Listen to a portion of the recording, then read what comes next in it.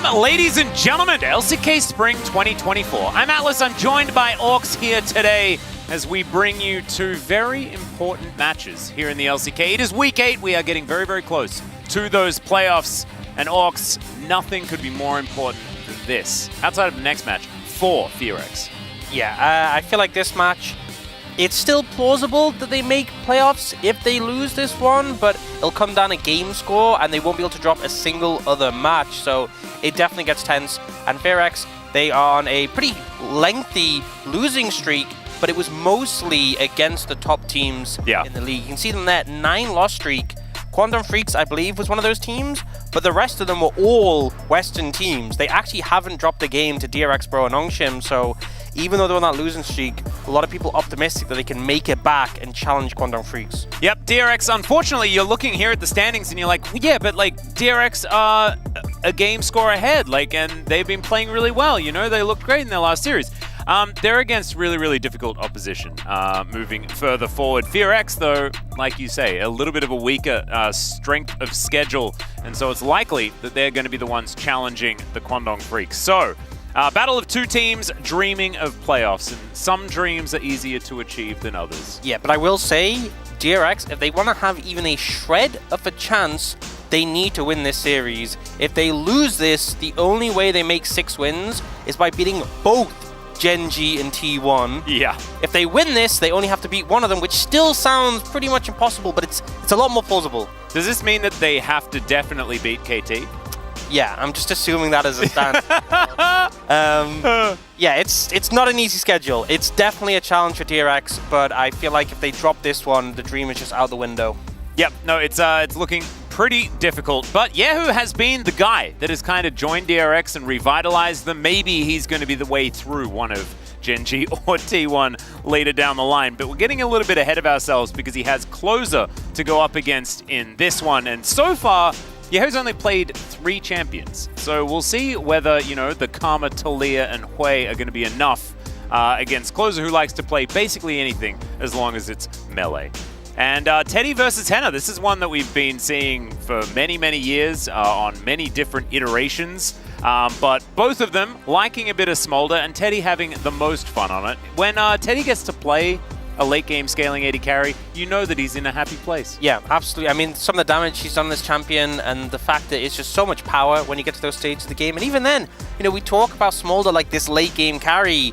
He comes online a lot quicker than you'd expect for how strong he is. You know, we've seen people hit sub 20 minutes getting to the 225 stacks, and you're just a monster from that point onwards. Yep, Viper's been pretty ridiculous at stacking it, but Teddy has, I think, not been too far behind him in the victories that they have found. So DRX seemingly finding some form, finding some, I guess, sort of understanding how their team works together and then playing towards it much better than they were at the beginning of the season. Round 1, something that they'd prefer to forget, you would assume. And DRX, they just want to forget this massive losing streak that they've been on and really get their ducks in a row and make that move towards the playoffs. Yeah, because as much as we can say, oh, well, you know, they had a lot of rough teams, rough opponents in those 9 losses, it never feels good to be on a 9-loss streak. No matter the context, no matter the details, it definitely feels like going into defeat after defeat can weigh on you, but this is their chance. They have such a good opportunity to make playoffs from this position with the teams ahead of them. And honestly,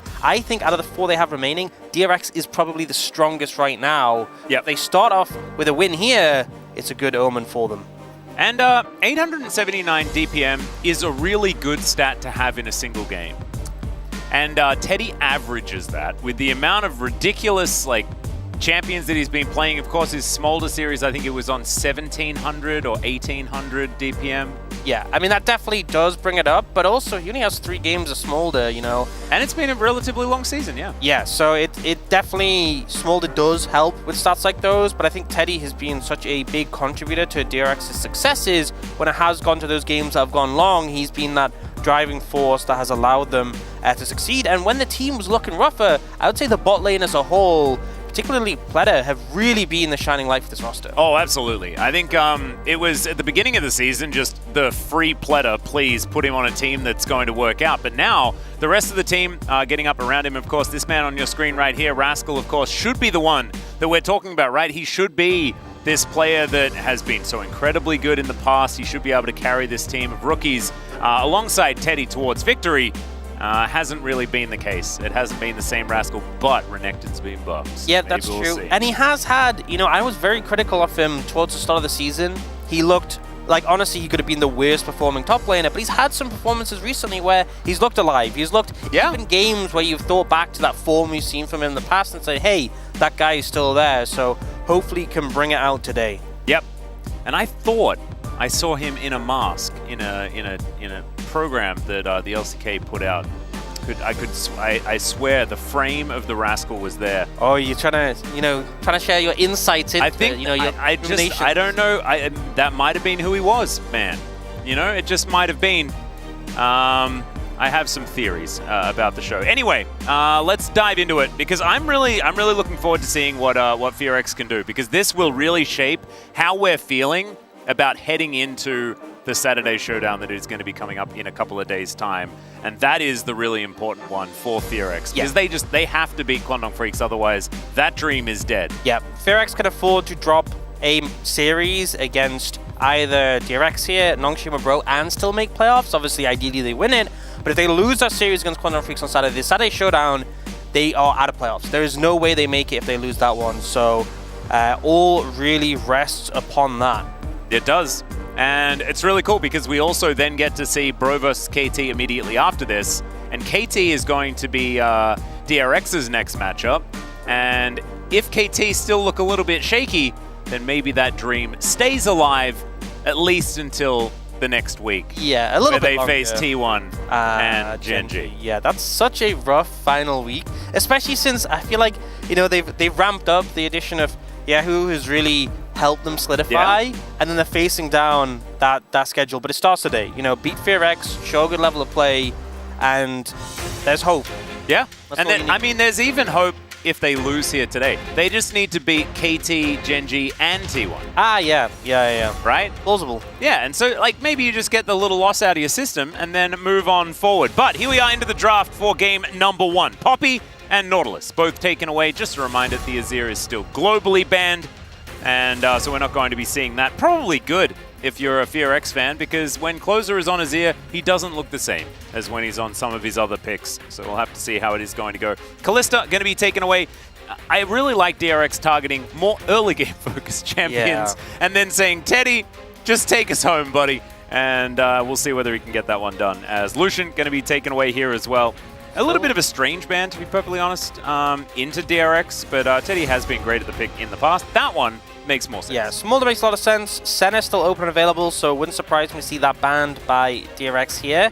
But still, some of the picks we often see banned in the first 3, like Vi, open and available. Vi, Ahri, obviously a super strong combo if you can get your hands on both pieces. But Varus, especially with the kind of super high priority 80 carries target away, Varus left open, and it does make me wonder, could DRX just kind of lean into that Vi Ahri here?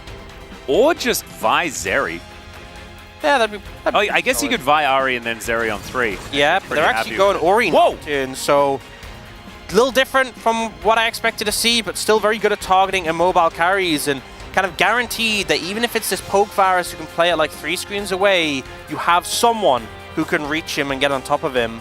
And then DRX, have options here if they want to round out their bot lane. They could just lean into the Vi Ahri themselves. Yeah. Something that's really powerful. But also Karma. Karma and Zhao is a really popular duo we've seen.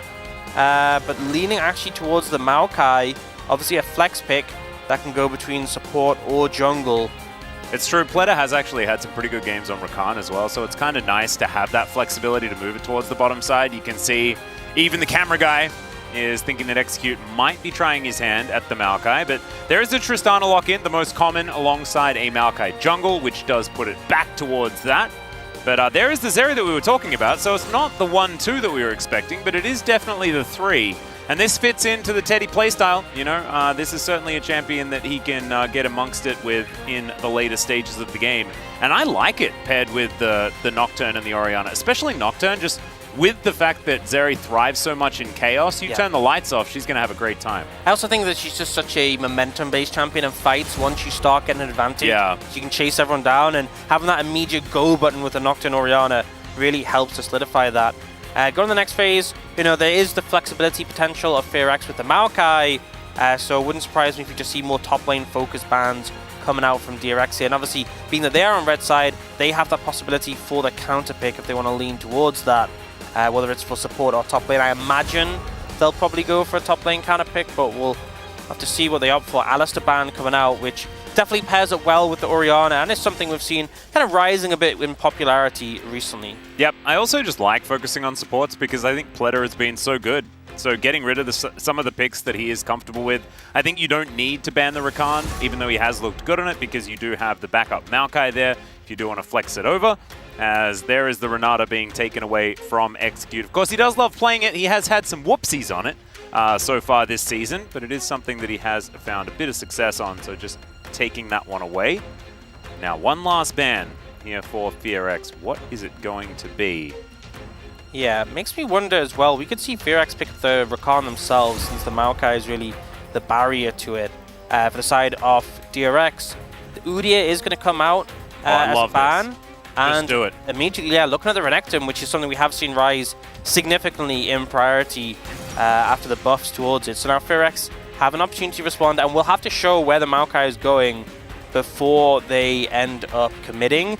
You could put the Maokai in the jungle and take something like the Rakan, but you could see an answer from DRX where they pick up something like the Lulu, which obviously does pretty well into the Rakan in the laning phase and can interrupt his engage as well.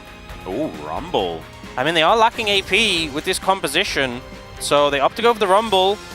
Typically pretty good into Renekton, although obviously since we've seen this matchup, Rumble took nerfs and Renekton has taken buffs.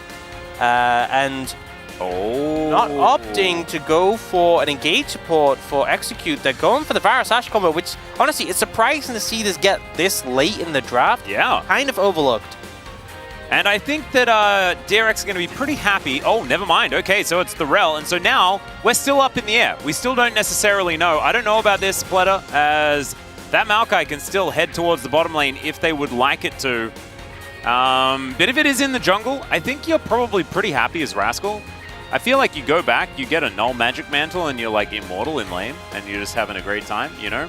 Yeah, I mean, I feel like for me, I would probably put the Rel jungle, seeing it be so successful there, the Maokai support, and then you can be really punishing into a Rakan with like Maokai root into the Varus ult. It's really painful for Rakan whenever a team has a lot of lockdown for you and can just burst through you. But it looks like they're staying with this orientation for now, and I think it may just be down to the comfort of the players. Yeah, I think that might be what it is. I think it's a little bit of a missed opportunity. Having double AP towards the top side of the map is not a great feeling. Does give Rascal a lot of freedom when it comes to itemization, and like you were saying, the Maokai support into the Rakan just feels pretty good. Teddy and Pleta, though, going to be very comfortable with these two picks. May not necessarily have as much power in the early game, but they never do. They're all about scaling this guy, making sure that electricity is flying around the Rift, and as you can see here, Teddy just pretty psyched about how things are. Even though that is a gift from the fans, it is still a very happy Teddy. He's probably feeling that way right now, sitting in his chair. But this is a very tried and true composition from FearX, right? Yep. Yeah, I mean, I think all the champions are things we do see quite often, but I think that's true for both sides. It's really just going to come down to execution. Execution, exactly. Let's hop onto the Rift for game number 1. FearX, Hana, do his head. FearX fighting! DRX, Hana, do his head. DRX fighting! Woo! These cheers are like the claps and stuff, that's for both afterwards. We just want to make sure that we get from one to then it's not like we're only clapping for DRX. Yeah, it's collective. Okay? It's collective. Yeah, you know. I just needed to point that out because just making sure that everyone knows that there are equal amounts of FearX fans and DRX fans in LoL Park right now. And I just having to say FearX and DRX immediately one after the other right there, that was the most difficult thing that I've had to say today. It's the difficult thing. Like, people often don't think about how casting a series is in terms of difficulty, but casting FearX and DRX, this is up there. Yeah. You know, in terms of challenges. I mean, there have been other challenges as well, such as when players have names that are just confusing, and when you put them in sentences, it makes your brain go crazy. Like you would know, like missing. How do you cast missing? You know, that's not even close to the most difficult thing I know, in the LPL, because there was a match that happened in the Split there have been some names in the LPL. where there was like Xiaohu, Xiaohao, and like so Yeah. many different names that were so Wait. Wait. Yeah, I mean, that I feel like is the true struggle. I mean, I thought Wei Zhao and then Xiao Wei Zhao was hard enough, you know? They definitely put on hard mode a little bit. Yeah, no, it was, and I've had some moments. You asked Papa Smithy about it back in the LPL, but I can't repeat that right here. It's just a little bit not okay. All right, here in the mid lane, we do have Closer having a pretty good time on his Tristana. This is one of his picks that he does like, as you can see, just bouncing forwards towards Yehu. And this is going to be the first time that Yehu's played the Orianna as well. His 4th unique champion here in the LCK, for this season anyway. As Spletter misses a Gleaming Quill. Does need to be landing a bunch of those if they do want to keep their health bars up here in this lane. But not the end of the world or anything like that here in the very early levels. And right now, Teddy is actually in a slight advantage. Yeah, doing pretty good. And the thing is with the Rakan, I feel like there are lanes, like if they'd gone the Varus Ashe, it could be really suffocating, really punishing DRX's bot lane. But the Rel isn't that much of a threat into this lane just because they're both so mobile. Hard to pin you down. Well, this is feeling a little bit pinned down as Yehu does manage to at least offer a little bit of damage back with the command attack and the dissonance, but still, I like the aggression coming out from Closer here, just throwing rocket jumps left, right, and center. Yeah, and he's opted for the Halo Blade, so definitely look to really capitalize on that trading pattern with the explosive charge, and he has been pretty much using it whenever he sees the opportunity, which does potentially set up for a moment where you could be ganked, you know, if you're jumping in, but it's how you need to play the Tristana matchup, and into a Nocturne, not that much risk. Okay, Execute going a little bit aggressive there, but the grand exit from Fleta will get him out. Yeah, Sponge I mean, is kind of in the area. they're not really going to be able to zone them off much because the wave is pushing in, but it's kind of the thing that the Rel will struggle to connect onto a Rakan, just able to W out there. Yeah, I think Sponge has a bit of an inkling as to where this Maokai is, as well as Willer is moving up towards the Nocturne, but Sponge is able to take that one away. And now could actually be a double scuttle here for Nocturne, and that is a great feeling if he is able to get over there, actually. Just because you do want to accelerate as much as possible. That's an extra camp that you can collect. A bunch of extra money there as well. So goes back, grabs himself a red rock and a sword, and he's going to head towards the top side of the map. Yeah, I also expect to see when you play the Nocturne, you love to get onto the Void Grubs. And we've talked about this a lot before, how the bonus XP you get from the jungle item applies to the first Void Grub you kill. Oh, true. Yeah, who actually taking a lot of damage. There's the flash and first blood for Closer. Really strong performance. And again, he's pushing the limits of this matchup. I feel like we've seen a lot of Tristanas who end up in these mage matchups and they kind of just farm their way up, but he has taken every opportunity. Yeah, Shattering Strike connecting onto Pleta here, who gets taken down to about 300. Sort of all over the place. DRX finding themselves some little leads. Even up here towards the top side, you can see Rascal only on 18 CS at this stage. Of course, does have a big wave that is crashing in, so it's not going to be quite that large. But let's have a look at this one more time.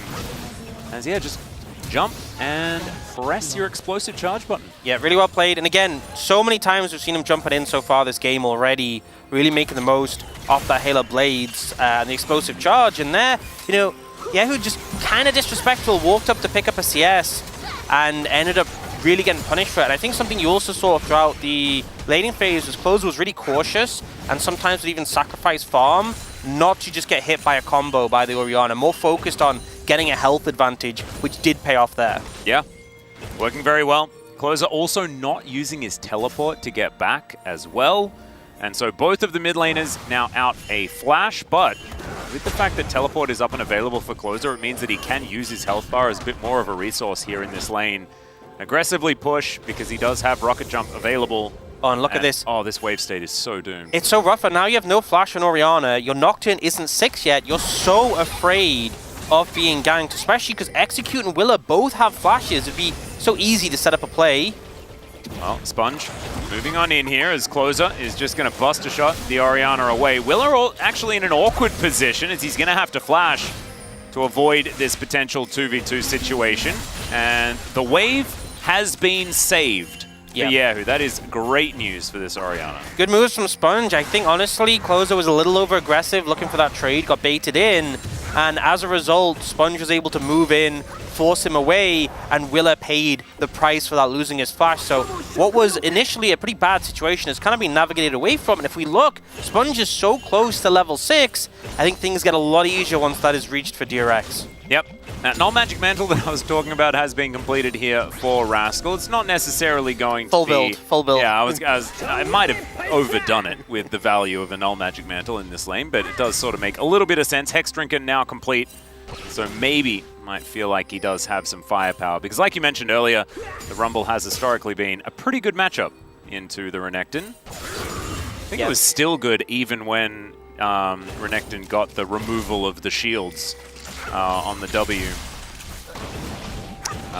Because Rumble just is a bit oppressive in the early stage. Yeah, I feel like that one is such an awkward one because it's so difficult. Like certain matchups, you can definitely make use of that, like into set because the shield is so massive. Yeah. And you kind of wait for it. But in a lot of situations, it's hard to save your W and ensure that you're using the empowered version specifically for someone's shield, especially when Rumble's is quite low cooldown. So it didn't necessarily help that matchup a ton. Yeah, and you also almost always want to use the Empower on your Q anyway. Yeah. Regardless. And maybe it's even more value, like as far as like health exchange, is to have more healing and more damage on Q rather than removal of a small shield. So maybe I was just fibbing entirely, and it was never actually part of the matchup whatsoever. But you never know. Rascal is definitely a much better Crocodile than many of us, so he'll know how to navigate this one. Shockwave is going to come through here onto Closer in the mid lane, who has actually used that teleport that we were talking about before. And so that is some relatively meaningful damage to come out from Yehu, who's actually fighting back nicely in this lane right now. Teddy hits level 6. I don't know whether they're necessarily going to utilize it. Yeah, and Sponge is now level 7, so has that ult available if something does break out. I feel like after this, you always have to be a little cautious if you're on the side of DRX. Oh, execute. Be a bit careful. He needs his level 6 if they're going to be able to contest this dragon. But with the reset coming in from Closer, that frees up DRX to play a bit more aggressive. You can see Sponge stealing away the little raptors there. Ooh, danger. And that's Spooky Ghost Nocturne for you, you know.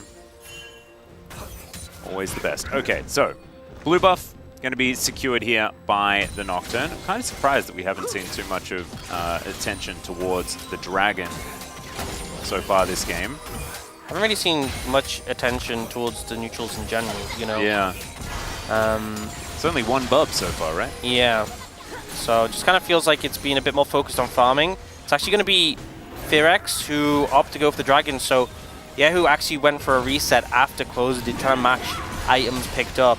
And this just gives the space for DRX to get the dragon. I think it's fair. I think especially when you do have this Zeri Rakan, who are obviously hoping to get a little bit later into the game. But also, I feel like if you have a Nocturne, you're really looking for situations where you can get a numbers advantage rather than necessarily just straight 4v4s. Yep. And Rascal didn't have teleport. Of course, Clear definitely doesn't have that. But with Rascal not being able to turn the tides, then I could imagine that would be why they're not going to opt in for anything. I'm looking forward to seeing what this first Paranoia is going to do, because Sponge, like you mentioned, already level 7, hasn't actually pressed that R button just yet. Yeah, it's kind of like the Flash situation where, you know, you use it and then you get in a work down so you can use another one. Yep. Also, the fact that every Nocturne takes Ultima Hunter, getting in those early skirmishes, getting the Ultima Hunter stacks means you're just going to have it more frequently available in the late stage of the game. If you get to like 20 minutes and you haven't participated in a kill, the cooldown is going to feel really long. You hear that, DRX? It's time to get something going on here. As man, that attack dissonance combo did a lot of work. Yeah. Oh. All right, Pleta going aggressive and then stands still as Henna lands a very nice Chains of Corruption. Makes it look easy. And there's been a lot of Chains of Corruption being thrown around over the last couple of weeks that have looked extraordinarily difficult to land. That one was very, very nice, and I think almost definitely saved his life. Trade of R buttons there as Teddy, still kind of dangerous, sitting on the ultimate with no Chains of Corruption. It does mean that that is a little bit less CC for him to worry about. Does have that cleanse up and available. All right, another rocket jump. This time it's going to be counteracted though, and there's that Paranoia we were asking for. There's a Shattering Strike, though. Crash down from Executors. He's looking to try and get this one done. Twisted Advance comes in, but the knock-up is so beautiful, and Yahoo is still alive! We're emoting, we're throwing out buttons. This is amazing from DRX, and it's going to be Pleta that locks down the kill. The patience pays off. Instead of trying to make a forced, proactive play, DRX just wait for FairX to make a mistake, and this whole time, FairX kind of, you know, doing nothing with their time. They had the Tristana who was favored early. They go for a play, and Sponge is so quick to react. Yahoo as well with the Shockwave, immediately responding to Closer jumping in, and it backfires pretty spectacularly. Yeah, now 1,000 gold lead for DRX, who do have a composition that not only scales nicely, it also feels pretty good moving into the mid-game. I think with Paranoia, with the fact that after level 6 you do feel so much more comfortable. The Renekton into Rumble situation we're seeing here develop isn't great news for DRX, but I think that Rascal will be able to find a way to be valuable as this game goes on. And this Shockwave timing, just gorgeous. It was just all planned. Yep, so quick with it. Sponge flashing just to quickly secure the kill. And then here, the play attempts to come in, but so much shielding comes in from the Rakan, the Guardian as well. So the Willa just doesn't have the damage to finish off. And you know, the Ignite is down, but the Ignite's not reducing the shielding, only the healing, which wasn't really present, so just didn't have the damage to finish off the Orianna, and a really favorable play for DRX. Yeah, nicely done. And so Willa is getting tankier. He's looking for his Frozen Heart right now, but there is a completed item onto Sponge in response. So this is somewhat dangerous. Clear has been continuing to put on a lot of pressure, currently up about 650 gold. That is certainly good news, but I think he's going to have to do more if he's going to salvage this game. Not normally something that we would say to a top laner, or at least pin on a top laner. But he is definitely the positives. Yeah, and hasn't really found many windows, especially with the Ignite taken as a summoner spell. I don't even think he's used it yet. No. So he's threatening with it. Yeah, I mean, you know, I'm not going to criticize. He's been having a good laning phase, but... Okay. Well, I mean, as soon as the first one comes out, Sponge just wants to keep pressing that R button. He has found it, and he is not going to lose it again. Yep, found the momentum, and Willow just caught out, trying to set up control of this dragon, and they're just going to have to give this one up, I presume. Just DRX doing a great job. Once they get that first little advantage, is the fact that Willow doesn't have flash, they can just repeatedly look for these plays. Well, Letta moving down towards his bottom side, actually relatively aggressively positioned. Good piercing arrow there from Henna. Do have to remember that this is one of Henna's favorite champions, the Varus. Of course, you know, everyone's playing it these days, but Henna's certainly one of our OG Varus lovers from back in the day. But you know, I feel like I did kind of talk about how the Rel doesn't offer too much pressure in the lane, but they've kind of just gone even with the Zeri Rakan, and I think the Zeri Rakan offers a lot more when it gets to those team fights. In fact, Teddy's even slightly ahead in farm, which isn't a great omen. Obviously, the Varus has a really strong spike in the mid-game, but FairX need to make sure they utilize that. Yeah. See whether they actually can. Still, that 1,000 gold lead holds strong. Willa is also able to start off this Drake, so DRX looked like they had a fair bit of control of that area, but sort of gave it up. And with all of this vision invested, feels like they dropped the ball just a little bit here by giving this one away. Sponge still without that Paranoia available. Yeah, I guess maybe concerned about the lack of ultimates they had, so they take the kill, but they end up losing the neutral objective. It is an Ocean Soul, which, considering DRX ended up giving over to early dragons, they're pretty happy with. You know, there's definitely a lot of souls where you could suddenly be concerned when it shows up, but Ocean Soul, not a major issue. Certainly not one of the ones you're going to really panic about. If it was the Infernal, though, everyone would be celebrating. I think you just can't be sad because, I mean, everyone can pick up Cinders. Yeah, it's just so much fun. Yeah. I think Mountain Soul would probably be the one you'd be a little bit concerned about if you're DRX. But, that's true. Yeah, not too much of an issue. And obviously ample time for them to sort of start stacking up those dragons later on.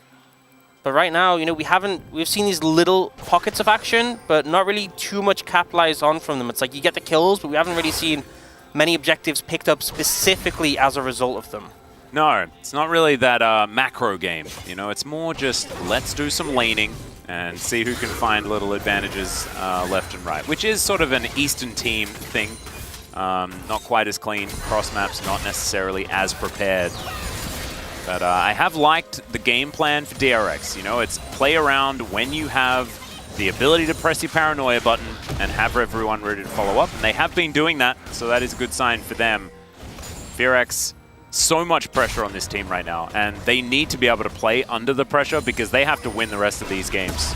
Yeah, I mean, they would love to get a win today and end the 9-loss streak they're on. And again, we've talked about so much how this team has such a good run towards making that 6th place spot, but it's got to weigh on you heavily when you're 9 losses in a row.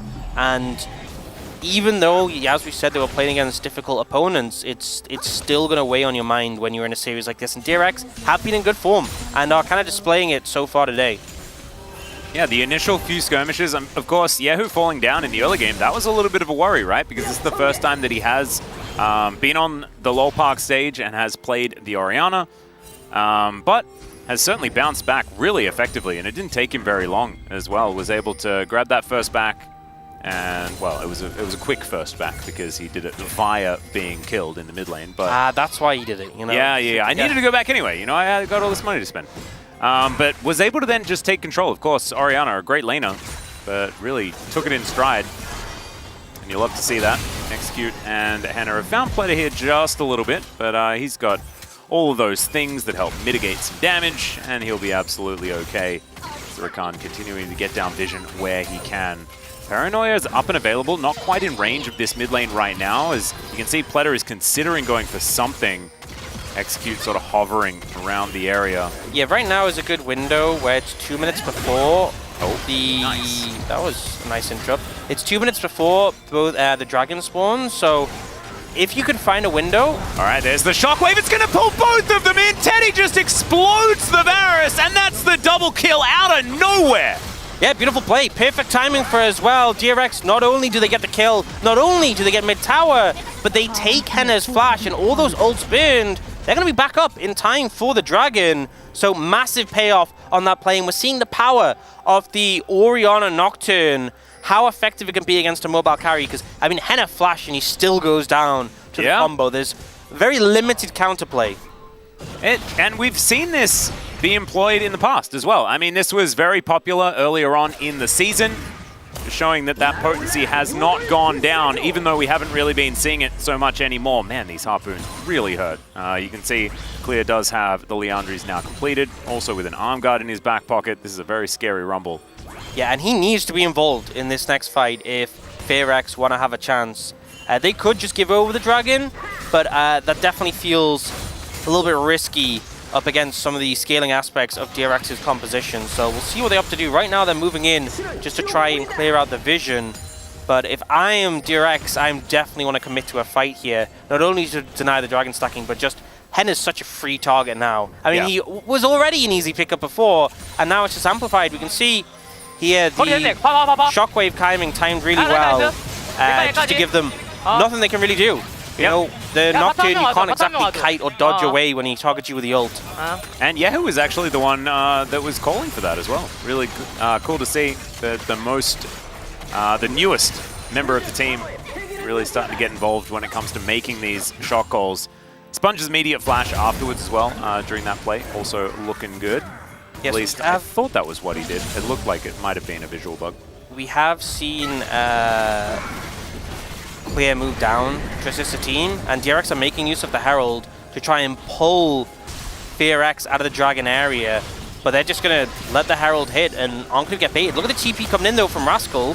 Yeah, Nature's Grasp just going to try and lock down the Dragon. That will be successful, and now DRX, they have inside track. That should be an inner turret going over to them, and yes, it's all well and good to grab yourself a soul point, but it's only Ocean, and losing an inner at 20 minutes against this team that hasn't been able to really fight for neutral so far all game. I mean, it feels a little bit rough. It feels so rough because the thing is, if you're wanting to contest mid-priority, you're usually going to be relying on the Varus to push up, and with the length of the lane now into a Nocturne, you're going to be so afraid, and as a result, DRX kind of have two choices. They can either risk their Varus stepping up with the wave quite deep, or if they play defensive and try and keep them safe, they're just not going to be able to contest the middle of the map. So Ocean Dragon secured, but a big cost to pay for DRX. And if it was a different Soul, I'd maybe feel a bit better about that trade, but I don't think Ocean Soul's really a game changer here. And I also think it was 3 turrets. It was, no, they'd already taken Outer in the mid lane. So it's 2 turrets for an Ocean Soul point. There are not many souls that are worth that. I don't think, especially when you're into a scaling composition. Yeah, I think it's just going to feel so much better after all that money. If it was like a Hex Tech or a Mountain, I could see it, but I also think there's a chance you never get to capitalize on that. Ocean, I just don't think the payoff was there. I think DRX made the right call in the situation and will be feeling good about that. And now they can really start to aggressively challenge Vision in the Baron area. Because if someone tries to face check over there, very easy just to capitalize and punish on them, especially as looking at the Orianna, who already has a Rabadon's in pocket. Yeah, he has just gone straight AP. That is as much AP as he can possibly find in the shop. And Boris obliges, okay, there is a Paranoia, dives on top of the tree, and isn't going to really do too much more. I believe, was Henna backing and he clicked on him?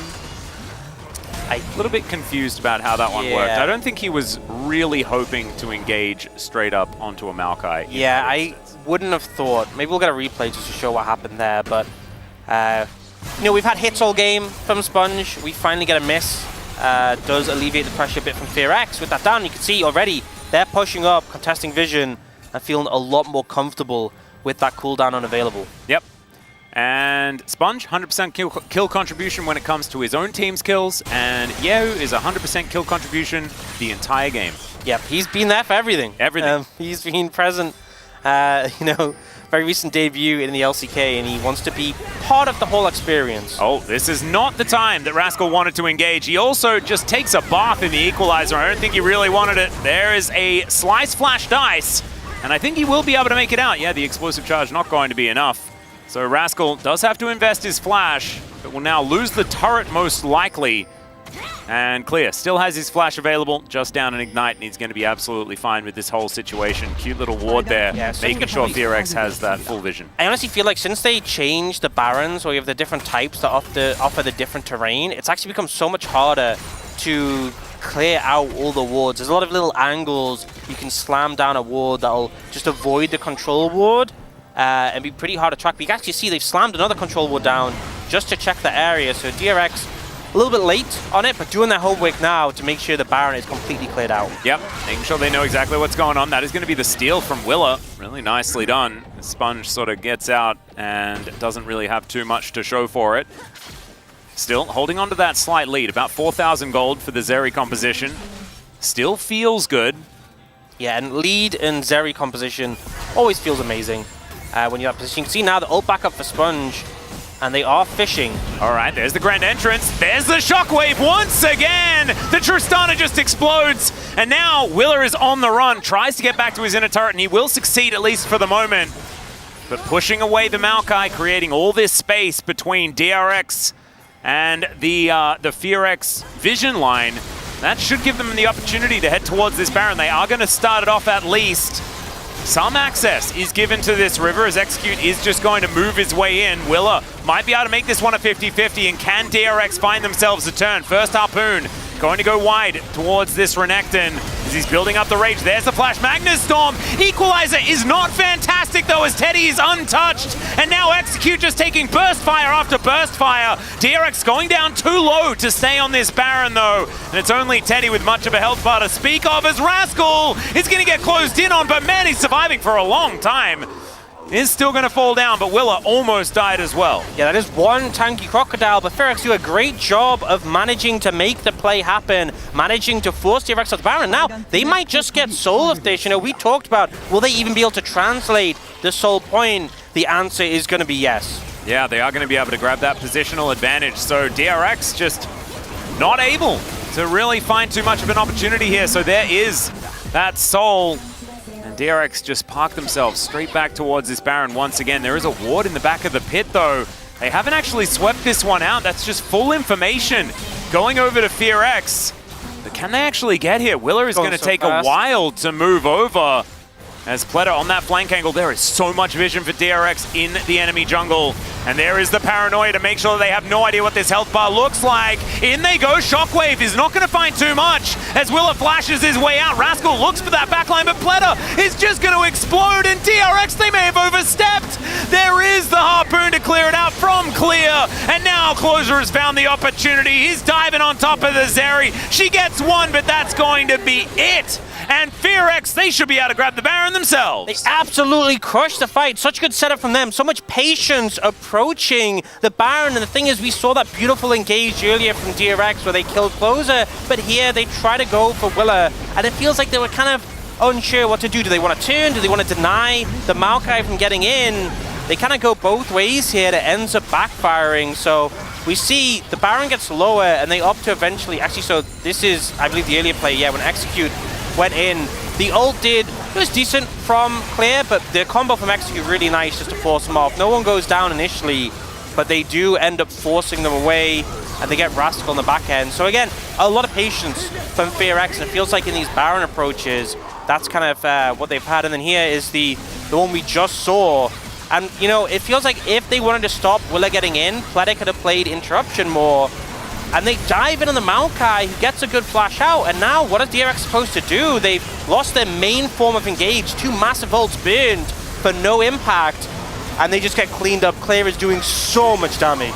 Yeah, I mean, Yahoo's also doing a lot of damage. You saw that dissonance onto 2 members as another Paranoia comes down into this mid lane, but there's a great Magnet Storm from Execute. Nature's Grasp over the top as well, as now Hannah has found Pleta and he just melts. Clear, I mean, we were talking about this. If he's involved, it's going to be a rough time, and it absolutely has been. Teddy thrown around like a ragdoll in the river, and now DRX going to use this Baron to push up the mid lane, and Rascal's going to try and deny as best he can. And you know, we were thinking, how much impact is this farmed Rumble gonna have? You know, yes, he's winning lane. Is it gonna be enough? The answer is a firm yes. Claire has been an absolute monster in these fights, just charging forwards, burning people down, and it's clear that DRX realized that. They're like, okay, let's take out the Rumble, but a perfect Seek's Arm Guard comes out there, allows him to survive. Then the turnaround play, you see the difference when DRX don't get the momentum, don't get that initial kill with the combo. Teddy is just forced to try and retreat, but no chance of getting away from the Maokai Rel combo. And I just want to say, shout-outs to Execute for standing his ground, right? It could have been the Varus Ashe, but I don't think he makes the plays like that if he's playing the Ashe, right? Yes, he's going to be throwing out arrows and things like that, but he needs committal CC. Yeah. AoE committal CC. Execute has looked so much better when he's been on these engaged melee champions rather than things like the Ashe, like the Milio, like the Renata. I feel like his best picks have been these melee engages. We've seen like some fantastic displays on Nautilus from him, and I'm glad they ended up going in this direction because it has worked out. Absolutely. I feel like the way that I describe him is an Aftershock support. Oh yeah. He is an Aftershock support. And he makes it look good. And on the other picks, it's just not quite the same. It hits a little different. We don't really like it. As Closer finding a little bit of damage here as Yahoo gets himself out of the way. Rascal seems like he's perpetually at 50% health so far. It's not exactly the best feeling for the Crocodile, but should be able to get a fair bit of it back. As now DRX push another wave into this inner turret, and there is another Paranoia. Can actually turn around this Baron power play as the Shockwave is decent, but still their health bars are going down so low. Willa looks immortal as Rascal tries to get into the backline, but the flash out from Henna is massive. The equalizer is too, and Henna's going to be able to grab Yahoo. Teddy skates his way out of there, and they at least managed to limp away. The 1-for-1 though, mid laner for mid laner is the result. Yeah, so it looked like a good initial play from DRX. The critical thing is that the Rumble wasn't there in time for the immediate play, but once he gets that, once the equalizer comes down, you see the impact. That being said, they got flashes from both Closer and Henna. With the Elder Dragon in a minute 20, even if the play didn't work out for DRX, I think that is something that you will say is favorable for them. You know, getting those summoners from those carries makes a big difference. The initial play comes in, it does take a while, but eventually they blow up the Tristana, and then the flank from Rascal is really good, but when the equalizer comes down, such a good placement, immediately the fight is done. They have to end off, and with it being a 1-for-1, but those critical summoners being lost for DRX, I think DRX have to be happy about that outcome. They are at a deficit, they are down an Ocean Soul, but when it comes to Elder, anything can happen. Yep, they can press tab. They can see that Teddy at least has a CS advantage. He actually, as we can see here, has a slight gold advantage to the tune of about 200. Not a lot of that matters in this moment. I think positioning is going to be absolutely everything. Getting Rascal into that backline for those flanking maneuvers. And is the paranoia and the shockwave actually going to be effective this time around? So Henna's actually picked up a Seeker's Arm Guard, which is a phenomenal buy. This could be team fight changing. And I just hope for DRX's sake, they press tab, they see it, and they opt to go for the Tristana instead. We'll see. Closer, of course, does have that rocket jump available. Here's Nature's Grasp as Willa just taking matters into his own hands. Oh, Yahoo! Oh, he just walks all the way up the equalizer's not really what you want to see. The Paranoia nothing, a four-man Magnet Storm, and everyone's evaporating. Teddy tries to get it done, but it does not work. That is a clean ace, and that is FearX marching up the bottom lane to destroy a Nexus. It's an absolute slaughter. The equalizer so good from Clear, but the follow-up is phenomenal as well. We were talking about the lack of summoners for the carries. Could DRX find an angle? They're not even given an opportunity to look for one. And I just love that we get to see Clear finally demonstrate what he was when he was playing for this organization that they're crushing right now. The Nexus is going to go down, and I imagine that your POG vote is in. Oh, welcome to the LCK, Clear. It took you a while. You know, yeah, it's week 8, but he's looking real good. It was a clear POG, you know, very obvious, I think. Good play at the end, though. I think the engages on Rel from Execute solid as well, but DRX has to feel frustrating. They had that mid-game point where really they were doing well. They were making the composition work, but a couple of misplays was all that needed to happen. A couple of Baron setups that backfired, and we see FearX take it. I think particularly the Baron setups was a big one for me. The patience from FearX approaching those, and then the decisiveness when the moment came was really good to see. One thing that I did like from DRX is that they weren't afraid to pull the trigger. Unfortunate factor is that there is a clear difference between our Western and our Eastern teams. It's about knowing when you should be going for these plays, right? Yeah, there's a clear difference between the damage from our top laners right now as well. Yeah, it's about 19,000. That's approximately what it is. Quite a lot, quite a substantial amount. And yeah, so Renekton got buffs, not enough for him to really challenge Rumble. Did Rumble get nerfed? Yeah, a while. It was a match. It was a patch prior. A while ago, he did get toned down, but clearly not enough. Yeah, clearly. We're saying clear way too many times. It's time for us to get it out of our system. We're going to go to a short break. When we get back, the space, and then game number 2. See you there.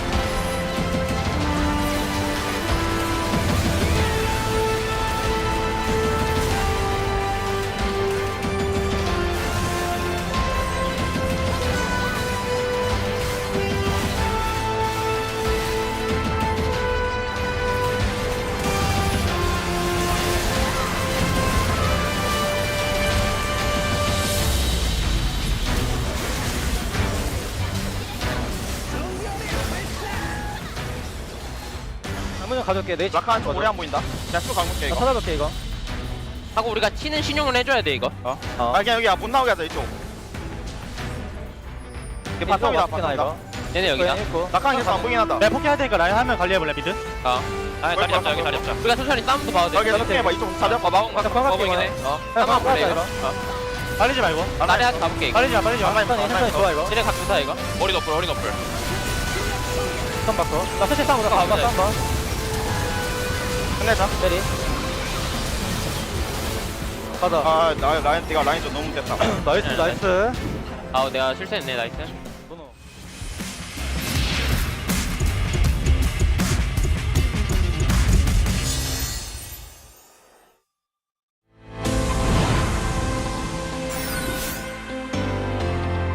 Harder for him to engage. He's 50% health. This is. Oh, that is the target that he could look for. Is in. Gets the Feather Storm very comfortably. As the feathers are picked up, and Glacial Prison goes completely wide. Decent seismic shove there, but the Fate's Call is now going to come through on Peanut. Onto 2 from Delight as they dive into the skies, says Keen. And Pays says, all right, that's where I'll send him.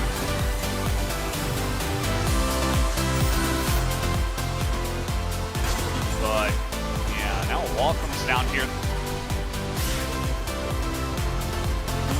That's, yeah, Faker's just probably dead here, in a ton of trouble. He will flash and immediately dies.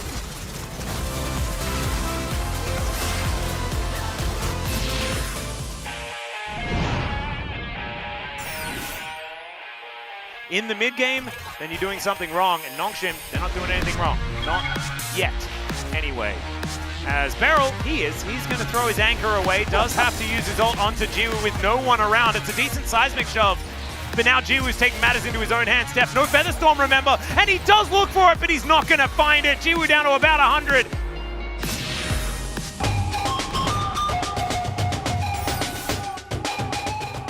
Like Darren's blade. Did you notice that, by the way? Carry moved away from the lane to give level 2 first, and that's going to be first blood to Carry. Speaking of Lint, as the, is he the AD carry or is he the support? Well, I don't know anymore, as Carry picks up a double kill on Kalista. We do have Bull to take him down, as now Zeus is pretty unkillable himself on this lethality Aatrox, and yeah, they're gonna put a lot into him, but it's not quite enough. As now Peria, he's just running at the enemy team, as he might fall here, as finally Bulldog takes him out, but after...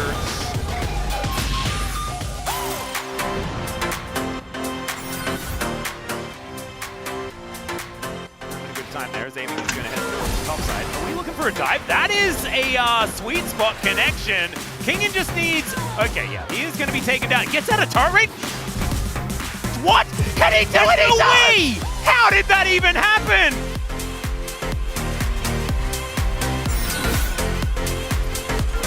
Nexus turret that's going to go down. Now Willa, cease and desist comes in, and that is at least that first kill, but Chains of Corruption somehow does not find anyone. Kingen went down relatively low, but there's the triple kill for Showmaker. Now Hannah, he's trying to kite them underneath this turret, but the pushback on the closer, the quadra kill for the Karma, and there it is, the pentakill for Showmaker's Karma.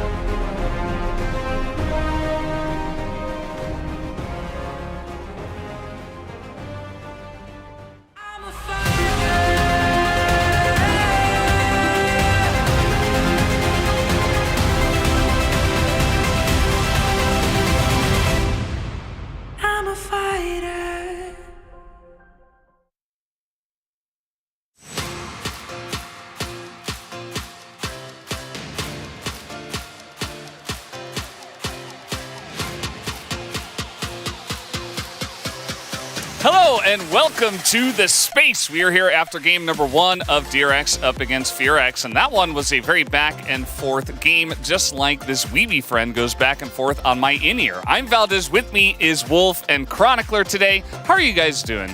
Just thought it'd be very appropriate for us to add some more Weeby friends since we have Chronicler here on the desk today. Yeah, I'm just happy not to be the only Weeby friend. The more the merrier. We do have quite a lot. I got a bunch with me here on the couch as well, and a couple on top of King Poro, which I guess he did sign off on. But guys, that was a pretty interesting game. It felt like DRX was in total control, and then it just they got cleared, I guess? They did really get cleared. And the opening draft from DRX, I think, is actually really, really nice. The Nocturne and Orianna combo, as we saw, they also knew how to use very, very well.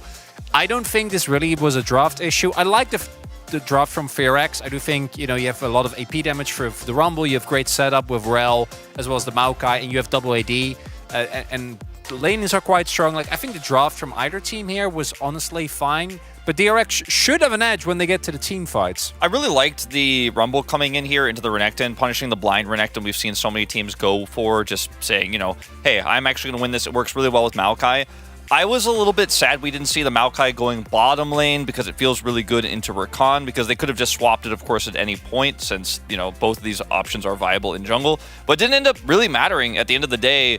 Into Nocturne, obviously, Rel can have a lot more agency early, can push the jungle advantage really hard and can contest objectives, but doesn't matter when the Rel engages are just as good on support as they are in jungle in this case. So both the Rel and the Maokai setting up for those Rumble ults that were game deciding. Yeah, definitely a lot of wombo, and you have a big front line with a couple of AD carries. Worked out very well for them. But we do have to talk about the early game, which was, pretty handily in DRX's favor. All of these early kills going their way.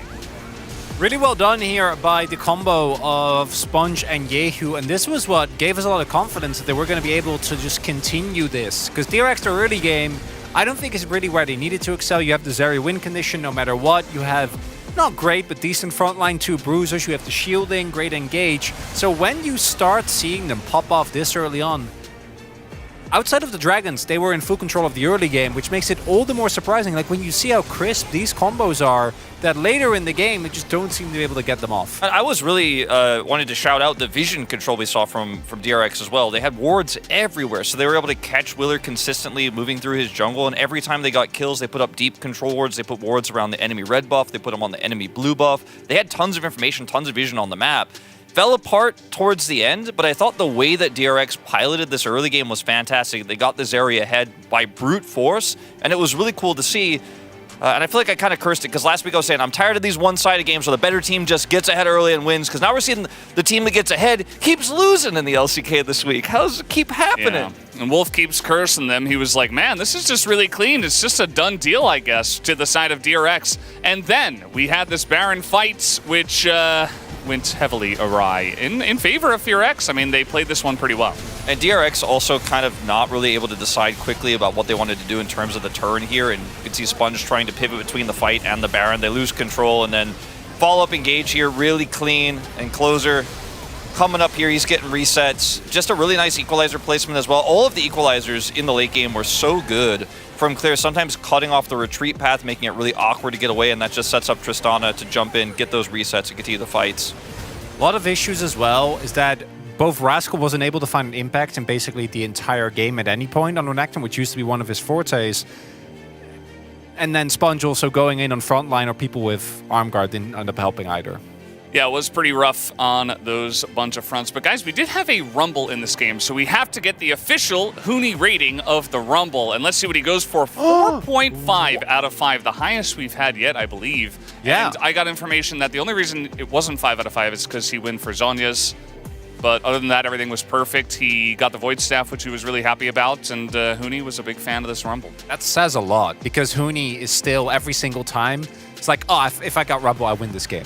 Yeah, there's anytime. There's no such thing as a 5-star review from Huni. It doesn't exist, so this is as close as it gets. Only Huni gets 5 stars from Huni. Yeah, the connoisseur of Rumble. He decides 4.5 out of 5. But guys, let's see who does pick up the POG. I have my eyes on a certain Rumble player. And yes, Clear will pick it up. Only his second POG of the entire year. This is not that impressive to me. The 4.5 stars actually is really like, that's I think going to be the main takeaway for Clear here, but very much deserved. This player has had a lot of highs and challengers, and we know that doesn't always translate well. Good to see him really shine in this game. Yeah, I'd like to see Clear have more performances like this. Obviously, having the counter pick to the Renekton helps out a lot, but it was a great comp for the Rumble. And even though we see in challengers even all the time Maokai Rumble, it's one of the most common, popular pairings that we see in CL. It's one that works well in LCK. If you can execute it well, if your placements of equalizers like this one, oh my god.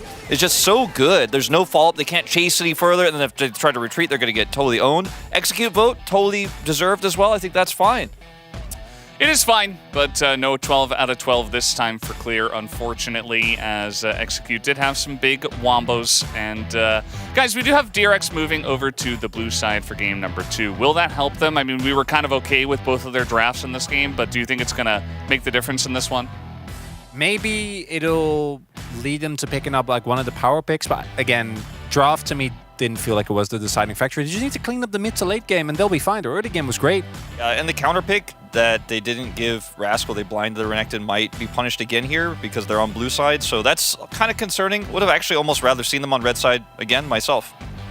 Yeah, well, we're not going to be able to see this time around. But guys, we are done here on the space for game number 1. Let's go back to the casters for the second game of the series. Thank you so much, gentlemen, for the breakdown of game number 1. Congratulations to Clear as well for his 4.5 stars from Hooney. Unprecedented amount of stars for a Rumble performance. And also, yesterday we had Meteorx, and today we've got Vietnam Media. So that's pretty cool. Denied the 12 out of 12 that he rightfully deserved. A little bit sad there. No, I think it's good vote. You know, I think it's one of those ones Execute did have a much better game than he's had all season. Yeah, his engages were solid. I do think it was a clear POG, but I think a shout out for Execute isn't bad, if I'm being honest. And you know, I think this is the best form of FearX when we say yes, it wasn't a flawless game, but when Execute is able to be on those playmakers, it can really make a big difference. I just talked a bit about the desk, the blue side switch up. You know, I feel like one of the things with red side is that you really want to get value out of the counter pick. They did get a lot of value out of that 1-2 because you're going to obviously pick up strong duos like the Ori Nocturne, but they didn't really get any value out of the counter pick that you get on 5. And I feel like for that reason, not too bothered about them going to blue side. If they're not going to utilize that, then I think they can possibly look for a strong first pick on this side, particularly, you know, Karma Smolder's been a really strong combo that I've seen teams go for.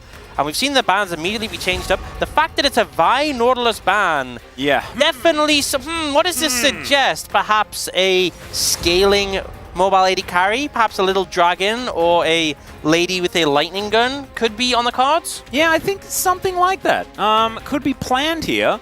As both, like, there are 3 champions now that would all really like Nautilus and Vi not to be there. And they are Senna, Zeri, and the Smolder. So, and obviously you don't want to get bullied out in lane by like Varus Ashe, so let's just take that too. Yeah. Presumably Senna ban on 3. We'll see if FearX opt to go in that direction though. Ooh, Orianna, so Senna's up. So it does leave the Senna up, but it kind of puts his position where it's like, well, okay, are they going to take it though? And DRX do commit to the Smolder, so now we have a situation where FearX, they could take like Senna Karma in this situation, put the Karma mid. They could just go for the Ahri though, which has obviously been really high priority.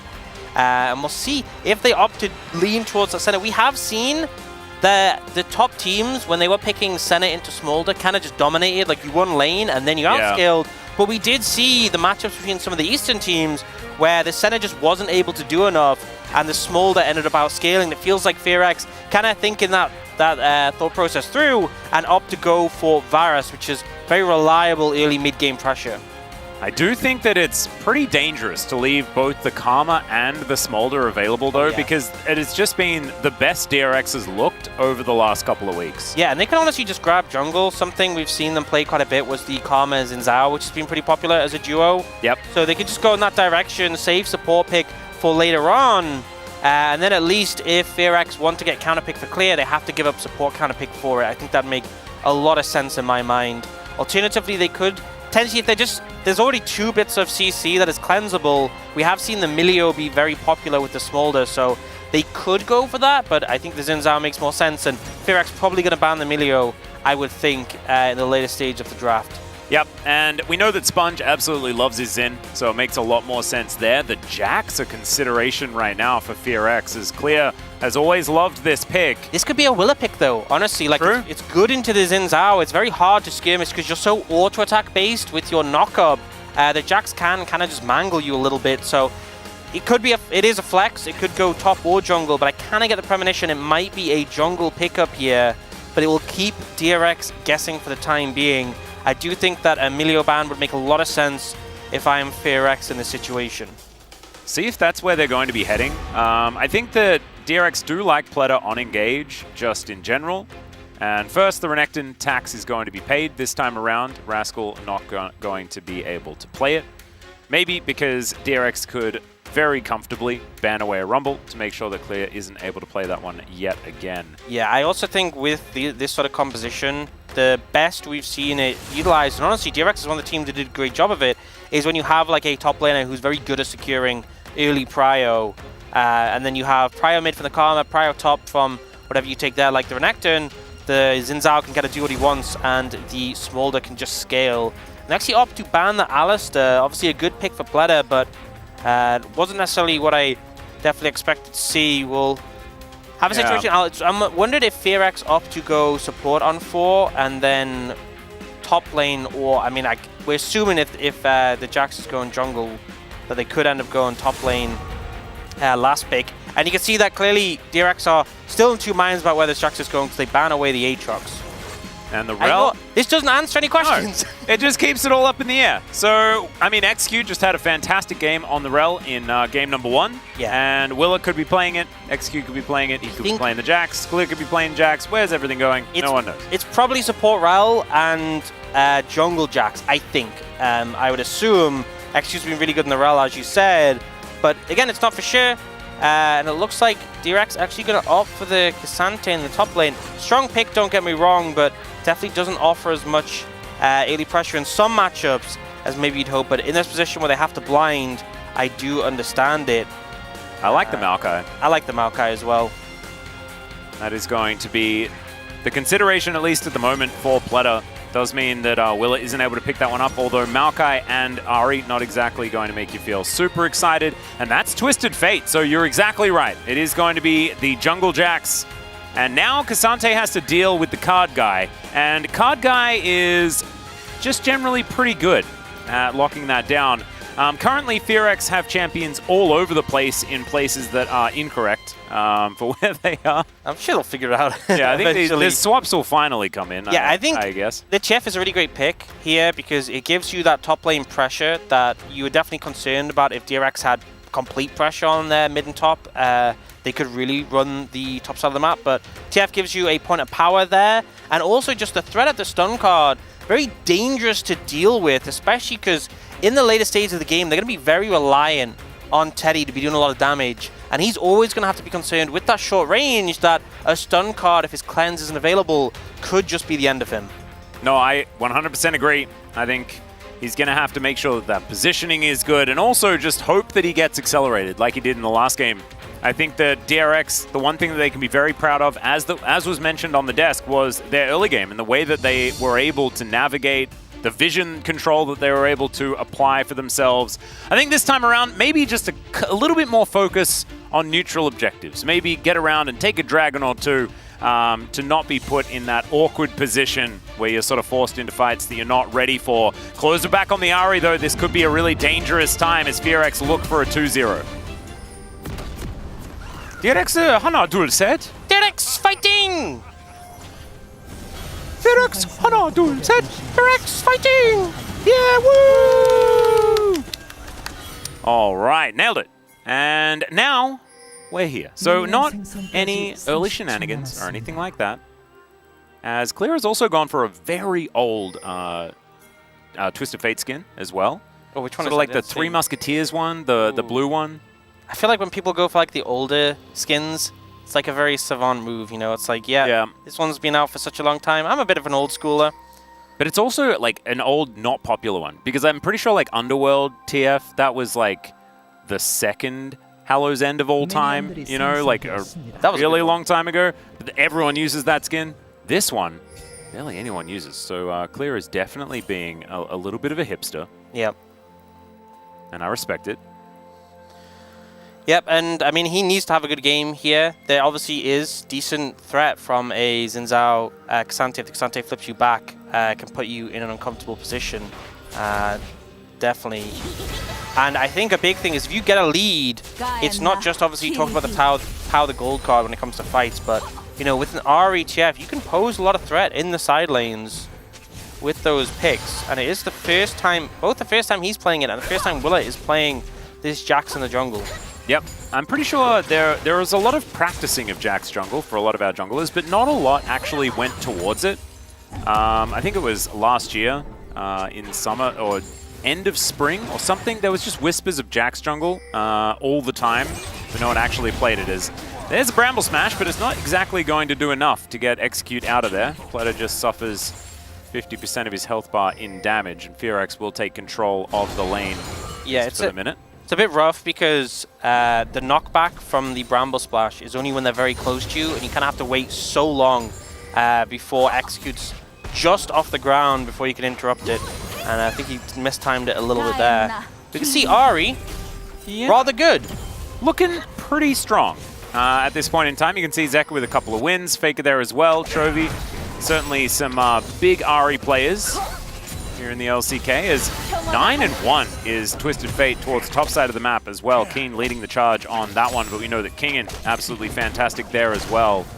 It's Clear. Let's see what he's going to be able to do on his first time on the Twisted Fate. We know Clear is a player that does have a really wide and eclectic champion pool just in general. This guy plays Nasus in, you know, competitive games, which not very many others do. And so I don't expect him to have too much trouble adapting to the Twisted Fate play style, as we know that he's already been playing it in solo queue. So looking forward to seeing what he's going to be able to get done here. And already the lane is looking pretty mediocre for Rascal, as we can see. You know, it's that, and it's also the bot lane are suffering. This is kind of the concern with this Cassante pick in this situation, is that you've ended up in a scenario where you're kind of bleeding out in the early laning phase, both bot and top, so your only real reprieve is mid, and when you're playing the Xin Zhao into Jax, if you misplay that the early 2v2, and Willa and Closer get an advantage, the game could just be over from there. So definitely have to be really cautious about where Sponge looks to show up and apply pressure. A counter gank could be devastating. Yeah, and I do think that when you do have such clear and obvious lane control in two lanes, then it's very comfortable for Willa to just make sure he hovers a little bit in mid to really gain all of the control that they need. As there's the timing that was we're talking about. Much better from Plitter. Unintentional rhyme, but I guess we'll just have to accept it. Those are the best types of rhymes. Are they? I think they come off well when you just, I didn't even mean a rhyme. I'm a poet and I didn't know it. Ah, that one. Yeah. Whenever anyone says that, they're intentionally rhyming. Apart from the first person who ever said it. Perhaps. Perhaps. Just have to say. Where was the first time you heard that line? Oh man, I can't remember that. Poet needed not. I think it was it. It might have been the Dragon Ball Z English dub. I'm trying to remember exactly what it was. Searching your memories right now. Yeah, and it's not quite there. There's not very many things in said memories that isn't just League of Legends. Yeah, mine's just been infected, you know. Yeah. I feel like, you know, there was that you have a great day in your childhood memories and it's just like pushed out because you read Pokemon. It was in Pokemon. Was it? Yeah. I think Brock was a poet and he didn't know it. Oh. Yeah, well, it was from like one of the really early seasons of Pokemon. That's what it was. I'll trust you on that. Yeah. You know, I have no way of confirming whether that's valid or not, but I'll just take your word. I'll have to send LS a message just to ask him. I don't know whether he knows all that much about the anime though, but I'll have to double check and figure it out. Maybe someone on the space has an idea. You know, honestly, I think this is the most annoying thing about the TF is that when he can just Q you from a mile away and stop your recall. Yeah. It's not like it did like 0 damage to Rascal. It's just being irritating. Yep. And now Clear, he is level 6, so he can use the Destiny Gate if he would like to. Probably not, as Pletter going very aggressive onto Henna. Does get his flash out in trade for his own. Sponge actually in position as well, just to see whether they could go for anything. Nice a chew from Teddy. Yeah, good reactions extra stacks from Henna there. But in those Trader Summoners, you're definitely feeling a little bit worse about Henna losing his, especially since Pletter does have that Hex Flash available.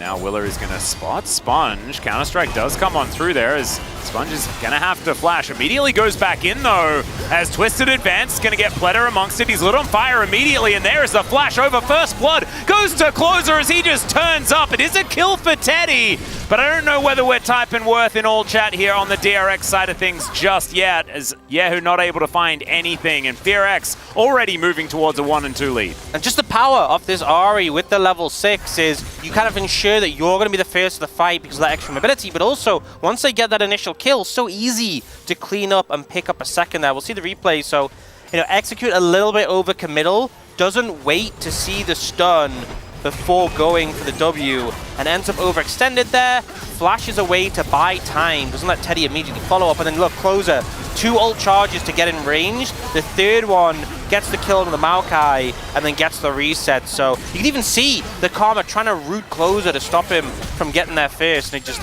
didn't work. No, and now DRX have a lot of control on the bottom side of the map. Of course, Teddy was able to get a kill, and so that is, the glimmer of good news on the side of DRX. But with the fact that FearX have this composition, if they get accelerated towards a mid-game, I'm really scared for what DRX are going to be able to do to cope. Because there is going to be a lot of control, and it's a 2-0 Ahri. As here on the bottom side of the map, Pletter is taking a lot of damage. Teddy, nowhere in sight, will finally turn up. Does manage to land a W. Yeah, Pletter actually proccing Aftershock as the burst damage from Henna came in, so I don't think he would have died if he hadn't done that, but definitely mitigating a lot of the damage there from the all-in attempt. Might have just kept himself in the lane for a little bit longer as Hex Flash from Execute, obviously what he wants to be using here. He's going to take some money from the tree.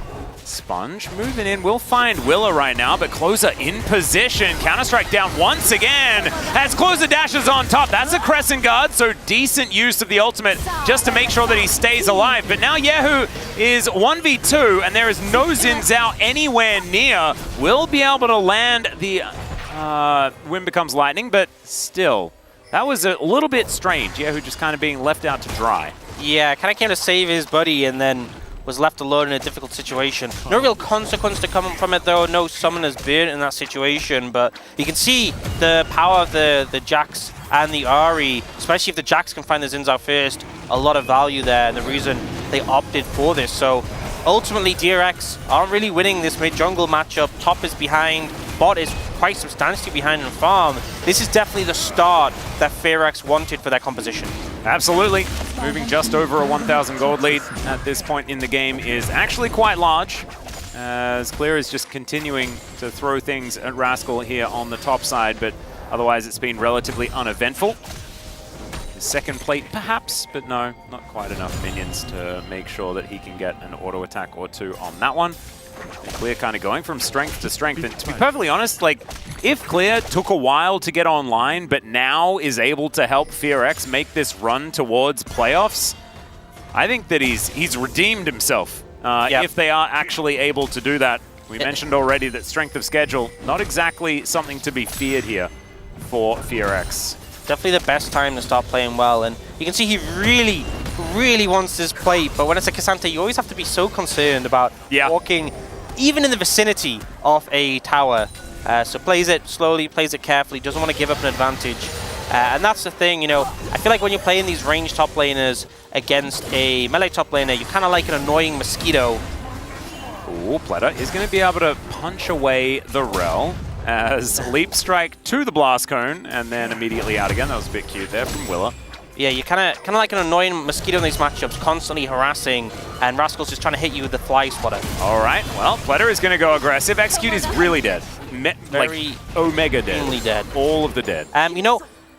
Not sure what the game plan was there, because initially, Willa went in with the backing of the team, and then Willa and Closer kind of backed away, and Execute was like, it's my turn. Yeah.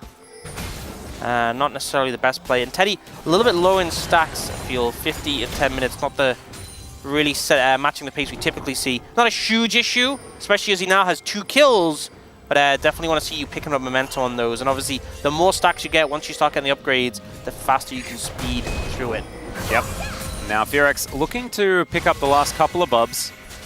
He should be able to get them here as Willer is just able to knock them down. No enemy jungler in sight. The Sponge is on his Raptors right now. No vision available. So That is going to be 3 in this early stage of the game. Let's have a look at this one more time as Execute. Yeah, the whole walking back in part, perplexing. But did manage to get that ward on the red, so there you go. Where? There's something. No, definitely not. But yeah, it's kind of was a weird one where you saw the control ward went down and said, I can clear it. And no, we couldn't. No. Turns out that there was someone there to put down the control ward. But now he has that information as well. So that on top of the red buff vision that they now have, maybe it is actually just worth it. I'm being facetious, obviously, as Clear is going to, yes, continue to throw cards into Rascal. He does have his Sunfire Cape complete. I actually kind of like this adaptation because you do have that extra bit of wave clear. And so you're not just standing in front of a Twist of Fate who's just throwing things at you all the time. Yeah, you can see Clear was being very careful. You have to be really cautious. If you throw your stun card and Rascal uses his W and then stuns you out of that, that's when you can just die in the matchup. So kind of try to bait it out, wait a second, and then manage to get the stun on him. Yep. Definitely don't get Q3. If you get Q3, then maybe you just die. Just generally against Cassante, that's good advice. Yeah, yeah.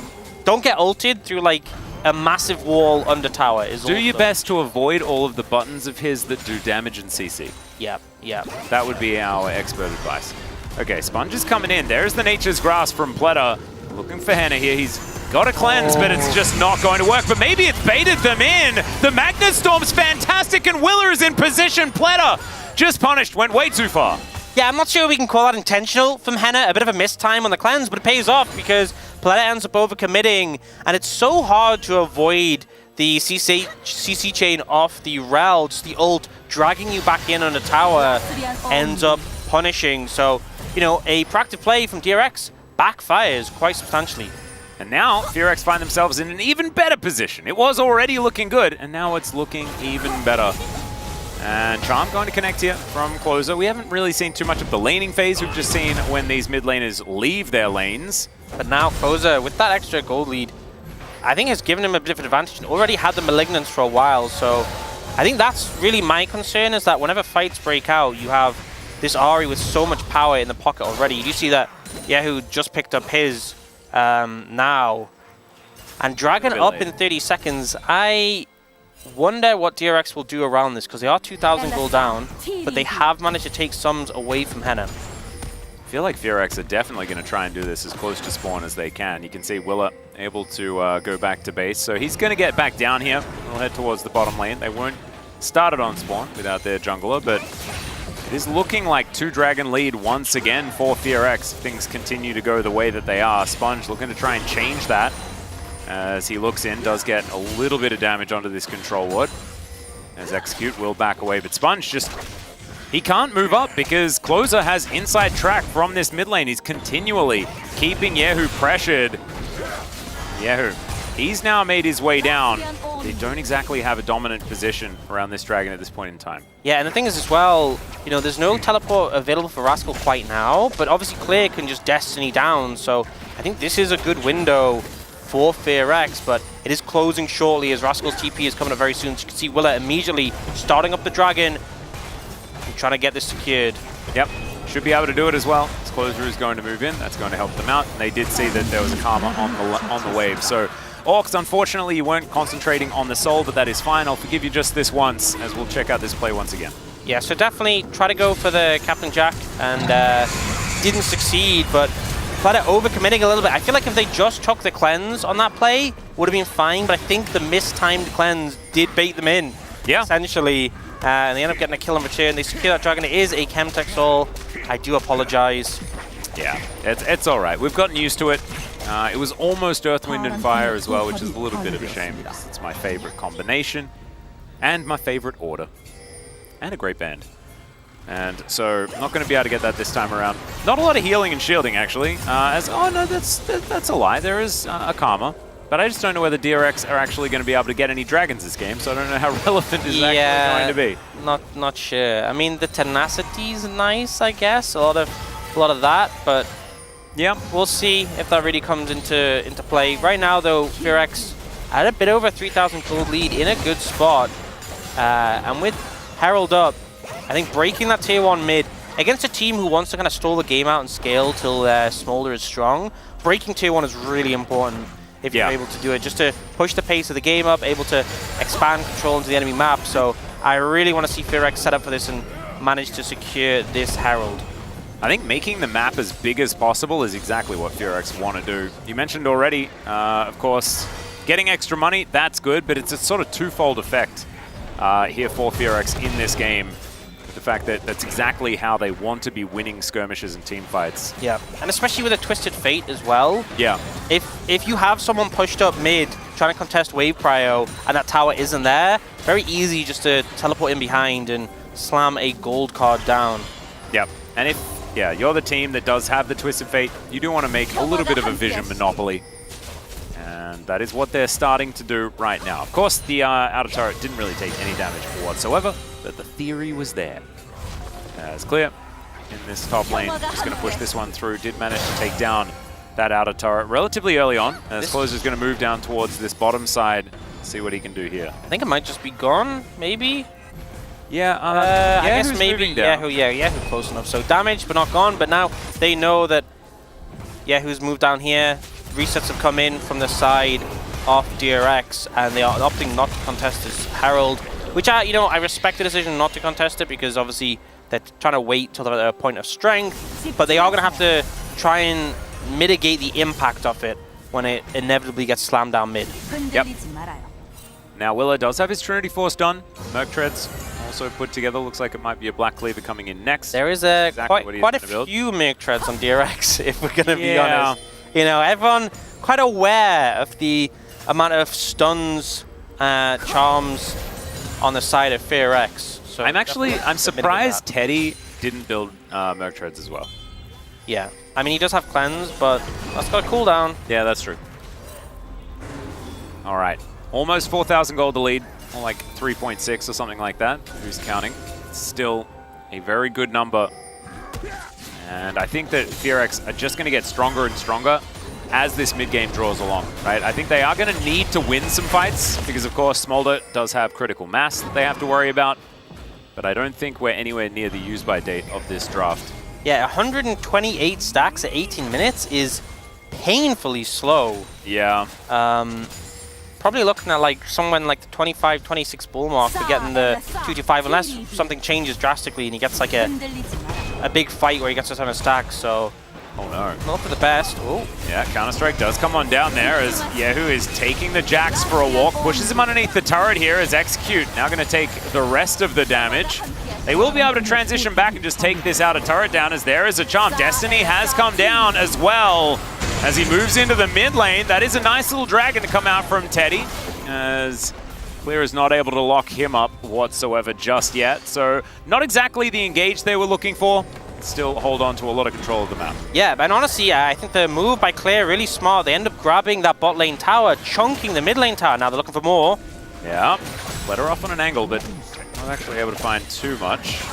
As Clear is just hitting minions over and over again with playing cards. That's what he loves to do. Getting a ton of money for it.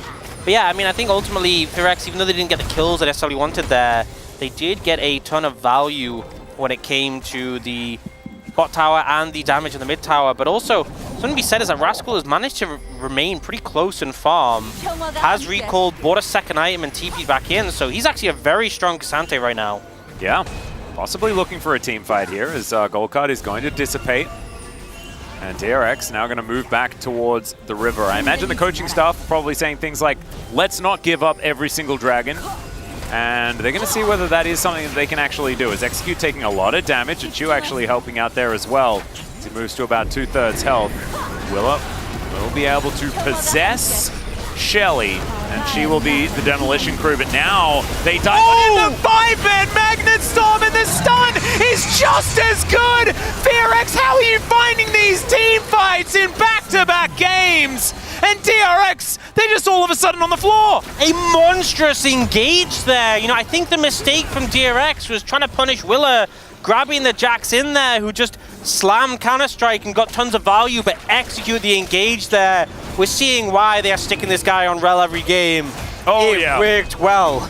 It was ridiculous. Even the Shattering Strike stunned 4 people. Man, you don't see that every day. Monstrous. And yeah, I think I can see the theory. You can see them setting up to try and punish Willa, but grabbing the Jax and pulling him into a team ends up backfiring pretty hard. And then this ult Oh my god. And the Magnet Storm drags everyone into the Shattering Strike. It was only Teddy who avoided it, but he had Cleanse anyway. Yeah, just so good. 봐줄래? Oh my god. 쭉 가봐. Just keep going, keep going.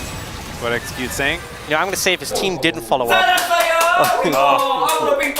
That was pure dopamine, but you can see Ryu is not letting it get to him. Do you see that tiny little celebration? That he gave himself 0.2 of a second. Yeah, he knows, in order to celebrate, and then he is back to stressing. He knows they have a long road ahead of them. Oh yeah. Got to keep focused the whole time. But yeah, I just think it's funny he said follow up. If my team didn't follow up after that play, they would not be your team anymore. I think that's damn straight. But obviously, FairX doing a fantastic job of just cleaning up on that one. And now, 7,000 gold lead, one dragon away from Seoul, and starting to play around the Baron area, setting up. And remember, with the pick potential on the composition, very dangerous to approach this area. Do you see the blue trinket glow out there from the Smolder just to try and check? And obviously realizes they're not currently doing it, but those are obviously going to be a valuable resource. They do have another one in the pocket of the Karma. But meanwhile, I mean, this is the power of the Twisted Fate. Just a nuisance in the side lane. Yep, doesn't matter what the build is. The split pushing will always happen. As he's now going to steal away a red buff. And now with full vision, no way for DRX to really walk their way over here. Pleta gets a cheeky little ward over the wall, but they spot it out. So FearX knows they are making their way in. Blue Trinket does come on down as Willa just happy to tank this one up. There is the Destiny, so full information is going to be there. Chains of Corruption comes down as Mom. She gets a bit mad, but she kind of misses, and now Closer, he has to go golden, now dealing with 3 members. Teddy should be able to lock this one down, and it's Sponge that does collect the kill in the end. Now Rascal trying to get more. They lose just the Ari, and FearX going to be pushed away from the Baron. Yeah, you see, they didn't really have a great plan in terms of turning. Execute was looking for an angle, but didn't find it. And as a result, FearX end up losing their mid lane there. They end up giving over a shutdown and don't really get much of a payoff.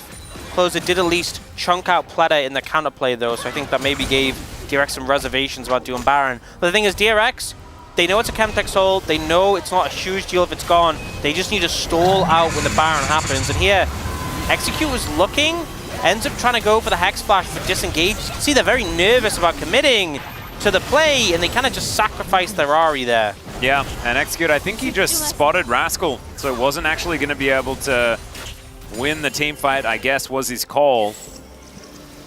So FearX not going to quite find the same moment they had just before. Yeah, not the end of the world, and as they still have a 6,000 gold advantage. It seems indecisive, but I would much rather than them call it off than committing to a play they're not comfortable with and then losing a fight and throwing away their entire gold lead in the Baron. So, you know, losing the Ari, losing that shutdown, not great, but definitely not the end of the world, and they are still definitely in control of this game. Yeah, I still find it kind of weird, you know, the deciding not to flip a Baron 50-50, because we were very used to it just happening every single game. It's been a lot more restrained, you know. Yeah, it's a lot of growth for the team. Yep. I think maybe they've identified that a few too many of our games have just been decided based on some of these fights.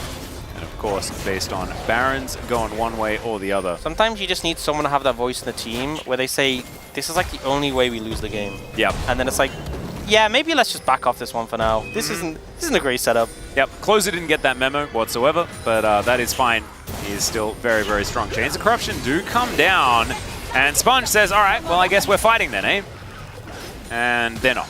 Yeah, not sure. I guess just maybe looking for poke, maybe to chunk him out, because there wasn't really the follow-up there to get the kill, and it's a Xin Zhao at the end of the day. If he really wants to, you can just press ult. So, not sure what they were necessarily hoping for, but it is a pretty short cooldown on the Varusol at this point of the game. Dragon up in 40 seconds, and FearX definitely want this secured. Yep. The Soul, not the biggest impact, but getting Dragon Soul, Elder Soul on the map, getting the Elder on the map is definitely a big thing to do when you know you're against the clock. And we have now hit the point. Teddy is at 2, 3, 4 stacks, so was around that 25-minute point, but he is firmly online. Yep, he has the evolution now completed. Still sneezing on FearX here as Henna trying to find as many arrows as he possibly can. Clear on this bottom side, clearing that one out. And now you can see the DRX are able to move into the river and actually at least look at this Baron. DRX Yeah. moving over, but full information now to DRX as Yehu and Teddy just standing off to the side, wanting to keep themselves out of vision as much as possible. You see both top laners moving over, and actually Clear's just soloing the dragon. Yeah, he's probably going to be able to take it as well. And they had vision. They had a ward in the back of that pit. There was nothing they could do. That is Chemtech's soul. Yeah, you know, it was actually a decent move by DRX, dragging them away from the dragon, trying to bait them into a Baron fight. But this is the power of the TF, that AD TF could just clear the objective on his own. And they really couldn't respond. Rascal charging over to try and fight him would probably just result in him dying. So a measured response by FearX that does end up paying off. But still, even though they have the 7,000 gold lead, they have the soul, it's against a Smolder. And Teddy has just picked up that rapid fire cannon, which is obviously a big item breakpoint, having that extra range. And really a lot rests on his shoulders in this game. Yep, it's a tale as old as time. Teddy joins the team, and then everything rests on his shoulders. He's got strong shoulders, this guy. It's going to be happening once again. But I just feel like FearX, this is a new version of this team. I think you can feel that they're rising to the occasion. Yeah, I honestly, this playoff hope.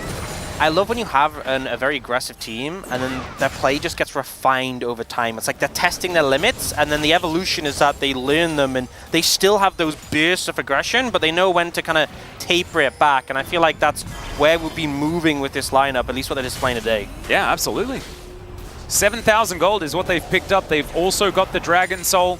We're waiting 4.5 minutes for the Elder to spawn, but the Baron is still there, and I think that that is what's on FearX's mind, at least for now. As Willa, I'm going to put the Counter-Strike on cooldown, but that'll be up again very, very soon. Yeah, they wanted to bait over. They have good vision control, but there is 2 blue trinkets up for DRX, so a pretty hard ask. And actually, Rascal's moved in here. Ooh, Chains of Corruption does go wide. As, wow, that was a lot of damage with a Q. Yeah. Cyrilda's is done. He's got 3 items. It's a very scary The Baron. lethality values you can get is kind of insane. And Closer, you might be in a little bit of trouble here.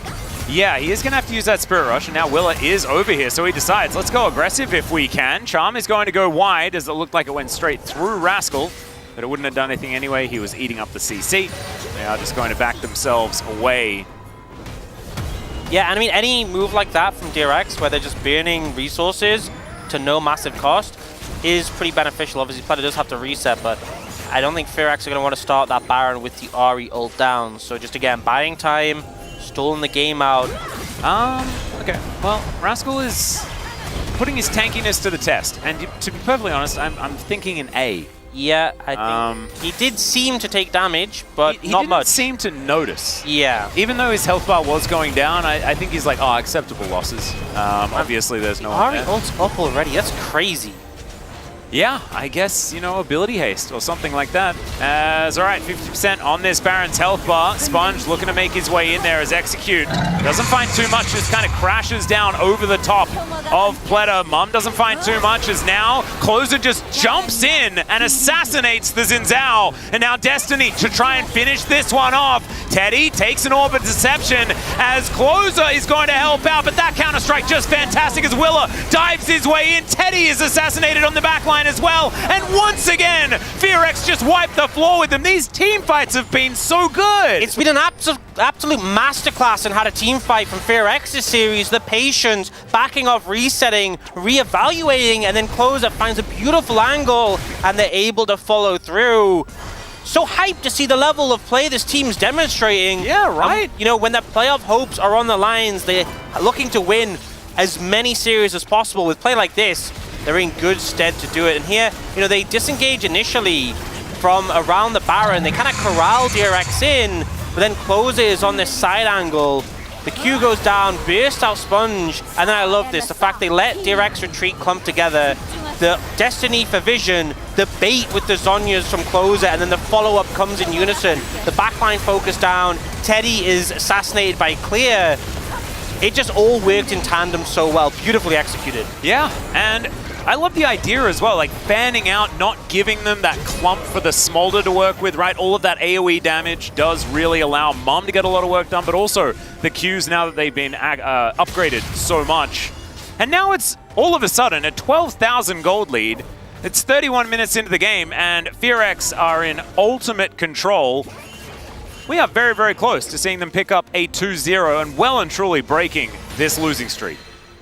And a lot of people looked at DRX as being the hardest opponent on their route to playoffs, and they have put in a convincing performance. And to be honest, I don't even think DRX has played bad. I just think FearX are a step above right now. There is still hope alive though. I feel like that's a caveat with any Smolder game. Yep. And with Elder in a minute, you know, that's the point where really you can kind of just flip the game and hope. And is it back-to-back clear votes? He has been extraordinarily massive. He's got 6 items this game. He's had a good game. Yeah, he didn't get a 5-man magnet split, Yeah, did he? Execute has been good. I also think Close has been, you know, I think Closer has been really solid. When the whole team is team fighting this well, though, there's got arguments for a lot of people. Yeah, I think it's rather a than lot of the good 11 out of team play. 12, we'll probably see a spread if they win. yeah. You know, that's the thing. Still gotta. Maybe it's an 11 out of Finish 12, off. but back the other way. Oh. There's like one random clear vote and everybody else is execute, and we'll have balance in all things. I'd really like that. You know what would be a struggle? What would be a struggle? If DRX wins, I guess it would just have to be Teddy. Oh, it would. It's Yeah. never a struggle when it comes to DRX. Well, that's true. And long games, Oh. as Charm is going to go wide, Orbit Deception as well, as everything else also just doesn't really do too much. Yeah, look at the Destiny pressure hits, though. Players applying pressure on the side, and sure, the Ari ult is down. Yep, he is going to get ulted there, so Clear is now going to have to try and Oh my fight. God, And this damage! he's just going to die because he has 6 items. And now the layering of CC and the explosion there. Oh! The 3-man once again as Execute. Yes, we know you are going to get the POG for this game. It's a double kill for Willer off the back end of that engage. And every time there is fighting, FearX are winning this series. It's just beautiful to watch. Now Clear is just throwing these cards. They're even more deadly than they were the last time we watched. And on the fountain is Rascal, and he's going to wait here until his Nexus blows up. And Clear, I think he might wait for one of his teammates to be in the picture. But this game is over, ladies and gentlemen, and FearX are taking one extra step towards playoffs. Didn't even leave any hope for DRX of managing to get that Elder Dragon there. Such a well-played game, and I think, you know, we looked at the standings, we looked at the remaining schedule, and we said, can FearX make it to playoffs? We thought there's a pretty good chance, but I think if they keep playing like this, they deserve to be in Oh, playoffs. 100%. And I really did think that this might have been a hiccup on that journey, right? Of course, it wouldn't have thrown FearX out of contention for the playoffs, but it could have looked a little bit murky heading towards our Saturday Showdown. And now the Saturday Showdown is looking all the more interesting. Someone took it off. Someone took it off. They got the first one. Yeah. No, the first one down. Still got a journey left, and as you said, the Saturday Showdown is going to be massive. Their entire journey stops if they lose that one, but the play demonstrated today, I think, really gives the fans a lot of hope in them if they can maintain this. Oh no, oh no. FearX's last match is Bro. You know, So, and the amount of dreams Bro has crushed.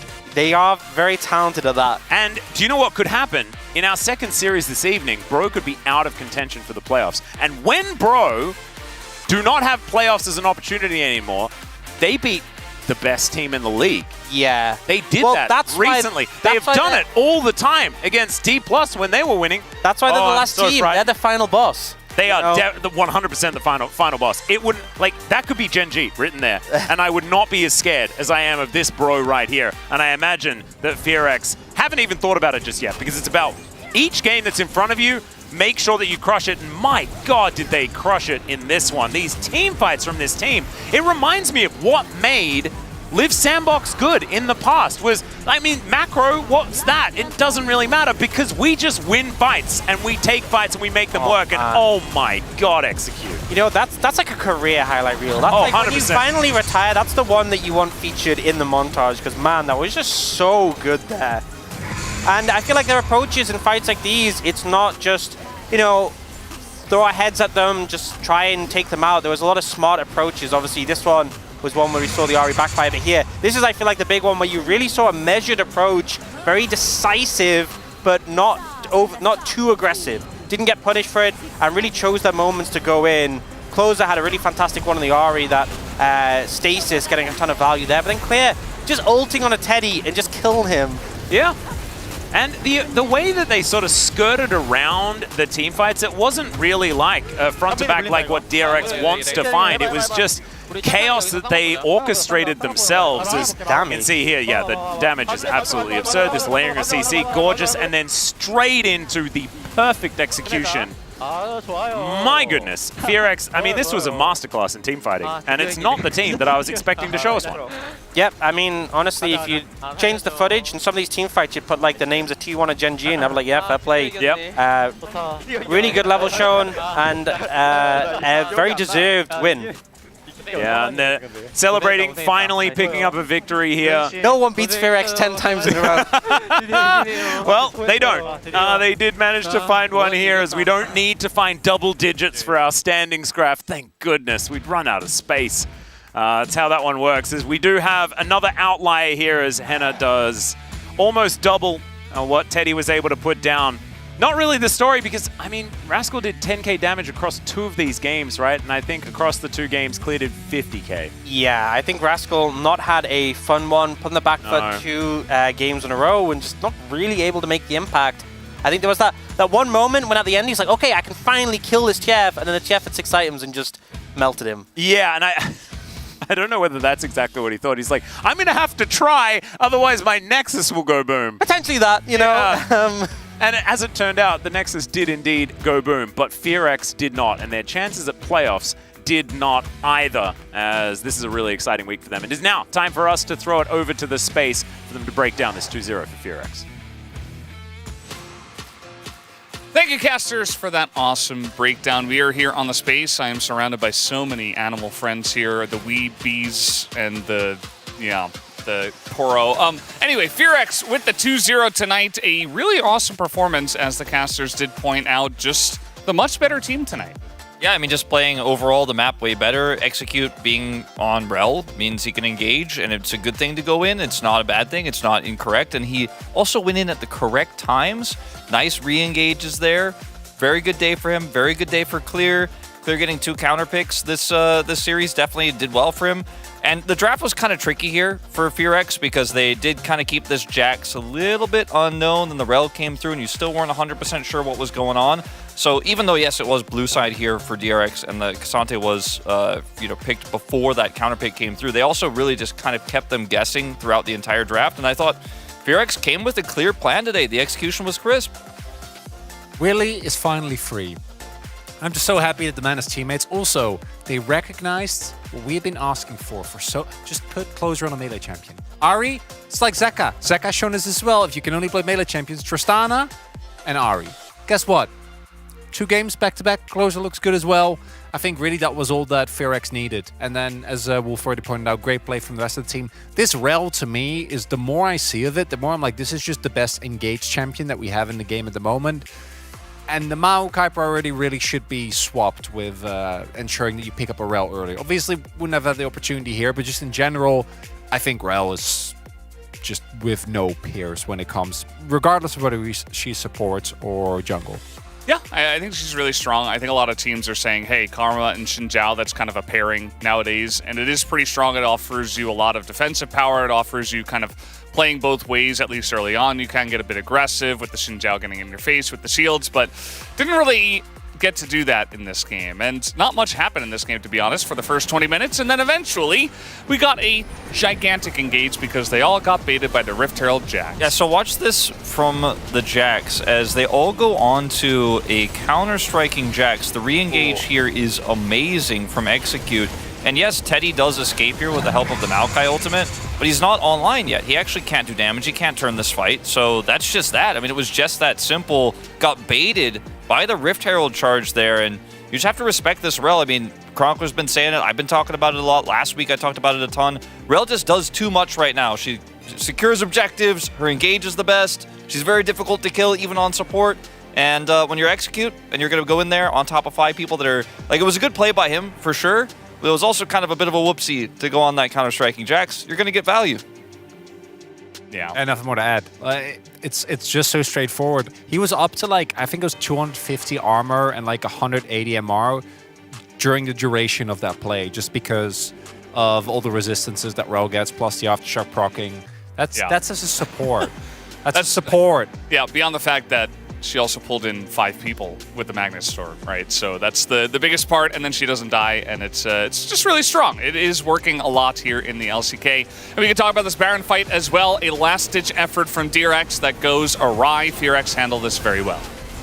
Already the game was kind of over, but up until this point, you're like, but what if Smolder? And then Closer goes into the back, Sponge dies without pressing his ultimate. Don't be fooled by the Observer client here, just ends up going down very quickly. And Clear wasn't the highlight player that he was in the first game, but just had a really solid game, ends the fight here, doesn't allow Teddy to go for any shenanigans, no crazy resets. And from this point on, the game was just completely... It was already pretty much over after that first play, but this was where we were like, And it also, Teddy is, when they were so far ahead even before that play we showed moments ago in mid, but Teddy has so much threat that he's dealing with. He's dealing with Ari Charm, he's dealing with the Rel engage, he's dealing with Varus poke, he's dealing with Twisted Fate gold card. Like, it's really hard for Teddy to play the game. He's only got one cleanse button. There's not much he can do in this situation when he's just not that strong yet and his team isn't setting up for him. Yeah, and this is a really big deal for playoffs as well, as the casters were kind of touching on, because DRX, they have a really rough schedule. FearX, they get their first big win, and I think that this team is, as you guys highlighted in the pre-show at the very beginning of the day yesterday, probably the best chance to make it into playoffs. But we will have to see as that does develop for the rest of the last 2 weeks here at the LCK. But let's take a look at the POG for game number 2. It will, of course, be Execute. 100% KP at 14. He was making plays all game long, and I mean, it can't be overstated how different this player looks on Enchanters versus strong engage supports, and this is the strongest one in the game right now. he really plays them both the same way, but in this case, it actually ends up working out because the kits are built to go in. If you told me that Execute would be playing Lulu and he would like flash Wild Growth himself, I would believe you as well. But I'm happy to see FearX, and I think the casters also highlighted this, and I want to echo that. The reason why Live Sandbox of old was at times a genuinely like decently ranking team was because they played very aggressive League of Legends. And throughout this split, I think we really lost that for a large part of it. Part of that is that they had a really rough strength of schedule, but really to me, as I'm not gonna Third media guy. But if it was He's back. He's back, guys. if it was Clear, I'd He be was like, subbed out yesterday, but he's back. yeah. FearX playing aggressive, very proactive League of Legends, I think is always going to fit them better. And man, that match against Kwangdong on Saturday, can't wait to see it. It's gonna be huge. I mean, I think FearX looked massively favored to me. I mean, we mostly predicted them. I think Huni, the only one who predicted Kwangdong to win that one. But after watching this, I'm even more of a believer that FearX are going to get it done. Yeah, and if they beat DRX and they beat Kwangdong Freaks and Kwangdong Freaks continue to kind of go on this downward spiral, FearX will eventually make it in if they get enough wins. So it is going to be pretty interesting. So I believe we do have our interview here in just a moment, but it is going to be interesting to hear from. It was Clear, right, and Execute. And these are a couple of guys we haven't heard from much at all, so it's going to be fun. Yeah, it's what, Clear's second POG of the season? Second and third for Execute. Yeah, and he's been having a bit of a rough one, so, you know, I'm glad that he's going to be able to finally talk on stage. It's been a really long time, and he looked really confident today. You know, clearly the coaching staff really looked at this week and said this is a huge one for us, and they prepared at least for this first series so incredibly well. Yeah, great stuff. But guys, we do now have the interview ready to go. I'm going to hand it over to Deer for the translation. Thank you very much. This is Deer for the POG interview translation, joined by Clear and Execute on the side of FearX. Congratulations! It's been such a long time. How do you feel about the victory today, Clear? Yeah, we had a long streak of losses, and I almost forgot about how it feels to win. I'm very happy that we're able to win today. And Execute. It's a win after a very long time, so it feels very surreal, but yeah, it definitely feels much better to win than lose. Congratulations again, you guys look very happy. It's actually a white day in Korea. We actually prepared something on behalf of all the fans that couldn't make it to this the site today. This is a gift from the team on behalf of the fans. 로즈 꽃이 너무 예쁜데 저한테 주시는 게 How 아니라 팬분들을 beautiful. 대표해서 저한테 주셨습니다. So this is just to represent all the fans. 좋아하셨을 것 같은데 너무 아쉽고요. 하루빨리 팬분들이 I'm sure the fans would have loved it if they were able to share this moment with us here. 감사합니다. 감사합니다. 네, 감사합니다. 네. Thank you very much. 향한 미라클 런을 시작했습니다. PRX 선수분들. So you guys are on a journey for your playoffs miracle run. So how determined is everyone to reach the playoffs? 연패를 하더라도 분위기는 그렇게 나쁘지 않아서 Regardless of the losing streak, I feel like our team spirit wasn't bad at all. I think we were all determined to win and we had enough confidence. That's why we were prepared for today's match, and I believe that we will be able to continue our journey from now on. And Clear, you picked Rumble into Renekton today, and with the skill build you went with, you showed intention of making the game unplayable to Renekton. So comp-wise, what role were you trying to fill? I picked Ignite, but instead of trying to make the Renekton unplayable, I think I was just trying to make sure that I can be a team player. So I played pretty slow, pressuring the enemy slowly, and I played it out like that. And in game 1, let's take a look at the game-ending moment at Baron.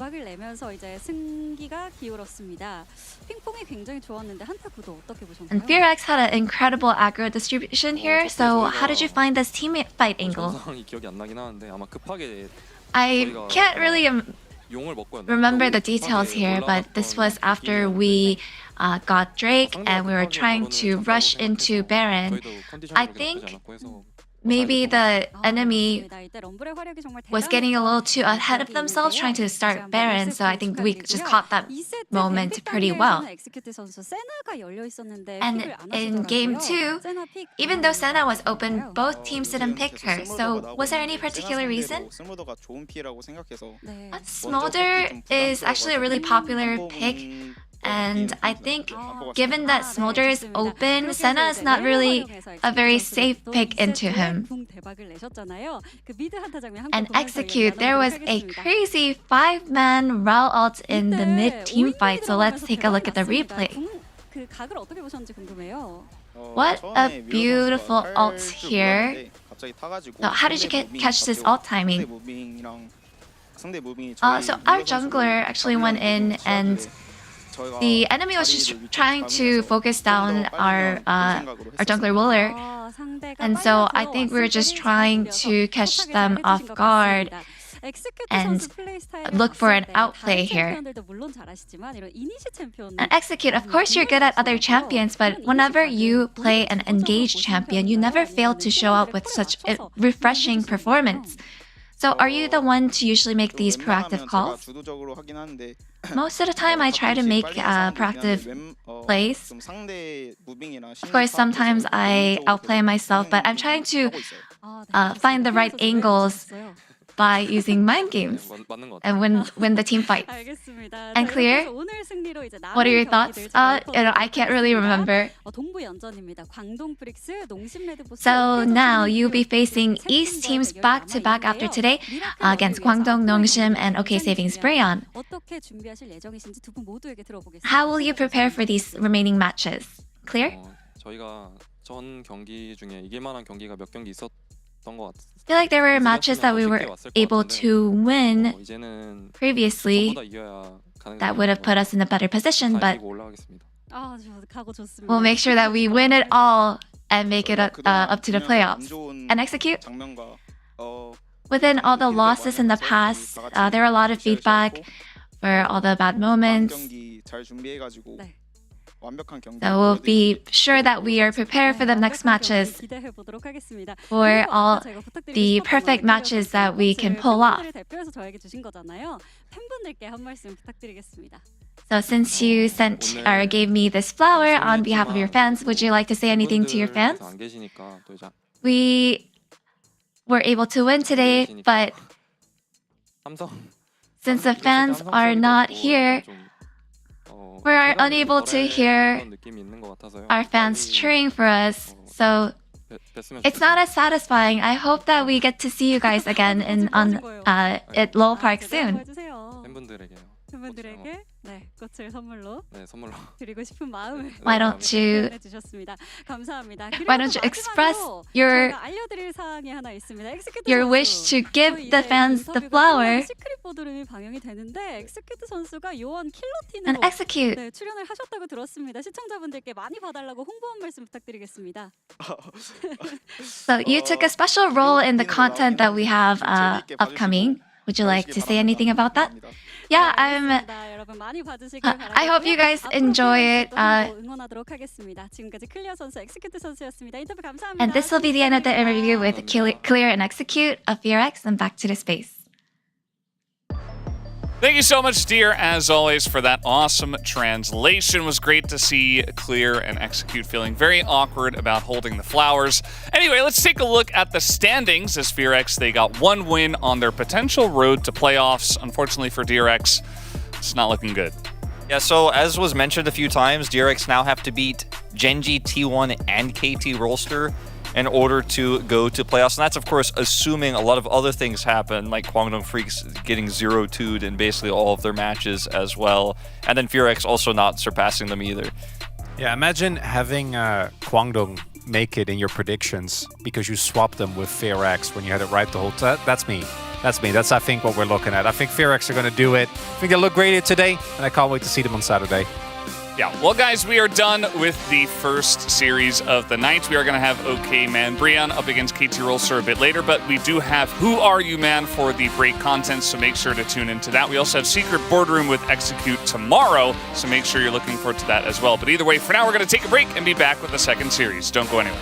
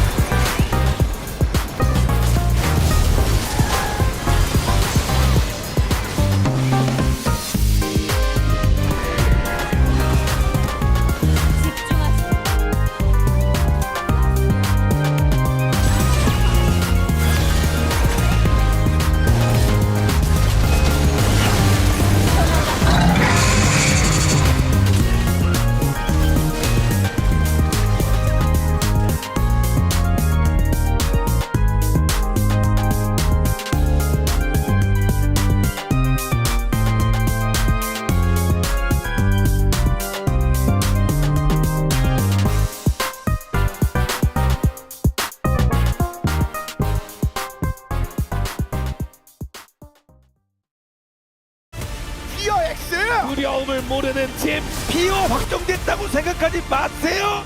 대왕 광동 저점입니다. 광동 프리스트 들어오세요. 마지막 한 자리를 두고 경쟁하게 됐는데 굉장히 욕심이 나기 때문에 저희가 꼭 차지할 수 있도록 하겠습니다. 플레이오프는 저희가 가겠습니다.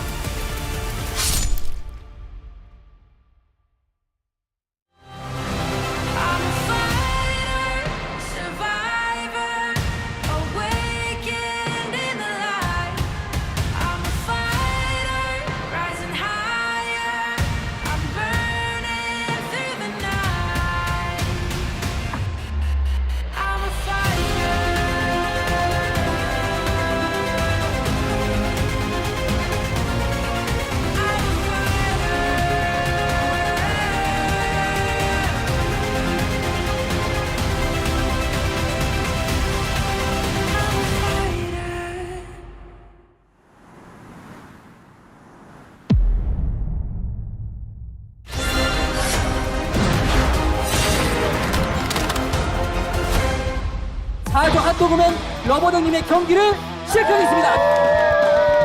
해머폼으로 일부러 만든 거예요. 템 사기 전에 아예 승부를 보자는 생각. 이치밖에 없어요.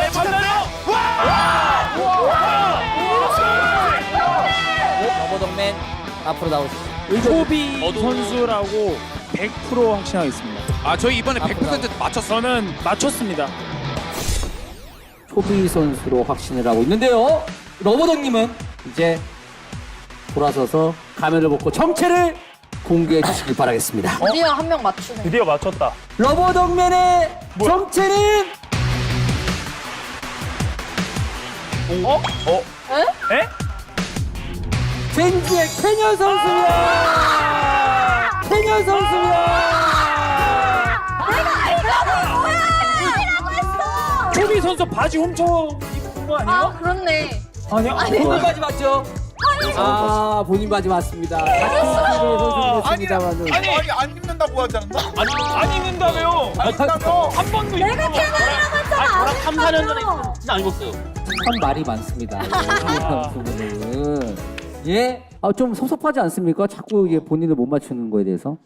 뭐 섭섭하지는 않죠. 왜냐면 제가 또 라이너만큼 했다는 거니까 고맙습니다. 아 감사합니다. 아까 근데 우승하겠다 이런 얘기를 하셨는데 지금 뭐 이게 뭔가요? 한 라인만 더 하려다. 아 이게 또 소환사역곡이나 이게 대회나 똑같습니다. 갈바람이나 한 웨이브만 더. 바로 6렙에 죽어버렸습니다. 그렇습니다. 자 그러면은 마지막으로 또 팬분들께 우리 캐년 선수 즐거움을 주셨는데 한 말씀 부탁드리겠습니다. 항상 응원해 주셔서 정말 진심으로 감사드리고요. 항상 건강하시고 행복했으면 좋겠습니다. 파이팅! 네, 우리 캐년 선생님 그 말씀 부탁드리겠습니다. 네, 무대 뒤편으로 이동하셔서 퇴근하시면 되겠습니다. 네, 캐년 선수. 자, 미스터리 복면 칼바람 대전 후아유맨 1라운드 결과 지금 팡머맨, 개코맨, 붕대맨 그리고 핫도그맨 이 4명의 선수가 다음 라운드 2라운드에 진출했습니다. 굉장히 기대가 되는데요. 미스터리 복면 칼바람 대전 후아유맨 2라운드 준결승전 지금 시작합니다. 압도적인 피지컬로 폭스맨을 밟아버린 팡머맨, 이에 맞서는 최단 시간으로 킹콩맨을 잡아버린 개코맨 나와주세요. 무서워. 장난 아닌데? 팡머맨과 개코맨 피지컬이 엄청납니다. 제가 좀 압도되는 그런 느낌이 나는데요. 팡머맨은 앞을 좀 저를 그만 쳐다봐 주시고 멘탈이 좀 세신 편인가요? 어떤가요? 선수를 하려면 멘탈이 좋아야 합니다. 자신감의 편이지. 팡머맨도 멘탈이 좀 센 편인가요? 저는 멘탈이 좀 약해요. 멘탈이 좀 약하다는 이야기를 해주셨습니다. 거짓말. 제가 멘탈 이야기를 한 게 그 2라운드는 이 두 선수의 멘탈을 좀 흔들 수 있는 미니게임을 저희가 미니게임에 패배하게 된 선수는 치욕스러운 그런 벌칙이 준비가 되어 있고요. 그리고 승리하게 되는 선수에게는 진영 선택권을 중요하지. 자, 미니게임은 바로 비닐봉지 저글링입니다.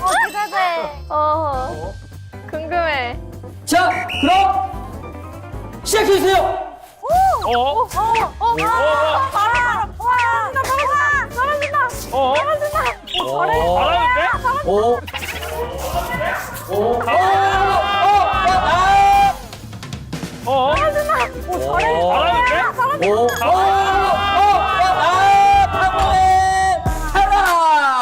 개코맨 승리했습니다.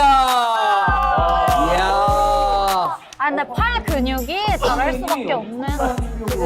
피지컬이 좋다. 팡모맨 어떻게 된 거예요? 벌칙하면 그만이야. 벌칙 해버리겠다. 알겠습니다. 이까짓 거 하면 그만이다. 일단은 진영부터 어디 하실 건가요? 콧구멍에 대고 지금 말씀을 하시는구나. 콧구멍 쪽에 입이 있어요. 콧구멍에 입이 있군요. 알겠습니다. 어디가 좋나요? 그건 네가 알죠. 내가 본인이 하시잖아요. 블루로? 알겠습니다. 빵모에 벌칙 하도록 하겠습니다. 벌칙은 말이죠. 벌칙 뭐야? 엉덩이로 힌트를 드리도록 하겠습니다. 준비되셨나요? 아니 벌칙하면 그만이야 하셨잖아요. 부끄러웠는데? 부끄러워한다. 자, 앞쪽으로 가운데로 모시도록 하겠습니다. 저 살짝 뒤로 빠져 있을까요? 자, 이거 완전 봐야 돼. 박모맨의 결정적인 힌트입니다. 시작하겠습니다. 기억. 기억? 자, 힌트 끝났습니다. 누군지 알아버렸잖아. 나 알았어. 자, 정말 결정적인 힌트였기 때문에 다 눈치를 채신 것 같고요. 박모맨과 개코맨의 준결승전 무대로 모시겠습니다. 아무래도 저한테 첫 번째 판은 이길 순간은 없었던 것 같아요. 그냥 가볍게 복스맨의 목을 썰어버렸습니다. 방금 이제 개코맨과 킹콩맨의 경기를 봤어요. 저랑 동등하다? 비슷하다라고 느꼈습니다. 개코맨이 내가 보인다고? 지금은 어때? 개코맨 재밌게 하자. 당연한 결과다 생각하고 깔끔한 승리했던 것 같습니다. 너무 빨리 끝나서 살짝 좀 아쉬운 것 같아요. 벤이나 픽하는 거 봤을 때 탑 라이너이신 것 같아서 1대1을 좀 잘할 것 같은데 저도 밀리지 않는다 생각해서 꼭 이겨보도록 하겠습니다. 진짜 컨셉이 사라져서 진짜 광대가 된 것 같은데 컨셉 바뀌도록 하겠습니다. 지금. 근데 우리 원래 알고 있었잖아 사실. 알고 있었지. 원래 왜 줬어? 유일한 디전멸. 유일한 기전멸 탑라이너. 후아유맨. 자, 후아유맨 2라운드 준결승전입니다. 개코맨과 빵모맨의 경기가 기다리고 있는데요. 일단 라인업차는 변하겠습니다. 다 되는 역시 박범맨 리스펙. 이래야 리스펙. 앞선 경기에서 활약했던 챔피언들을 빨리 잘라주는 모습이 나오고 있고요. 맞습니다. 대인전에 특화된 그런 킬각을 잘 잡는 챔피언들 위주로 지금 밴을 해주고 있죠. 되게 지금 준결승까지 오니까 약간 하이오 이런 거 안 나오죠. 하이오 안 나와. 진지해요.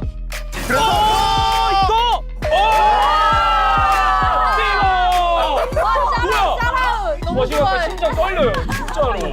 운타라 보고 있나? 네. 내가 보겠다. 그리고 반대로 개코맨은요 고민을 좀 오래 하고 있습니다. 그라가스도 티모 상대로 괜찮나? 힘들어. 힘들긴 해. 아 근데 이게 Q를 피하면 아무것도 없어요. 그라가스가. 근데 갑자기 왜 기자등등 그렇게 하세요? 아 지금 좋아요. 지금 이제 좀 목소리 꺼졌어 지금. 티모 상대로 이렇게 픽이 완성이 되었네요. 티모가 약간 사거리로 강력으로 괴롭히는 독질 쏜다. 박재현 독질. 샤라웃. 토마스. 실명. 티모 대위와 그라가스의 대결. 황모맨의 티모 선택 과연 코미디냐 비극이냐. 황모맨이 지금 저 웃고 있는 티모 대위의 얼굴이 끝까지 미소로 마무리될 수 있을지 지켜보겠습니다.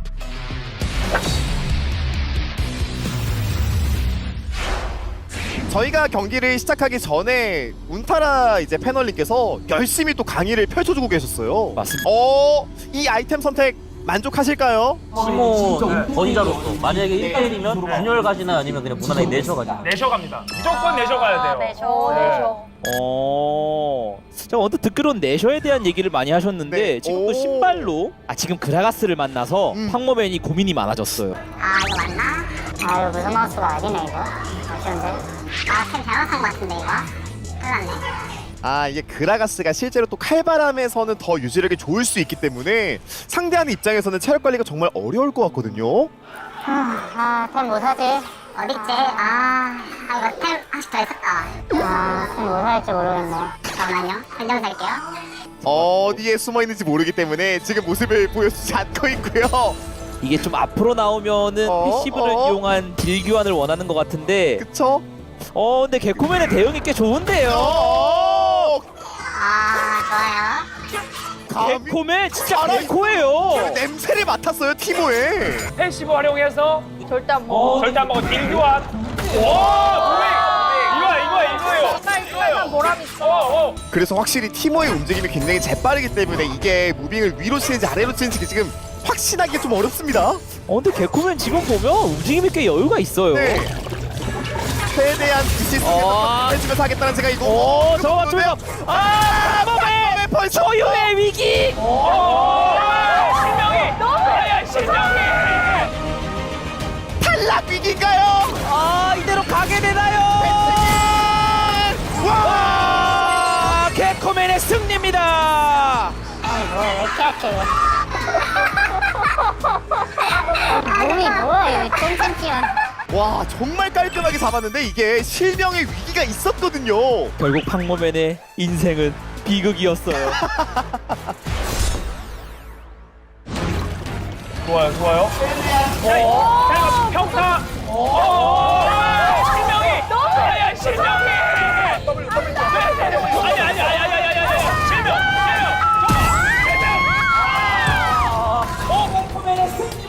아니야 그라가스가 먼저. 이겼어. 아니 개코맨이 그냥 너무 잘 보는데 각을? 와, 이거 팡몸에 다 왔는데. 황몸에 아쉽게 탈락하게 됐습니다. 개코맨은 결승에 올라갑니다. 축하합니다. 개코맨. 팡몸맨. 팡몸맨. 너무 좋다. 지금 심정이 어떠신가요? 내 인생이 비극인 줄 알았는데 코멘트였어. 자, 패널분들 어떻게 예측하고 계신가요? 이 우디르 숙련도가 확실하게 이제 탑라이너의 그런 숙련도이기 때문에 근데 이제 또 점화를 보통 F에 두면 이제 D전멸 유저거든요. 이제 D전멸 유저가 많이 없는데 그 중에서 이제 이 라스칼 선수가 또 D전멸이거든요. 예리해. 예리 진짜 예리해. 진짜 예리했다. 라스칼 선수일 것이다라는 추측이 있었습니다. 그리고 아까 힌트도 하나 저희 봤잖아요. 광 봤거든요. 네. 광이라고 적은 것 같다. 본인의 본명을 적었을 것이다. 가면도 이제 보니까 광대 가면을 하신 게 약간의 힌트가 아니었나. 그럼 광자로 좀 통일을 해서 네. 혹시 플레이적으로 좀 뭐 조언해 줄 만한 부분이 있을까요? 티모가 좀 안 좋았던 것 같아서. 티모 자체 픽이 문제였다. 픽에서 조금 아쉬웠다. 픽 자체가 아쉬웠다. 네네네. 저 운타라님은 혹시 일단은 티모가 안 좋다는 거는 저는 반대고요. 티모는 엄청 좋았는데 다 좋았어요. 근데 신발이 헤르메스 신발을 좀 가주면서 큐를 좀 이렇게 왔다 갔다 이렇게 스텝이 좀 부족하지 않았나. 이분 잠시만 퇴실 좀 시켜줘. 혹시나 또 이제 끝나고 또 티모 저한테 혹여나 LCK에서 또 쓸 수 있거든요. 그래서 저한테 따로 뭐 친구 추가라도 주시면은 제가 시간 내서라도 어떻게든 알려드릴 테니까 네, 시간 나시면 연락 기다리고 있겠습니다. 네, 혹시 연락할 의향이 있으신가요? 총 있나요, 총? 총 있냐고요? 총. 보내버리겠다. 필요 없다. 알겠습니다. 자, 그러면은 아쉽게 탈락한 팡모맨. 과연 패널들의 추측대로 라스칼 선수일지. 자, 팡모맨은 뒤를 돌아서 가면을 벗고 본인의 정체를 공개해주세요.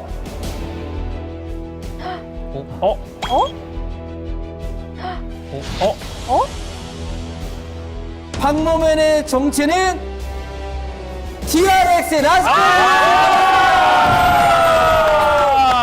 어떠셨나요? 오늘 경기를 두 번이나 치르셨는데. 재밌게 했고 뭔가 평소에 하지 못하는 행동들 이 가면을 쓰고 용기를 많이 얻었어요.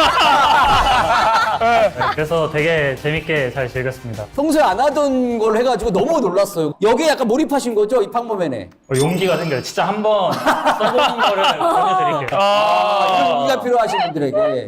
오늘 또 이 패널분들의 어떤 여러 가지 추측들을 들어봤는데 좀 날카로운 그런 면들이 좀 느껴졌나요? 솔직히 잘 모르겠고요. 날카로운지는 잘 모르겠는데 일단 방금 공감이 하나 갔던 얘기 중에 하나가 뱀픽을 좀 잘못했다. 우정이 그건 좀 공감이 많이 가더라고요. 팀원은 근데 굳이 하는 이유가 있을까요? 그냥 한번 기분 좋게 해드리려고 했는데 진짜 기분 좋았습니다. 티모가 안 좋더라고요. 그렇지 않다. 예, 티모 때문에 좋다. 하고 있습니다. 많이. 상처. 혹시 LCK에서 나올 일은 없겠죠? 절대 없어요. 말씀을 해주셨습니다. 마지막으로 또 팬분들께 한 말씀 부탁드리겠습니다. 항상 응원해주시는 팬분들 정말 감사드리고 2024년에는 꼭 건강하고 행복한 한 해 보내시길 바라겠습니다. 네, DRX 파이팅! 네, 다시 한번 큰 박수 부탁드리겠습니다. 네, 라스칼 선수님 이제 뒤쪽으로 이동하셔서 이제 퇴근을 하시면 되겠습니다.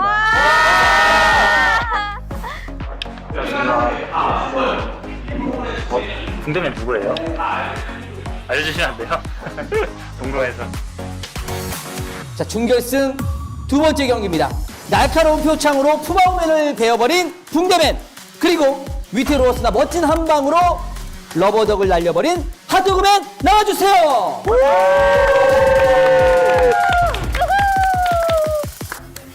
누구지 진짜? 진짜 오너 선수인 줄 알았거든요. 그죠? 두 선수 이제 준결승입니다. 결승까지 자신 있으십니까? 핫도그맨? 저는 그냥 즐긴다는 마인드로 와서 우승을 하면 좋고 뭐 떨어져도 아쉽다 이런 느낌으로 할 것 같아요. 뭐지? 말투가 익숙한데? 붕대맨은 어떻습니까? 네, 뭐 1라운드 운 좋게 이기긴 했는데 그래도 올라온 만큼 우승까지 노려보겠습니다. 자, 그럼 이전 준결승과 마찬가지로 두 선수에게도 미니게임이 준비가 되어 있습니다. 저희가 조금 난이도를 올리기 위해서 엉덩이로 이름을 쓰시는 분은 조금 이제 흘림으로 이렇게 살짝. 자, 이번 미니게임은 말이죠. 탁구공 바운드입니다. 라켓 위에 더 많은 횟수공을 바운드 시키는 분이 더 오랫동안 살아남는 분이 승리하게 되는 겁니다. 바로 준비해 보도록 하겠습니다. 핫도그면 약간 탁 쳐본 것 같은데? 시작해 주세요.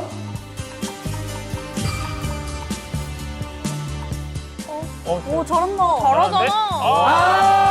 핫도그맨 바로 탈락. 탁구 쳐본 것 같아. 그러니까 이거 그립부터가 달라. 핫도그맨 왜 이렇게 운동신경이 보여요? 안 보여요? 진짜 안될 선수 맞는 거 같아. 붕대맨 진영 어디로 가겠습니까? 블루 하겠습니다. 블루로 진영을 선택했고요. 핫도그맨은 엉덩이로 이름을 써서 팬여분들에게 힌트를 주시면 되겠습니다. 그러면 핫도그맨 앞으로 뒤돌아서서 엉덩이로 이름 쓰기 시작!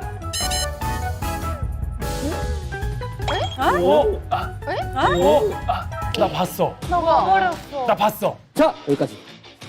이렇게 해서 마무리가 됐습니다. 자, 이제 경기를 진행해 보도록 하겠습니다. 두 선수를 경기석으로 모시겠습니다. 당연히 진줄 알고 가면부스를 준비하고 있었는데 규정 위반으로 제가 이겼다 해가지고 운이 좋았던 것 같습니다. 이게 뭐 제가 1위에서 이긴 게 아니라가지고 찝찝한 승리긴 하네요. 누가 오든 간에 일단 다음은 이제 1위에서 이길 수 있도록 잘해보겠습니다. 이제 핫도그면 이제 핫도그 먹방 오지게 해보겠습니다. 1라운드는 가볍게 먹었던 걸 보내버렸습니다. 되게 운이 좋으시구나 라고 생각했던 것 같아요. 제가 한번 성교육 한번 시전해보겠습니다. 딱히 견제되는 거 없으니까 아가이딩 밴하고 이겨드릴게요. 서로 이제 이게 블라인드 픽이니까 서로 아칼리를 나오면 좀 재밌을 것 같긴 한데. 미러전. 아 그게 되는구나. 서로 이제 1라운드 때 아칼리를 했다 보니까. 아 맞네. 자, 후아유맨 준결승전 두 번째 경기입니다. 이제 반대편에 있는 개코맨 선수를 만나기 위해서 결전을 펼칠 예정이에요. 바로 되냐네. 역시 내가 예상했던 대로 핫도그맨 아칼리 잘해. 그렇습니다. 참 재밌는 거는 두 선수 다 올라오는 과정에서는 아칼리를 사용해서 올라왔단 말이에요. 근데 그 아칼리 이제 쓸 수 없습니다. 그 순간 붕대맨의 메스터이가 나옵니다. 뭐야? 벌써 픽했어. 뭐야, 락인 했네? 칼픽이야 칼픽. 저 일단 원거리만 할게요. 원거리예요? 긴 팔을 이용해서 한번 부셔보겠습니다 이거. 붕대맨 여기서 승부수를 두나요? 솔랭에선 굉장히 악명이 높긴 하잖아요. 뭐 우리 편이건 적이건. 거기에 상대에서 이거 나오면 난리 날 수 있어요. 바루스가 락이 됐습니다. 좋다. 바루스 좋다. 너무 무서운데요? 나겐가. 나겐가. 갱 간다는 거야. 이거 정글러란 거네요 지금. 핫도그맨에 대한 단서가 하나씩 올라오고 있고요. 기전멸이시네요. 마이어? 이거 바루스가 초반 견제 잘해야 될 것 같은데? 잘못하다 이거 썰릴 것 같은데, 마이한테? 자, 이렇게 해서 마스터이와 바루스의 대결이 완성되었습니다. 두 선수, 이 챔피언들로 어떤 모습을 보여줄지 게임 속으로 넘어가 보죠.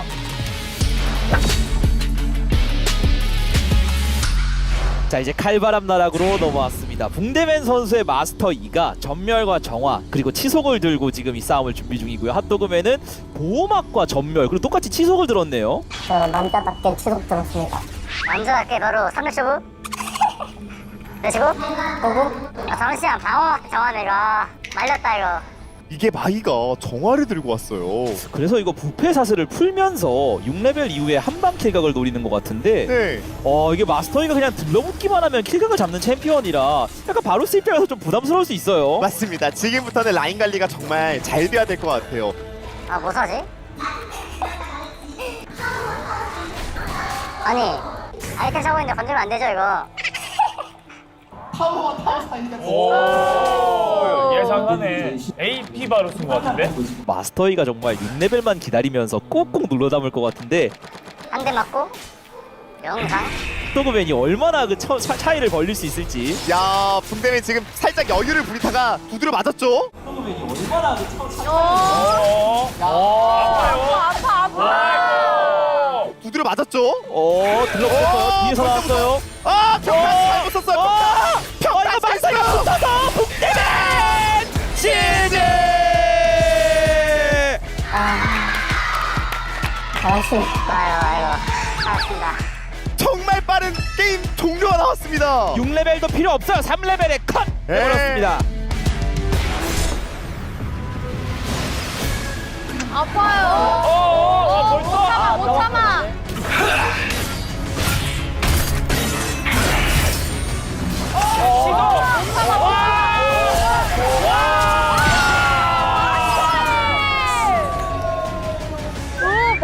공화도 안 쓰고. 완전 좋다. 마스터 1을 잡은 붕대맨이 결승에 올라갑니다. 축하합니다. 네, 수고하셨습니다.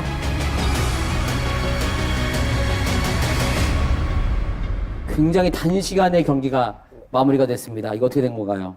상대편 선수가 쇼부를 되게 잘 본 것 같아요. 아, 상대에 대한 또 리스펙을 이렇게 하면서 겸손한 모습을 보여주고 계십니다. 패널분들 추리가 끝났나요? 1라운드 때 이제 어디서 많이 익숙한 맛, 이 시즌 오프닝 때 많이 봤던 그런 아칼리 맛이지 않을까라고. 그리고 아까 전에 또 그 미니게임에서 줬던 벌칙이 컸던 것 같아요. 저희 하나 둘 셋 하면 얘기할까요? 네, 좋습니다. 하나 둘 셋. 루시드! 루시드 선수가 과연 맞을지. 자, 그럼 핫도그맨 들어서서 가면을 벗고 본인의 정체를 공개해 주십시오. 100%지. 맞았어. 네! 핫도그맨의 정체는 디플러스계 루시드 선수였습니다.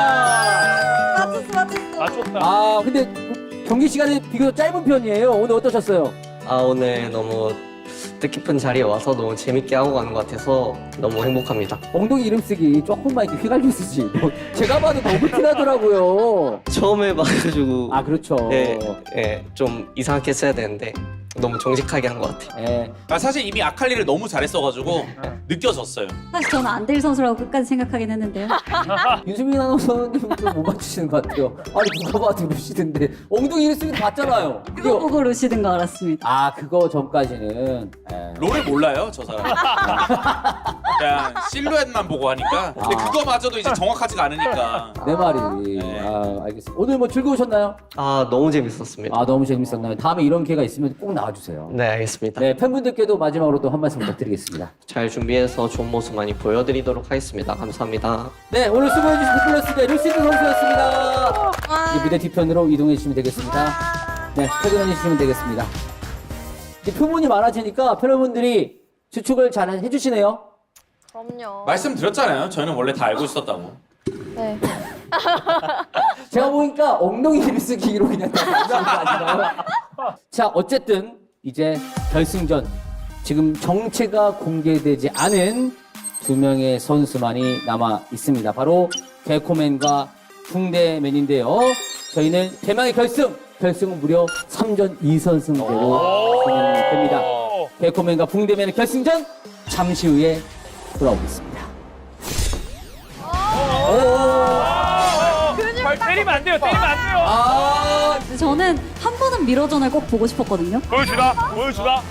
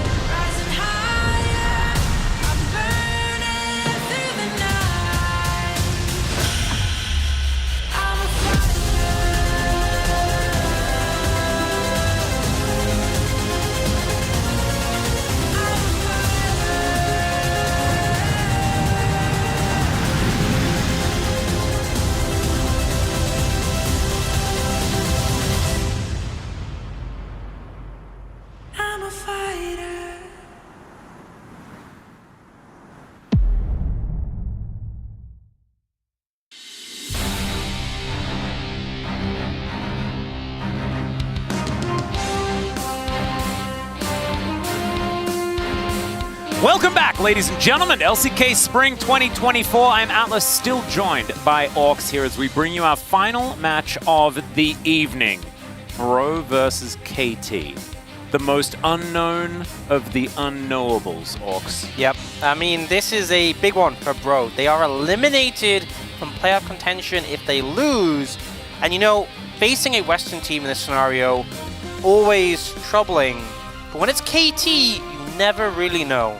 Nope. I don't know whether it's troubling. It could be, you know, the worst. It could also be amazing. But the other thing is that, Bro, when they're out of playoff contention, that's when they're unleashed. Yeah. So, like, this is the problem. KT could be just releasing the beast onto the rest of the LCK. KT could be the ones responsible for ruining so many attempted playoff runs, so much seeding that could be going into it. It might be that DRX, even after their loss previously, they just go ahead and manage to beat T1 and Gen G because they were upset by Bro.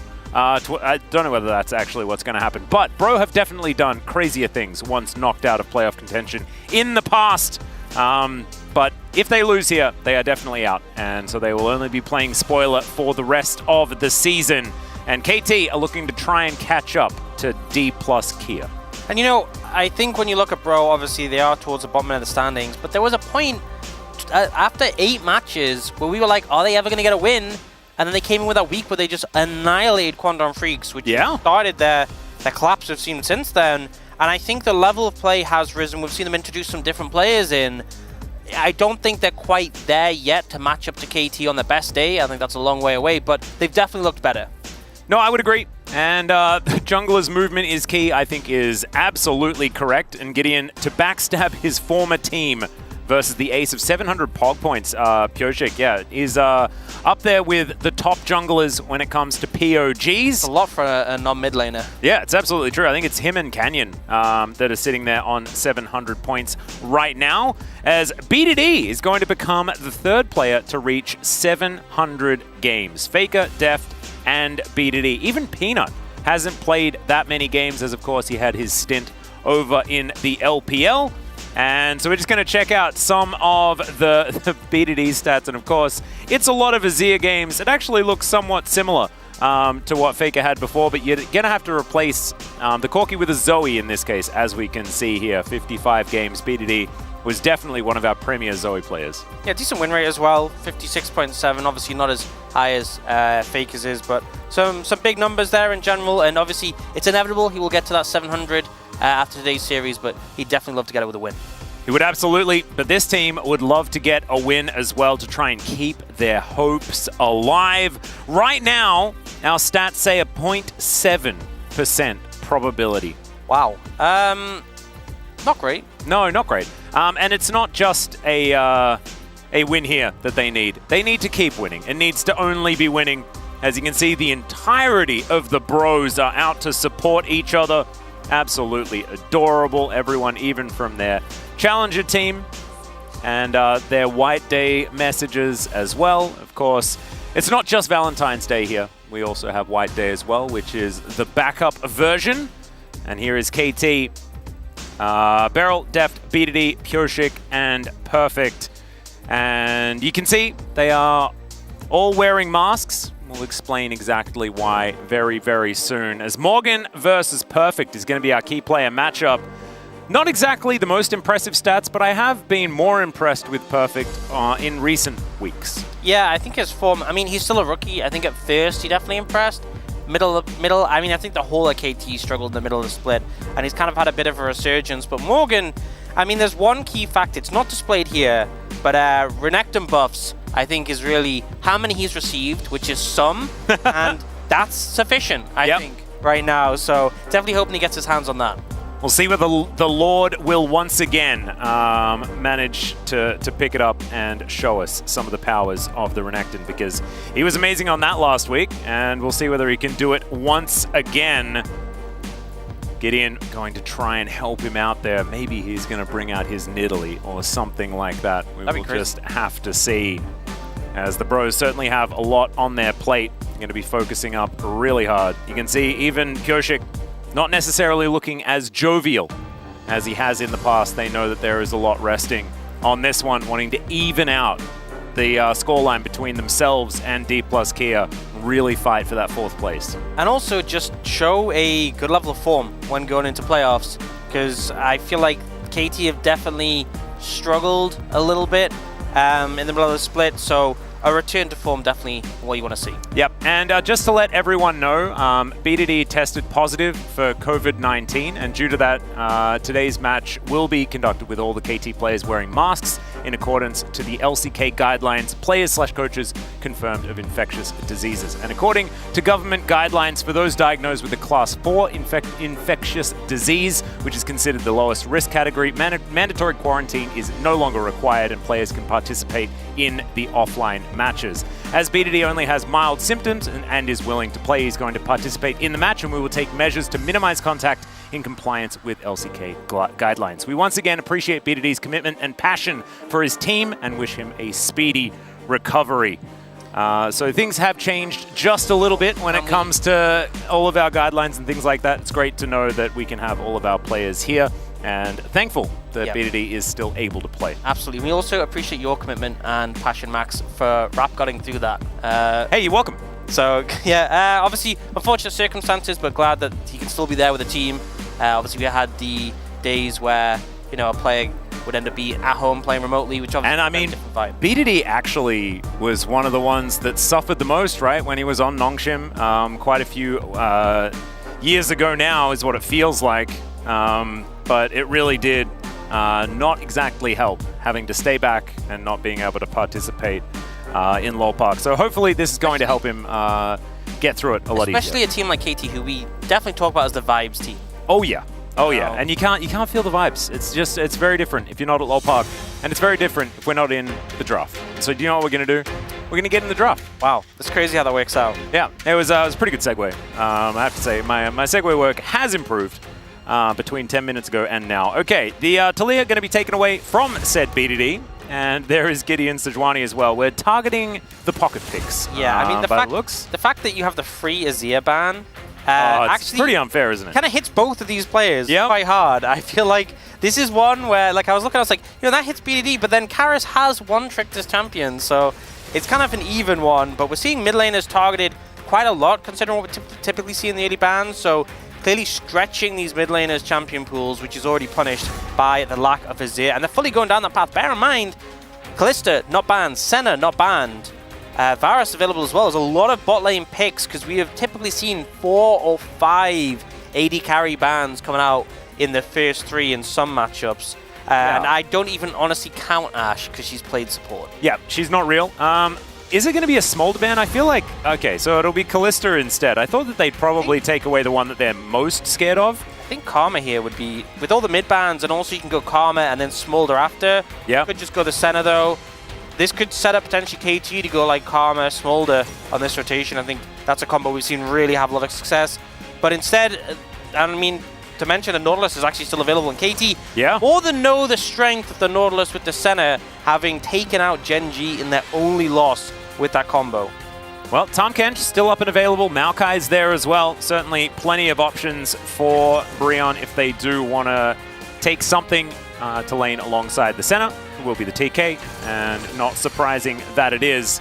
But that does mean, with the Lee Sin locked in alongside it, that it won't be a takeaway of the Karma or anything like that. So BDD could just pick that one up for himself if he would like it.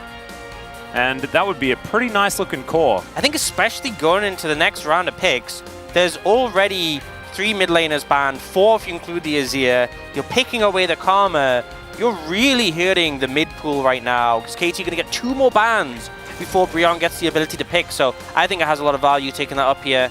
And obviously, I can understand Brion want to secure the Tahm Kench and also Gideon's Lee Sin, but now we're getting more mid bans coming through. So Karis might be really diving deep in that pool. Yeah, I was going to say, like, based on the fact that Karis's champion pool has been quite shallow, I kind of thought that maybe that was their ace in the hole. Because if they, like, now basically all of the champions have been banned away, and if you don't have any more champions, then you can't be further banned out. True. Shots in the dark. Yeah. You know, they're like, does he play this? We haven't seen it. No idea. Well, they're going to guess that the Hui is one of the options, and it has been a decent one into the Karma. You definitely outrange in that scenario, so they're going to get rid of that. I think my main concern, though, for the side of Brion is that, you know, we saw in the previous series the Karma Smolder being strong, but then the K'Sante into TF didn't have enough pressure. But KTF counterpick for top now, so they have a strong matchup mid, which is going to have Prio and a lot of mid laners banned away. They get counterpick for top lane. They have so much going for them here. I mean, they already have counterpick for top, because they either pick away the Renekton or Morgan picks Renekton. Oh, so they know. That's not really counterpick. And so therefore, you don't even need to really worry about it too much. You just need to come in with a plan for when Renekton is inevitably picked. Ooh. That's Kindred. Pureshik is going to be playing his Kindred game. Yeah, not one we've seen for a while. Not this split, definitely. And I think it makes sense if you're going to play, you know, we often see the Xin Zhao paired with the Karma, but Kindred as well, having a mid laner who has Prio and can shield you up later, so you can provide that DPS. Obviously, they have the Smolder, but this means sometimes you can really struggle if all the attention is focused just onto the Smolder and everyone else is playing support. So I like this second damage threat, and then it can obviously hopefully get a good matchup for Perfect. Morgan is going to play Renekton, which is, I think, a shock to absolutely no one. Yeah, I mean, I almost fell out of my chair. Orcs almost fell out of my chair. We were talking about it, and Perfect, the best thing about this is that they could spend the entire day planning for what he's going to do into this Renekton. And it's going to be throw playing cards at him. That's the theory. They're going to take the Crocodile to the casino, and they're just going to rain down the cards. That's the plan. Yeah, I think in terms of dealing with threats from the side of Bro, no, it's not. It's Cassante. Okay, they go with Cassante, so they're not going to have as much pressure top lane. This is kind of similar to the comp we saw earlier. That's my only concern, is that with mid being likely the only lane that you're achieving prio in, it's really going to be relying on BDD Pyosik being really good in the 2v2 mid jungle. If they aren't, we could see not only the game start to fall behind, but like not being able to pick up stacks on the Kindred, which would really hurt. So definitely a game plan here for KT. I think the picks they have are good. Just maybe would have hoped they could get a top pick that would give them a bit more power. But ultimately, they're still going to be more than comfortable later on. But they aren't a center Corki, so do have to bear in mind these are long-range threats that can cause issues with the composition. Yeah, I'm a little bit worried for KT, just given the fact that they don't have pressure on the top side of the map. And I think that Corki actually probably will do fine into this Karma, just clearing waves over and over again. It's not like Karma is going to have too much kill threat on that champion, and that is another scaling threat that they do have available to themselves. Massive amounts of range to go alongside the center that's going to be stacking up. And what KT have kind of done is doubled down on even more scaling with the fact that they now have the Kindred stacks to worry about as well. Stacks all over the place. Stacks on stacks on stacks. Who scales more, Renekton or Smolder? You know, they both have scales.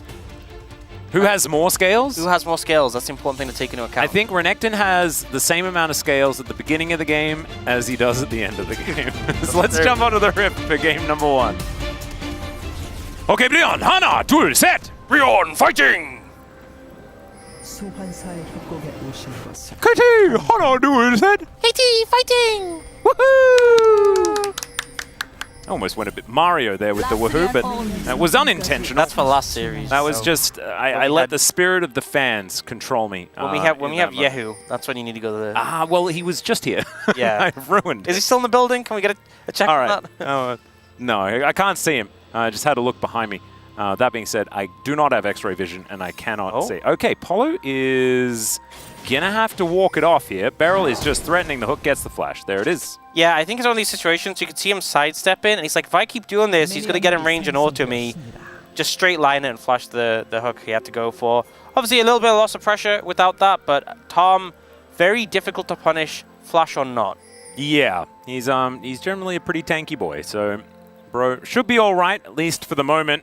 See how much pressure KT are going to be able to put on, as Morgan is now going to get slowed down a little bit by the Q from Perfect. And I feel like this game, it's kind of like, you know, you have the pressure points, you have the mid jungle from KT, where, you know, they're going to be looking to find power, the top jungle from Bro. The bot lane is where we expect to see the center Tom come out ahead, but we'll be interested to see if that flash being down makes any difference, and if Beryl and Death look for something to try and mitigate some of the pressure. Yeah, we have seen the center Tom be a lot more successful in a lot of our other matchups. I wonder how much of that is to do with the nameplates that we can see, as there is a hook that's going to connect onto Polo, and there is exactly what you were talking about coming true, which is he just doesn't really take that much damage. No, he doesn't. And with the Doran shield, can actually just heal back up from a lot of that damage you put down onto him.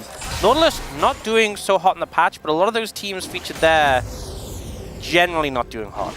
Yeah, and he has been banned a lot. So his just general presence here in the LCK has been extraordinarily high. But like you were saying, hasn't found too much success. 7 in a row, and was 0-6 last week.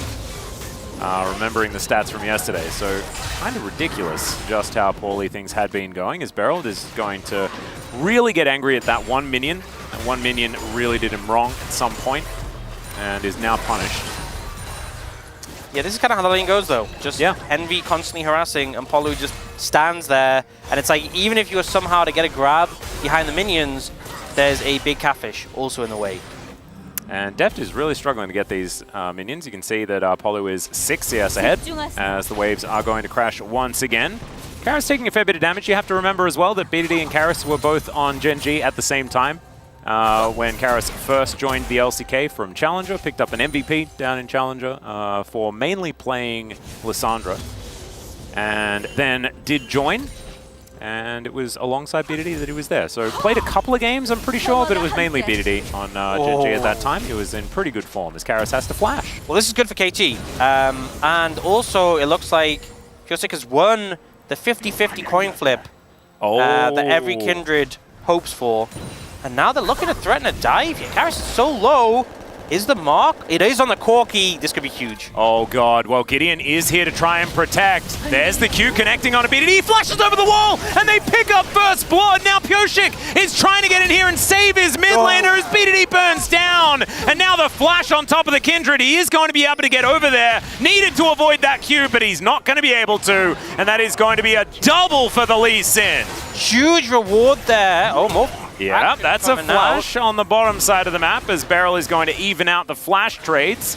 There's a lot going on here. Can you break down whether that was good, bad, amazing? What happened there in the mid lane? That was good for Bro, definitely. Gideon, really good read, defending the play and landing everything to turn that around. But I am just gonna honestly say, there is no Kindred player in the world who wouldn't go for that play. Oh, 100%. You just have to. You can't fight against it, and I guarantee that's the sort of one where, yes, you both died, gave you a double kill to Lee Sin, but the Kindred's thinking, I got another stack. 2 stacks. You know, I'm feeling good. He only needs a couple more, and then he can really start getting that extra range, having a really good time. Then he's a champion. Oh, is he? Now he's a champion, waiting in the brush. He does also, look at that skin. That's a really cool skin. I wonder whose skin that is. Yeah, I wonder. Winning Worlds. It's pretty cool though. Okay, Morgan is going to take a bit of damage here from Perfect, but I don't think anyone's really under too much threat of death, as that is going to be a bub secured here by Pyosik. Just nursing those couple of stacks. We'll see whether he's going to be able to get another one anytime soon. He has set his mark onto the Lee Sin, so I feel like that's the default for Kindreds, is you just put it on the enemy jungler unless you want to either fake someone out by putting it on them instead so that they're like, oh, I'm getting ganked, and then you're somewhere else, or you're actually just going to go kill them and get yourself an extra mark. As Gideon, we're going to check out his perspective here. He's so well played that he safeguarded in to save the Q until later, using the max mobility, and also had the vision here from the E. From the E, of course. Yeah. That is a very happy Gideon. I didn't actually see the little eyes from the Tempest, so okay, that is going to be the Gromp. Oh, and he gets it. Good by Pyosik.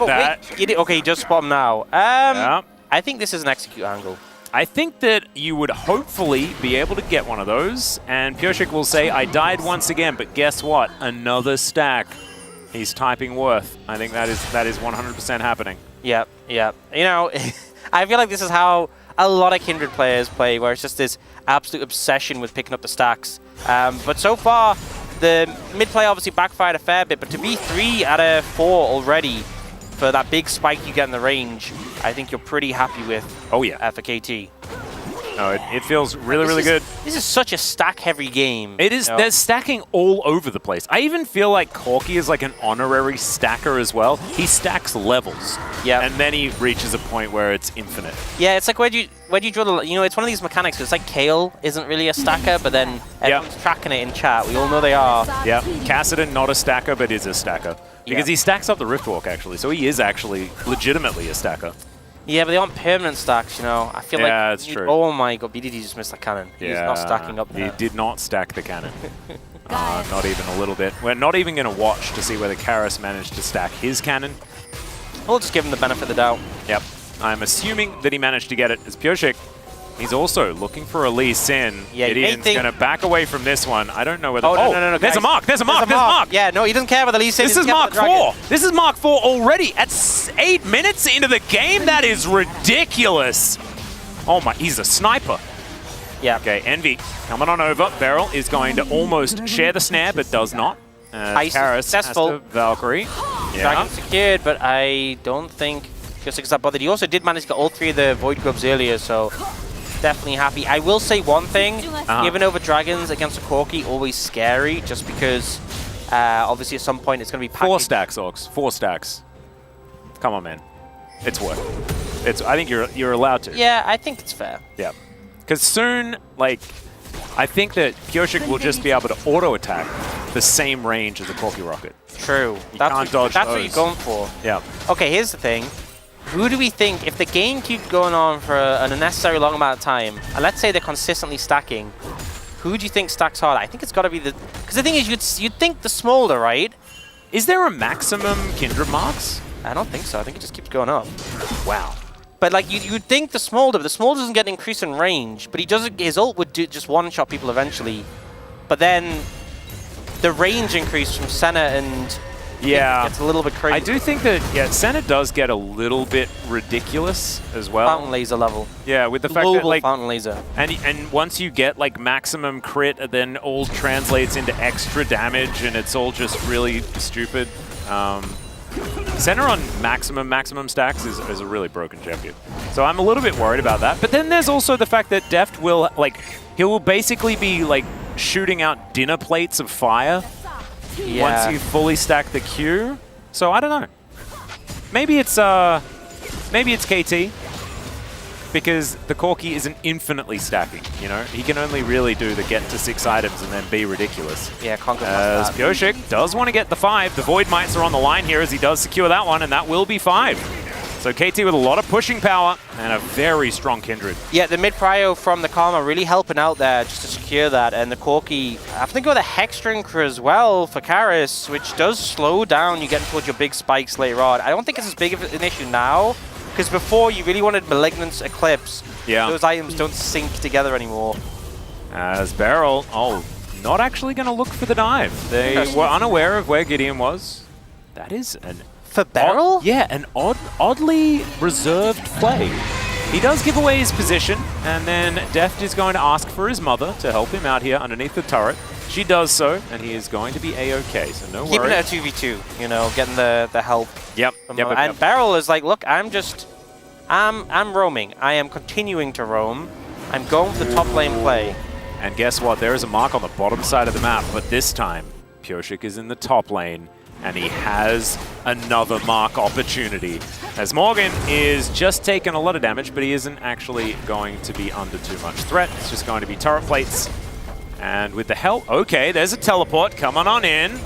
That's actually 2 teleports as Polu's going to come in first. Now Karis turns up and he's got a package to deliver to Pyosik as the all-out does come in and perfect, gets himself to safety and is going to be able to help kill the Tahm Kench. That's one going over to Pyosik as the Q connects onto the Cassante, but that is not going to do it. Deft also teleported towards that top lane. There are just teleports all over the place here. And so now everyone's transitioned to the top lane. We've got full-on team fights at 11.5 minutes. It's so rare. Package delivered to BDD. BDD is now going to flash over the wall, but Gideon's going to follow him immediately. Nice little sidestep, but he's still dead. Now, Beryl wants to continue this fight and then immediately decides against it, and I don't blame him. Yeah, Bro did a great job of capitalizing there. I think a lot of TPs invested, a little bit surprising, and it's just funny how KT responded with them all. But for me, what stood out was the fact that Beryl was recalling and just finished it. He wanted nothing to do. Everyone else is fighting the bot lane. Beryl's like, I have things to do, places to be. If you guys want to mess around, that's up to you. And Bro ended up coming out of it favorably, you know, using 2 TPs to KT's 3, but also getting that kill as well on the back end, just to match the kill that they got onto Polu earlier on. 102 stacks, pretty high for this point. Yeah, that's very high, especially compared to what we saw with our last Smolder earlier today. Yeah, I think Teddy was at like 50 in like 10 minutes. Yeah. And so this is 12 and he's over 100, so actually keeping up with the clock much better than is often to be the case, because it's an exponential type thing oftentimes. Yeah. We got some good stackers on the side of KT in both the jungle and 80 carry roll. 38 for Envy. Stack obsession can be a bit of a problem though. Yeah. We did sort of see a little bit of that coming in earlier on, as Bro do have a 1,000 gold lead. As a result, second Drake going to be that Chem deck, and so that will mean that our Soul is not going to be really bad. Yep. could still be an Ocean, which is pretty mediocre, but has a chance to be something really impactful.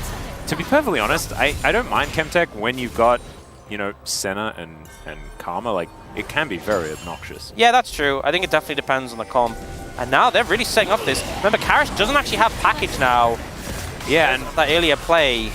Beryl did have to use his hook defensively, but has somewhat reset its cooldown. It looks like they are still looking for a fight. Valkyrie out there from Karis as there's a flash forward. Gideon getting on top of Beryl, but he's not necessarily a priority as the 3 knockups do come in, and now Perfect just launches himself into the backline. Mum gets angry. Gideon is just dead. It's a kill for the world champion Kindred player.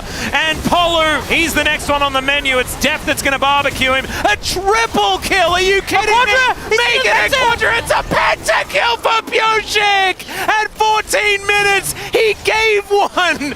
Oh my god, it's incredible! A pre-14 minutes pentakill on a Kindred. He gave it to Deft the last time they played, and then he was interviewed and he's like, I really wanted to steal it, but I thought he deserved it. And now he gets one. That is called instant karma, and she's in the mid lane. If he had stolen Deft's penta, I don't think he would have gotten one there, but here, bro, heavily commit on the Beryl, but Beryl buys so much time with his ultimate, and they have the Kindred ult here as well, so they're not able to engage more. And look, Karis gets engaged on the backline, they get corralled in, Deft is free hitting, the Karma's free hitting, and Pyosik buys so much time with the ult. The shielding as well that comes in the back end. It's such a powerful combo for the ult to end for the Kindred, and then a mega shield come in. Okay, so you know how when you have a Smolder, you don't have an AD carry for like the first 25 minutes of the game? KT has one now. Yeah, I think... Or 1.5 or 3? Maybe 3, I think. 2 items already. Yeah. And the thing is, you know, we were talking about that play in the mid lane, about being worth not dying for the stack. I think we can definitely say it was 100% worth. Yep. Now, and for any Kindred players or people who want to play Kindred in solo queue, this is how you got to play. You just got to be so aggressive, playing for stacks to the detriment of your team, and then when you get them, get a penta. It's that easy. That's how you do it. It's just basically steps that you have to take. It'll work every time. Don't you worry. As KT are going to give up on the Rift Herald. Looks like they're not too worried about that one, as Beryl is going to get shielded up. All right, Morgan looking for that opportunity as they just blow him up. Yeah, I don't know what the real plan was, but they're going to look for a fight. Perfect. He goes in. The Devourer is going to be there from Polu, but Gideon, he doesn't have that option. The flash is over the wall, and it's a massacre once again for KT. Perfect just throwing them around like ragdolls. There is the Kindred going down, so Morgan gets himself a huge shutdown, but that is the end of the good news. I would love to see how many stacks Deft's on, because in these fights, I swear he's hitting so many abilities on multiple people. I honestly wouldn't be surprised if he's like at 180 at this point, which is kind of crazy. That's ridiculous. Yeah, so this fight, they do kill Beryl very quickly, but they kind of commit to this awkward position. They get hit by a huge magic Q to slow them. Perfect gets in, and the only reason Envy doesn't immediately die is because of the Tarmo. But look, they're so low, and Deft and Pyosik in the same mindset, just flashing over to take them out. Morgan does do croc things and one-shots the Kindred, but it's not much of a reprieve. Yeah, not quite enough stacks just yet to avoid getting eaten by a crocodile. But maybe that could be a thing changed by not being in melee range. Yeah, we do really need to have a bit of a check-in on Deft's stacks. But I'm sure we'll get there if we're just patient. We'll get over there. As you can see, Perfect just taking down this outer turret. Been a bit of a quiet achiever this game, feels like. As 175 at 17 minutes. He's ahead of the clock. That's quite a lot to have this early. I would say so, yeah. So definitely ramping up well. Pyosik is, wow, that's, he's getting some revenge here onto Morgan. Yeah, and Morgan actually pretty fed now, picking up that shutdown on the Kindred. Has 2 full items completed, but isn't really enough to sort of get you out of this 1v2 situation. But the team is at least doing something on the other side of the map, looking to pick up this Rift Herald. But their mid tower's basically gone down. Wait, what? Pyosik is level 11. Oh, okay. I thought you meant like 11 stacks of views. I was like, how? No. 7 stacks, okay. It's on 7, but that is the break point, isn't it? That's the second big break point. Yeah. Not 11 though, that'd be crazy. No, that'd be really dumb. Thankfully, we're not quite up to that level of ridiculousness, as Envy is, yeah, going to have to get devoured. I thought that it was off cooldown, and we were right. So that is going to be ult for ult, traded in. You can see a record on the... Yeah, it's 18 minutes, and this is a Smolder comp. The hook is max range! He's dead! And I don't know whether they're going to be able to really get too much more, but it was a great hook, Beryl. Really nicely done there.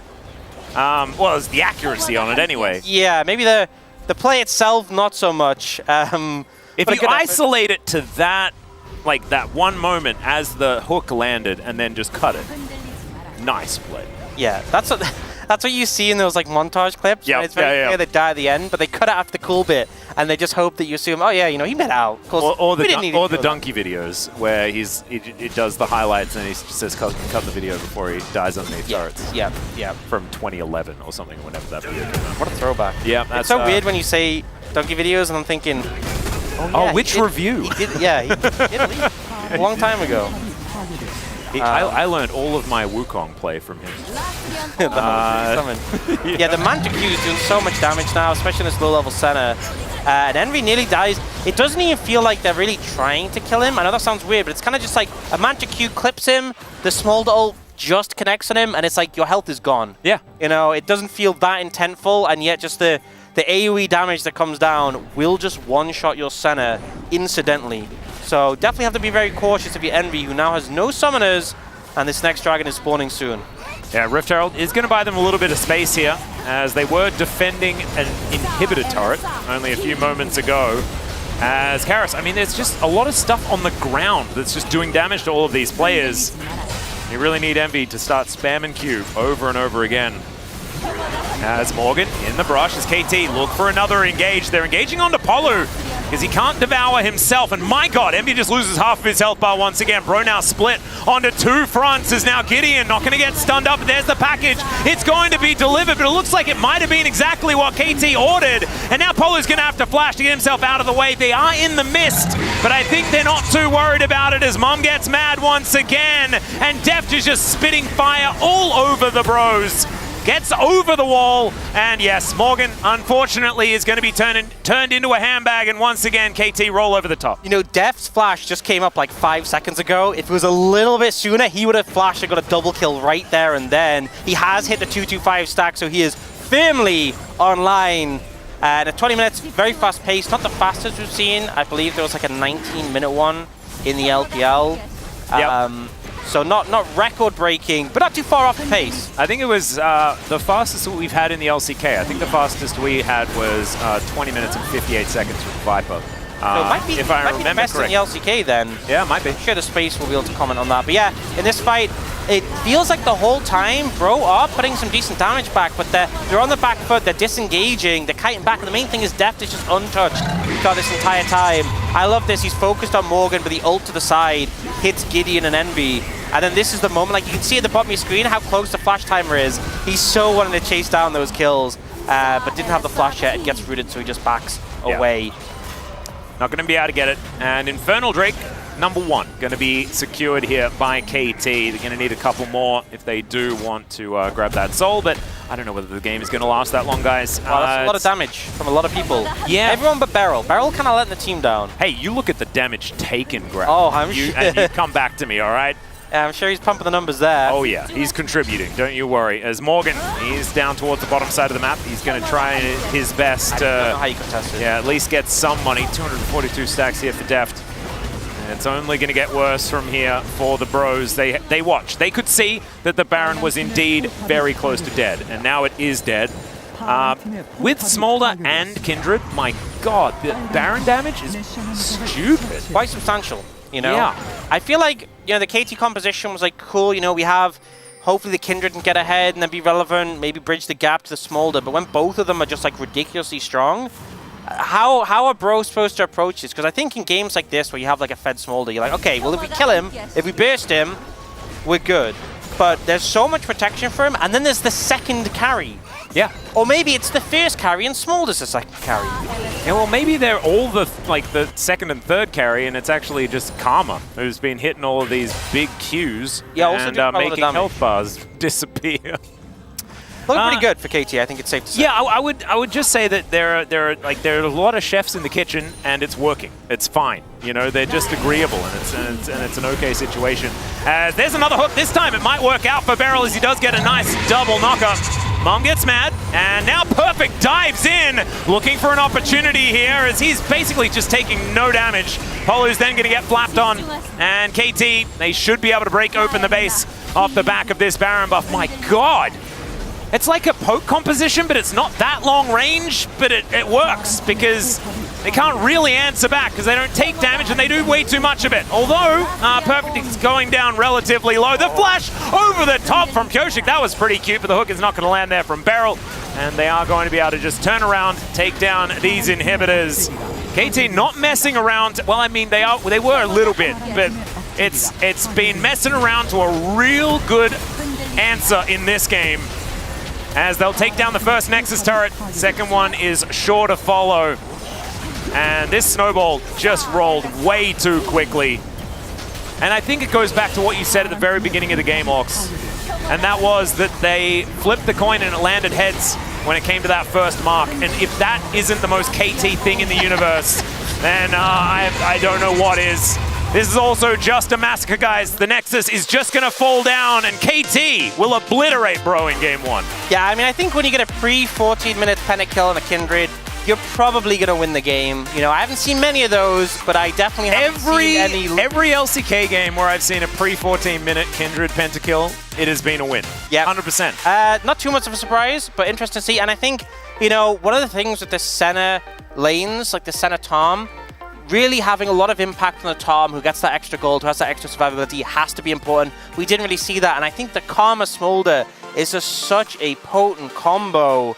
Yeah, I think Gideon had a pretty solid game where he could, but it kind of felt like for the last 10 minutes, it was really just the side of Bro running away from KT as KT tried to kill them. Yeah. There wasn't much else than that. It was really just, oh God, run away from Kindred, and also run away from Karma, and also run away from Smolder. We can kill the Nautilus though, but run away from the rest of them. I want to give Beryl POG. He tried really hard and he did lots of buttons and it was really fun. I also thought Perfect had a really good game as well. We've seen Casantes really struggle into the Renekton matchup, but the game was not about him even a little bit. There it is! The man with the Pyosik skin picking up a pentakill right after donating one to Deft the series before. What a beautiful story. Let's go to a short break. When we get back, the space, then game number 2.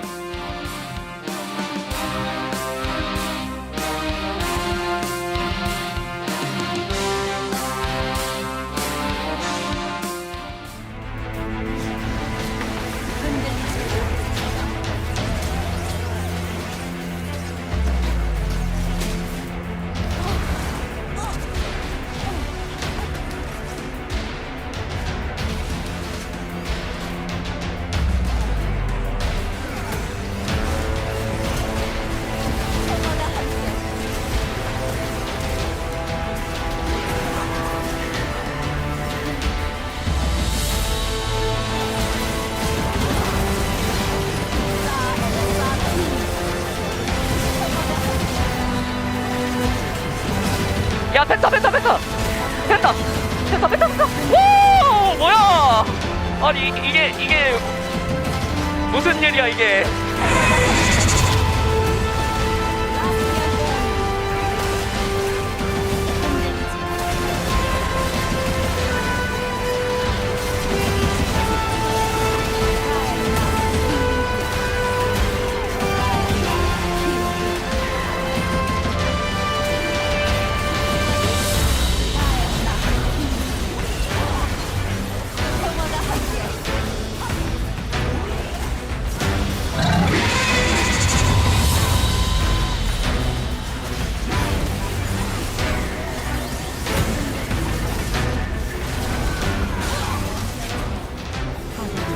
리신은 풀공 다 있어 이제. 아 리신 풀 아직 안 둬. 내가 궁 썼다. 레나 옆구리 풀 줄게. 내가 막을게. 나 막는 중. 레나 막는 중. 내 클로드 형. 아니 그래 맡길게 그냥. 아 오케이. 그래 맡기면 쳐볼래? 얘네가 박아줘 어차피. 풀더블 조심해. 타워 튀자. 타워 잡아. 대신 옆구리에서 그냥 강만 본다. 나 이거 살짝 레넥 빠져. 레넥 빠져. 안해. 세나 끌었어. 세나 노플이야. 세나 노플. 이긴 노플. 뒤에 세나 노플이야. 끝. 어우. 너 펜타클 보임.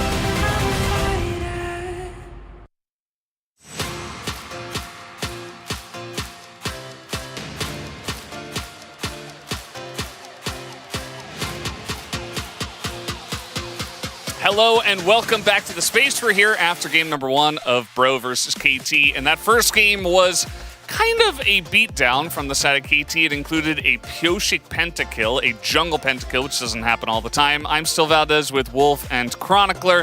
What do you guys think about that first game? I mean, when we saw the draft, I was like, this game is going forever. Like, I was like, this is the most scaling we've ever had in 10 champions in LCK history is what it felt like, but actually ended up being one of the fastest games of the season. Really, what is remarkable to me is that normally what Bro does is they pick scaling and then they sit back. But in this game, they picked scaling and they went for like 2 early 5v5 fights that they didn't have to necessarily commit to, but they did. And then they backfired and the game was over very quickly. These drafts, you know, you look at both of them, both teams, as mentioned, I actually do think that the Karma and Kindred does actually have a lot of early power. I don't think that this former Kindred is necessarily as strong as it used to be, like way back when you could go PTA and level 3 was a really big spike. But Pyoshik ended up going for lethal tempo with a lot of extra survivability with the Sundered Sky. So I think that's a great power point, and it's supposed to get you to the point where Smolder can carry. Yeah, and I think that the Kindred plus Smolder synergy in late game team fights is actually fantastic, because if they try to get on top of the Smolder and you put down the Lamb's Respite, then you can actually still burn through those health bars pretty easily as the Smolder and then get those executes off as the ult expires. So I think there's definitely a lot of good things packed into this KT draft, and then it felt like desperately trying to match here from Bro. And then, you know, they took the, you know, my argument for Senna beats the Smolder that we've been talking about. We've been going back and forth on this. They tried to take that really to heart and be really proactive and really aggressive. And Gideon got those 2 kills early, but Kindred got a lot of marks, got a lot of early range, got a pentakill, so nothing mattered. Nothing really mattered, and at the end of the day, they also just had a 280 carry composition, which ended up working out. So, Bro, they absolutely overextend in this one, and they get punished, and Pyoshik picks up a pentakill. It's not even like in the previous game that we had against Gen G, where Beryl has a ton of it's just normal Nautilus. And they commit everything to him. Really, credit, I think, for a lot of this fight goes towards the positioning of KT in general. They actually have a really nice angle. Perfect comes in from 1. Devs can basically just use the wall as a giant tool to just flap over and be very safe while still doing a lot of damage. And then obviously Pyoshik at the ready with his early 4 marks to take over the teamfight completely. And Perfect had a great ult in that fight. He had a great fight on the top side of the map where he was able to pull Palu, who unfortunately got a little bit too close to the wall there, allowing Perfect to both kill him and get away. He just had a fantastic Kasante game in general. In that fight, you could see how much of an impact he made with that flank and really allowed Pyoshik to, obviously, without any threat, pop off. Yes, good preparation for the POG votes when we do get to them. Let's take a look at the second highlight here, which was the Herald fight not 2 minutes later, where essentially, as Chronicler said earlier, they said, okay, well, we just got pentakilled, let's fight again. And I want to remind everyone that this is Brion's final shot. Now, is it a long shot? Yes. But if they do end up losing this series, they are out of play of contention. So it's really important that they beat KT. I, for one, am happy that they're looking to be a bit more proactive. The big problem is that they haven't been doing a whole lot of that, ever. So when they do try to, it doesn't look that great. Yeah, well, in this game, they were obviously super far behind, and even though Beryl just died instantly at the beginning of the fight, it was a 4v5, they still just absolutely smashed it. They were so far ahead, even at that point, that there's no further gameplay we want to show you guys because there wasn't a whole lot of gaming happening. Yeah, not much else to talk about except the POG vote. Let's see who does pick it up in this one. We do have a big narrative vote for Pyoshik, who did get ahead early, pick up a pentakill, and then pick up 8 kills. Overall, just a really excellent pick on, or play rather, on his pick. To me, the coolest part was seeing the fact that he's a Kindred one-trick and how he managed his mark early. The cast talked about this a lot as well, but being willing to take an early execute and really maximizing the early power of Kindred, how she can move around the map and how threatening she can be, while simultaneously securing himself that crucial breakpoint very early on. And then, yeah, the moment that the Penta came through, we knew that he was going to take over the game, and he did. I mean, I think even when Gideon got the double and he got the kill into the Corki, it was worth it. The execute play he had, where he went topside, grabbed the Gromp, and then has that stack, and then gets out with the execute, gets a faster back, and they can go back to farming, was also very impressive. The man is just so good at Kindred. It's his namesake. and he played extremely well on it. A rare pick, but I think in a matchup like this, you definitely could do it. Is no votes shown, protecting Chronicler and I. For now. Pioshik has joined the 800 club here alongside a Showmaker and Zeka, a couple of mid laners, and also we did a couple of guys that did vote for Perfect. Watch the fights back. He did so much. Yeah, but he didn't get a pentakill. He did it. Come on. Come on. Also voted Perfect. I know, that's what I was saying. No, I'm saying media. Oh! Media, come on. Three Pioshik votes. Yeah, come on, media and observer and Korean analysts and Korean cast and Vietnamese casters. And well, Vietnamese come on, cast. guys. Get it together. What's going on? Can't you see the 2 out of 10 is correct in this one? God. So Bro's going to move over to the blue side here again, and we thought the draft was all right. We'll have to see if it does play back a bit with the Senna being first picked and if the draft does look similar in this one.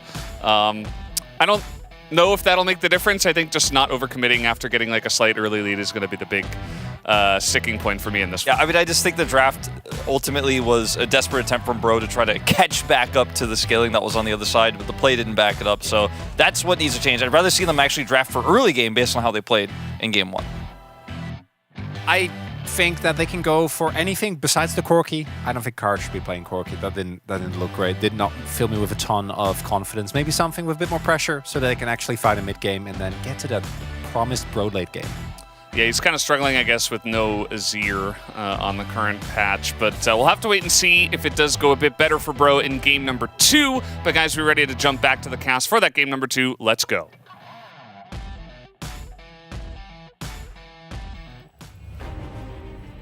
Thank you so much, Speedia, for that breakdown of game number 1. Absolute insanity with those votes. But sometimes, you know, you've just got to let your hipster out. You really do. You got to let that tie-dye show. You know, I would have voted for him, but he got a pentakill, and I feel like everyone's going to, so I got to be a little bit... I honestly didn't notice anything that Perfect did that whole game. I just didn't.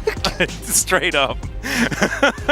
Because, you know, the game was all about this guy and his stacking. And we jest because, of course, Perfect did have a great game. And when we were watching it back on the space, I did kind of recognize that Perfect played well. Icon tour, I've had a lot of one... Oh, yeah. And believe me, I lost my vote. Mainly because of terrible voting over the barrel years. last game? Well, I would have. Because he landed that hook. Did you see that hook onto center underneath the turret? I could see the issue. It was absolutely amazing. The fact that we're siding with the Pioshik vote makes yeah, I know. It's like, I'm like, are we the problem? Are we actually the problem? Perhaps we are the issue. Yeah, that was 3 out of 3 media that we were siding with right there. Oh, God. Okay. Maybe we do just maybe need to revisit. And what we'll do first is have a look at this draft, as it has already began. So far, not too much deviation, as the bans are in fact exactly the same, as Bro did stay on the blue side. If I'm Bro, I just first pick the Karma here. You secure a good mid matchup, a champion who has a lot of early pressure, but later on you can just shield up your scaling carry. And then if KT takes Smolder, you take Senna. If KT takes Senna, you take Smolder. I feel like you're gonna come out pretty well. And they actually opt for the first pick, Nautilus. I'm gonna be honest. I'm gonna be completely brutally honest here. I don't think Nautilus was the issue last game. I think you might be onto something there. I don't know. We've got a bit of a trade of composition to come through here. The Smolder is going to be up and available. Empty's going to give it a crack, and there is the Karma. Now we need a Tom Kench to be locked in here. It's actually just a draft trade. We're going to do a draft trade. I think it's actually never mind. Okay, it's the other center pair on the bottom side of the map. Yeah, I think it's actually worked out well, because if they left the Nautilus and they went for the Karma, I think then KT would just take Senna Nord. But, you know, I'm also interested that the Lee Sin prio here over the Karma is something I don't really agree with. Personally, if I was KT, I'd have taken Senna Karma there. But regardless, then with Lee Sin for Pioshik, obviously a pick he's been really good on. And Senna Tom, you know, when we're talking scaling, they're just adding layers to it, adding extra aspects. And to be honest, I feel like we were definitely concerned about Karis champion pool when he's being pushed. I think BDD, definitely a player with a bit more experience and a bit of a wider champion pool over the course of the years. Yeah, I'm looking forward to seeing what he's going to be able to do. Of course, still theoretically flexible You could move it towards the top side if you really wanted to do something crazy. The Ornn is a similar case, right? But we haven't really seen it played top, so not likely. Ornn, historically, a great matchup into Renekton, but that's going to be banned. So I have a feeling we're just seeing the mid lane and bottom lane for Brion, and then, of course, the jungle and bottom lane for KT. Twist of Fate going to be taken off the board, and now KT can pick something for BDD into the Karma if they would like to. Just do Corki. Just do it. Yeah. I really just want to see the entire trade of compositions. You know, I think we kind of saw the issues with the Corki. Interesting that they're toying with the idea of going the K'Sante. I mean, I guess they think the priority's there because the TF is gone, because the Renekton. But we'll see what gets brought over here for Brion. They were kind of toying with the idea of the Vi, which obviously is a very strong pick and left open, but I would prefer a champion with a bit more DPS for those early fights. You know, we've seen things like the Xin Zhao, the Kindred just there. They did hover like the Bel'Veth. I think ideas of those make sense. Aatrox, pretty solid here. Obviously, you've seen it into K'Sante quite a few times over the course of the split. Definitely not a matchup we're unfamiliar with. Yep. Question is, what is Gideon going to go for in the jungle? I actually kind of think that Aatrox Xin Zhao, even though it's pretty cookie cutter, it works. I think that would be a pretty good option. The Rel would be a lot of extra CC. Rel and Nautilus together. Yeah, that is a lot of lockdown. A lot of power to get on top of this Senna. They obviously don't know what the mid lane pick is yet, but you've secured like a strong backline for your team already with the Smolder and the Karma, so just having extra layers of CC, definitely decent in terms of value. But I mean, if we're really going to go for scaling in this game, I think really this is. I felt like last game was pretty stack heavy. This game, just more, and he's just gonna do it. They flipped to the Corki. They don't want to commit to the Aurelion Sol, and we'll see how BDD manages in this matchup. It is obviously Karma favored early, and it does make your mid jungle 2v2 a little awkward. But I don't think it's as much pressure as in the previous game. It's not up against a Karma Kindred. A Karma Rel has good lockdown in skirmishes, but in the 2v2 isn't crazy threatening. Yeah, and it is basic, like, it is pretty much just a trade, isn't it? Yeah. Like, the compositions, as far as what they do, are the same. Outside of the Kindred, which really did kind of warp things on the KT side when they tried the Karma Smolder draft. So this is very, very interesting, and we'll just see whether KT has something else planned for a very similar draft as to what Bro put together in game number 1. Pulbay, the most recent addition here to the Bros, wishing them luck here on White Day. And KT doing the same thing. Very, very cute. I'm really glad that even though, and it's really sad that we don't have anyone here at LoL Park at the moment in the audience, we still do have some representation from both of our teams. And yeah, this is basically what KT had in the last game, minus, you know, a few different changes, as we did have a change up in the bans. Copying the homework. And then it's once again like trading the homework. But unfortunately, this composition did not get a pass in the last game, and so we'll see whether this time around the teacher is going to be a little bit more lenient. Let's jump onto the rift. Okay, Brion, 하나, 둘, 셋! Brion fighting! KT 로서 하나, 둘, 셋! KT fighting! Woohoo! All right, here we are. Onto the rift, getting into it for game number 2. Let's see whether this composition can do something better in this game than what it did in the first. As Bro somewhat stacked up here, KT with full information. They will just back away. It'll power the Nautilus and the Karma level 1. Pretty strong with that Mantra Q and also just the Dredge line, but nothing really going to come from it. I'm interested to see what Kyosi can do this game, as I feel like, you know, K'Sante I don't expect to do a ton in this matchup. I think Morgan's pretty fine there. Corki's just going to be farming. The bot lane matchup, you know, we saw the Senna Tom have a lot of pressure, but I think it's a bit of a different vibe with the Senna Ornn. Still expect them to have pressure in the 2v2, but not so much. So I think really if KT want activity early, it is down to their jungler, which I think is kind of, you know, typical off Pyosik to make things happen, but I still feel like maybe he might be struggling with a little bit less pressure from his laners than he had last game. Yeah, might be, but we do know that Pyoshik does somehow just manage to make things happen on this Lee Sin pretty reliably. It was definitely something that developed even further after getting back from North America. I feel like Mark taught him a thing or two. Yeah, he learned so much and just came back to display it in our region. Yep.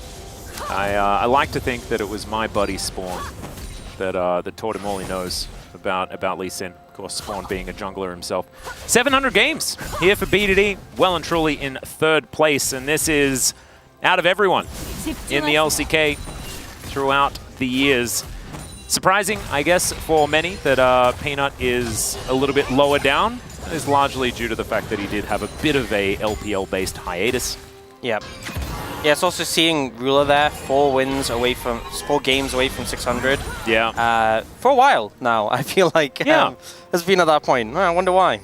It felt like a year and a bit. Yeah. It's about it, but I don't know what the actual number is. There's a flash to try and follow. BDD going to be forced to flash out of the way as well, so flashes down in the mid lane. Glad to see Karas playing this matchup aggressively. Envy wants that kind of minion so bad. Yeah, and Def really wants to shoot him, and he's doing that. Would you die for a cannon minion? Well, he might have to, as he is actually going to be able to pick up. There's the double knock-up. The Q's going to connect. First blood goes over to Deft. And now Polu is just underneath this turret with not a lot of places to go. Pyoshik should be able to get out of there as Deft casually tanks up a turret shot. And Envy is back in the lane. What a knock-up there from Beryl. You know, kind of a bit of a misplay from Bro, I feel like. Firstly, they lost so much health trying to get the cannon.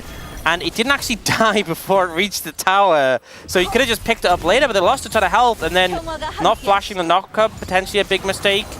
At least with the TP, they managed to get back. But yeah, definitely favorable for KT there. Yeah, I would say so as well. So first blood going over to Deft. Another thing to put in the cons column for Bro, because the center getting some extra money, being able to go back, get Swifties, be just a little bit more mobile in the lane. Will be pretty dangerous. You can see that CS is not necessarily something to worry about because Envy immediately teleported back. And Pyoshik going to be able to secure his Raptor camp as well. Red buff being utilized to slow down Gideon a little bit, but you can see the Karma does have a decent amount of priority as now Deft is in the top lane. And Morgan is going to get flashed on his former teammate. They went to the quarterfinals of Worlds together, and now Deft is going to shoot him in the back. Oh, KT move up to 2-0. How are you supposed to anticipate that? You know, I feel like as a top laner, you definitely expect like supports to roam, but when it's an AD carry playing a support, it's like, it's a bit of a weird one, you know? You don't really anticipate Senna just to appear top at 4.5 minutes. And it worked out very well. Good read from Deft. You will miss a lot of potential souls here from the bot lane, but I think you'll definitely take it as worth getting that kill on a Morgan. Absolutely. No one expects crouching Cassante hidden Senna in the top lane. That is not one that I've seen before. And Envy going to be able to offer a few autos back towards Beryl, who's just having a good time. This is the thing you can do, though. You can just roam with reckless abandon, because Beryl is one of the greatest farming under turret tanks that and you you know can why? play. You know why he was able to roam top lane so fast? Why is that? Boots of Swiftness. Oh, there we go. It's don't tell Hooney together. that. Don't tell Hooney that. Oh, he's not a big fan. But I just mean, you know, he got that early kill, he got the boots, he goes top lane with them, and yeah, gonna see the payoff here. That is a very large knockup. I think Envy just didn't think it was gonna hit him, you know, which he was right on the edge of it. And you can see they're trying to set up for the return after they drop the aggro with the TP, save the situation, and yeah, I mean, exactly the wrong time for Morgan to go aggressive. And they had to use everything to get this still. Like, the flash route came in from Deft, and he got it with just the final Q.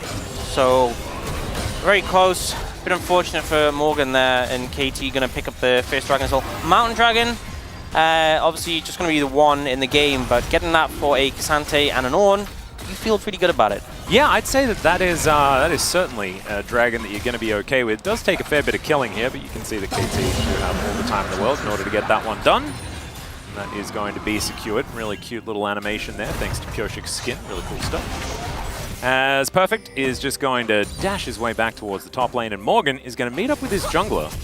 See what else he can do. Just going to be eating some honey fruit. Thought maybe we'd have a little bit more as BDD gets snared a little bit. and does take a Q. Throws a big one back at Karis though, and is going to win out on that trade. Woof, that one almost landing. That could have helped that trade quite a bit. But not really going to be having too much to celebrate. 1,000 gold is going to be the difference between the two teams. But the big thing to me is that Dragon that goes over to KT. And they're going to be able to start stacking things in their favor. Yeah, absolutely. And you know, we kind of talked about this last game. It didn't really come into fruition at all. But Okay, perfect. Gonna try and move himself back. There's the all out. Doesn't have flash, but is able to dash his way out. It's got a few of those. And even though the dash isn't quite as fast as it used to be, it is still fast enough. Yeah, still able to evade that one. Looking for more, a little bit dangerous, but now that he sees actually Gideon recall and he knows he's perfectly safe. Yeah. Just actually might look for something here. No flash on the Aatrox. I feel like Morgan is not going to go aggressive. Oh, I don't know, man. Again, right? Because he was just punished. It's hard to say. I feel like this wait, it's about to crash. Oh, okay, never mind. There's the third Q. As Morgan actually just going to be able to jump up and down a little bit here as Pioshik just comes on in, kicks him back. There's the flash, and there is the kill. And that was just all too easy. It reminded me of what Peanut did yesterday. Yep. Just the walk up and kick. Yep, took patience with it. You know, Morgan trying to avoid getting hit by the Sonic Wave, setting up the kick first, making sure it was guaranteed. Picking up a second kill onto Morgan. Obviously, Perfect not the one who got both of those, but benefiting from the assist gold. Yeah, very nicely played. As now, Beryl is looking a little bit lonely here in the bottom lane. Has hit level 6, not able to divvy out any ornaments just yet. Of course, waiting for level 13 for that one. As Karis, I don't think he won that trade. Yeah, not quite. Not quite. I've seen better trades. Yeah. As Envy also now in a little bit of trouble. He's able to flap his way out of there. Yeah, we have a level 7 Beryl just because he's been solo farming so much. He's 10 CS up on the Smolder. Quite a significant advantage to be having. Now we see this play come in. Perfect obviously gets very low. They don't keep aggro off the tower, and then it's just a kick, flash, Q. Not much you can do from that position. Yep, we're going to end up in and looking for a return. Yeah, if at first you succeed, just do it again, I guess. As Pioshik, not going to quite find that one, but I think Morgan is still in a heck of a lot of trouble. That Q misses as well, though, as now Gideon dives in. Perfect, able to get himself out of the way. There's, the kill onto the Cassante, and now Pioshik all by himself against the Rel and the Aatrox. He's able to safeguard to that ward, but it's a nice little knock-up. Gideon, he wants even more. As Pioshik down to 100, there's the flash forward, but the kill does go back over to the Lee Sin. There's a knock-up onto Polo, but it's a nice buffer on the dredge line here on the bottom side of the map as BDD, he's just hitting the turret. Yeah, the trade back comes through, but they gave 2 kills over to Morgan, so pretty big payoff for that. And okay, Bella's breath coming out here as there's the Ornhorn. Beryl not going to be able to throw that one back as Polu's burning. Dawning Shadow is going to lock down that kill as now even the teleport's getting amongst it, and Envy not going to be able to finish off Beryl here. This guy tanks, man. He's pretty good at it. But also, I feel like if you have that exact same play with any other AD carry in the game, a Zeri, you know, you would have just killed Beryl. Wow, I mean, I guess that's what you're arguing, but well, Karis, he's in a bit of trouble here as well as Pioshik he's got down to about 50, but now the cavalry turns up almost literally here as the crash down over the wall, and Pioshik, he's down to 1 health and he is really dead. Perfect not able to come on over and help out. This is chaos. This is it's just crazy once again. This is KT Bro. Oh, this is so KT Bro, and I am well and truly here for it. Yeah, just very chaotic here, very back and forth, action all over. Fun to watch, but definitely losing a little bit of track of how things are managing out. Because right now, I think the main beneficiary of all these situations, well, I definitely think Deft with the 4 kills, but also BDD is just farming up a storm. Yeah, just casually being a Corki who's being ignored. And if you're being ignored as Corki, then you're winning. You're having a great time. So we're going to check it out from Beryl's perspective once again. If this wasn't a Smolder, I think Beryl does die here. But the Smolder just isn't really doing that much damage. Yeah. And the healing and shielding from the center just means that eventually, you know, Beryl just survives so much on the back of that. And here, just the battle of the wards. Yeah, overcommitting a little bit. And again, as much as BDD's farmed, he doesn't have that much early power. They do nearly kill Karis, but they pay heavily for it. Yeah, if BDD had to hit one more of these rockets, Karis was definitely dead, but I think that Pyosik dies in almost every one of those scenarios.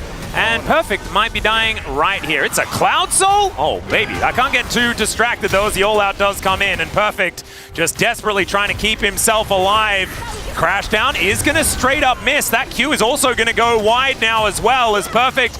I think he's just going to go down. There it goes. Magnet Storm going to be invested, and Bro will be able to grab even more plates for Morgan. Yeah, just keep resetting aggro until you get it. The attempt that works was kind of the game plan there. Tank a couple of hits, reset, go for it again, and eventually get it. And considering this was a 0-2-0 Aatrox, now 3-2-1. Morgan, thanks to the help of his team, really bouncing back on this one. Yeah, looking pretty good. And honestly, we know what a what an Aatrox can do. And it's possibly going to make KT fans a little bit nervous as we move further and further into the game. It must be nice being a damage dealer and a tank and a CC machine and a flanking threat and all of those things all at once. Thankfully, there was the original multi-classer on the other side, as Beryl is the Ornn, but Ornn isn't quite the same as he used to be. Def picks up his opportunity, though, and see which items are going to get upgraded as well, because it's not just, pardon me, it's not just you build a mythic and then that is going to be your ornament. It's now the original game where you have to make sure that you choose exactly what you're going to be turning into your ornament as multiple things. Yeah, and I've actually seen an issue the Ornn has had where not every item can turn into an ornament. Yeah, and people don't know which ones can be turned into an ornament, so they don't actually buy ornamental items. Yeah, and it's also rough because the Ornn gets extra stats from giving people ornaments, so he can end up hurting from that. Yeah. As Pyosik, speaking of hurting, he's hurting Polu for the moment. He's actually going to hit the wall, and now the Aftershock is down. He is very squishy. That's why he's not getting back into this fight, as there's the Magnet Storm. Deft preemptively flashes to get himself out of the way, and now BDD has turned up.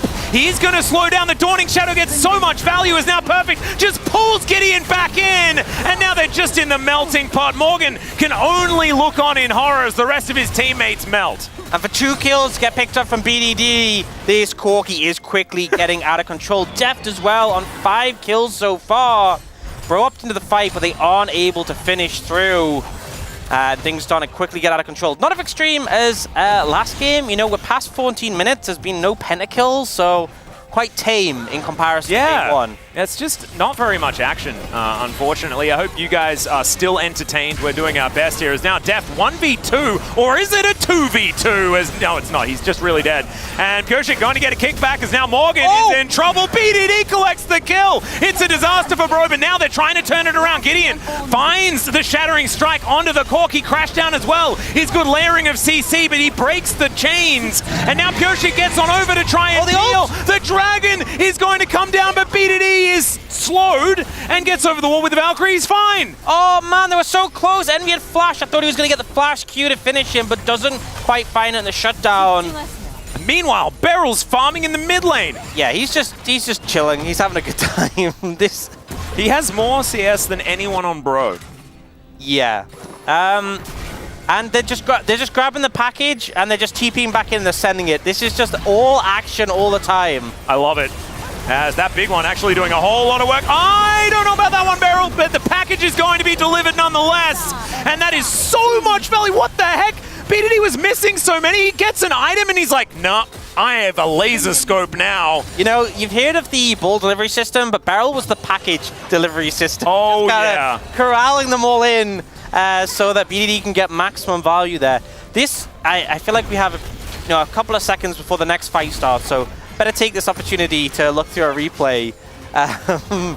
Yeah, so Gideon and Polo opting into this one, but they end up being in a 3v3. They don't connect with the initial CC, and Deft is kind of just free hitting. To make matters worse, BDD ends up pathing round and is able to make the impact first, just burst through Polo initially, and it's kind of just a clean sweep from there. Again, Deft untouched, super fed already in this fight, and it just ends up going from bad to worse.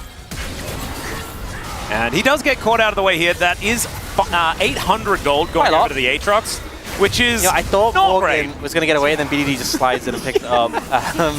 Oh, You know, something has to be happening in the game, by the way, now. We've been in this replay for like 30 seconds. It'd be picture-in-picture if it's something really important. That's true. But I'm looking forward to getting back and like half the turrets are gone and the Baron's gone and everyone's dead on KT and we're really confused as to what happened.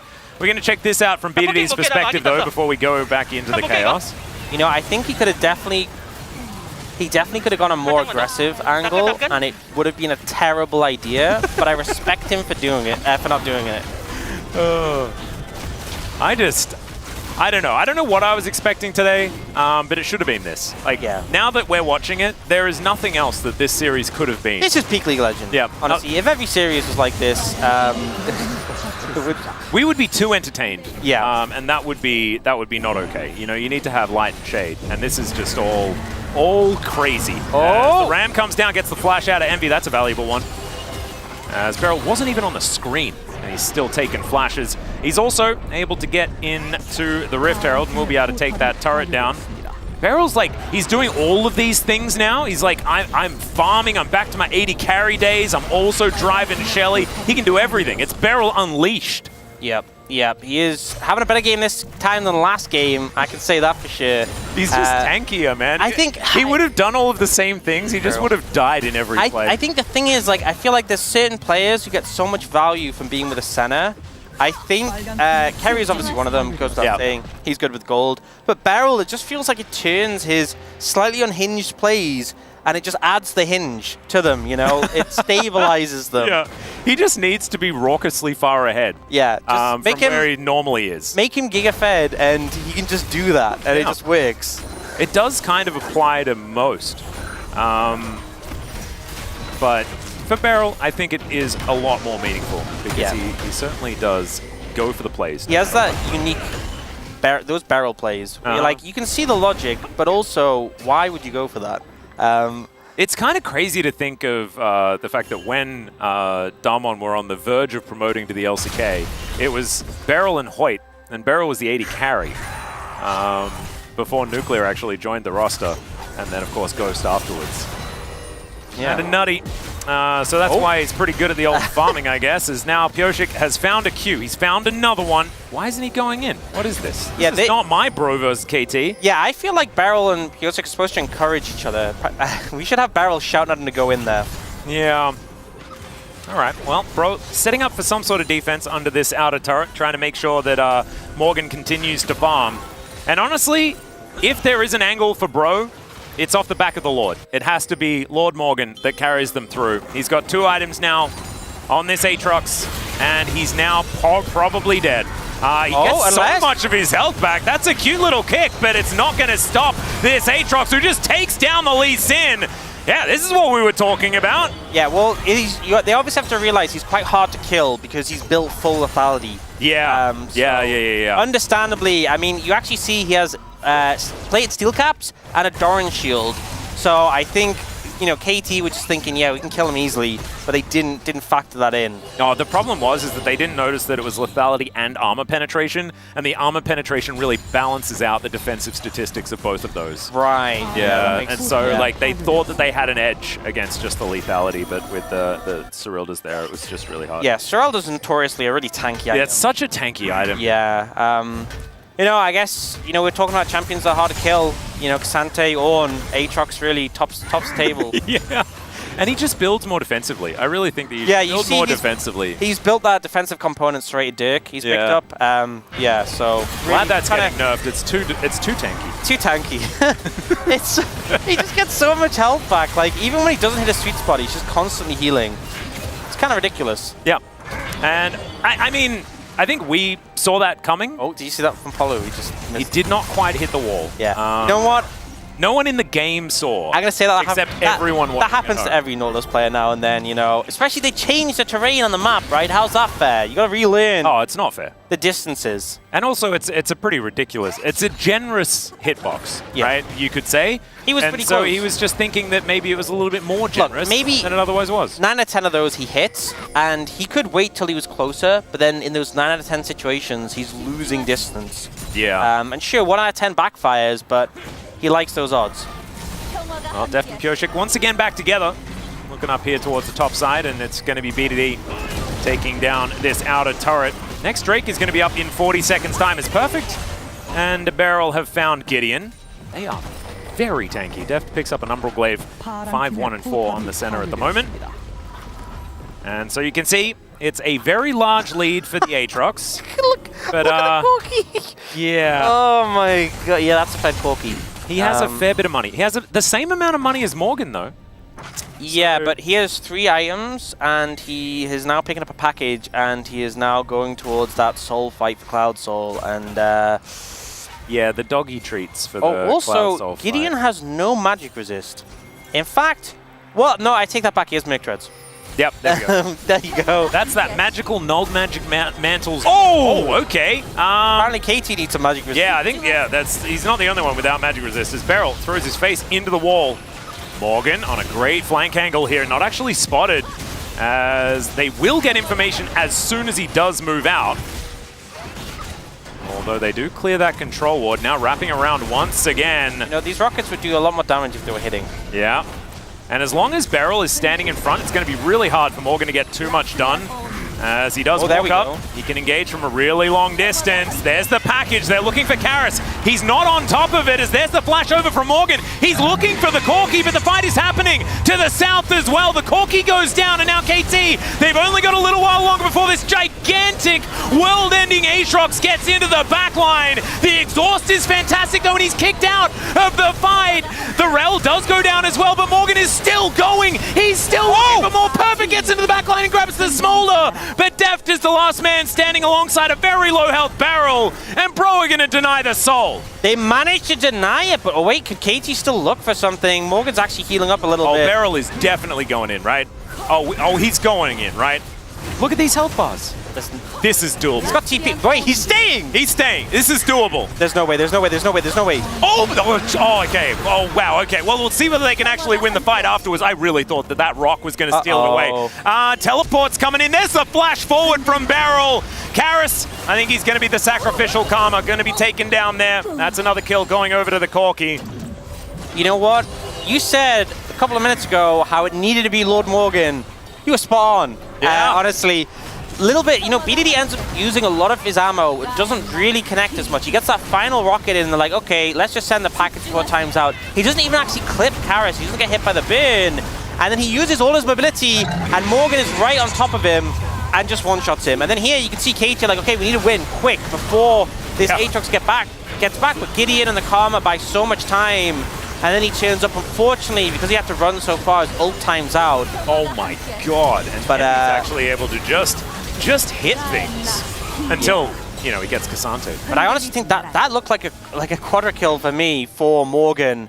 It doesn't end up being so, but still, 2,000 gold apart. Yes, there's 3 dragons for KT, but they have a smolder, and this Aatrox is just monster fed. He's so huge. And he has his 3rd tank item. Yeah, the Edge of Night gets a shield as well. Yeah. The CC immunity on top of all those defensive stats. That's ridiculous. KT now have the opportunity of moving over towards vision around Baron. I don't think they're going to be starting it up, but they do have a fair bit of damage on it with a Senna and a Corki, and they can tank it forever. Yeah, especially with a sustain. Did we see NV stacks recently? I don't think so. I assume that he's probably pretty close. He should probably be there. You know, 94 for Deft, pretty high. Oh, we do get Ornament coming in. Yeah, the really big Spear of Sojourn as Gideon going to eat the CC by just crashing down. That's going to work out for him.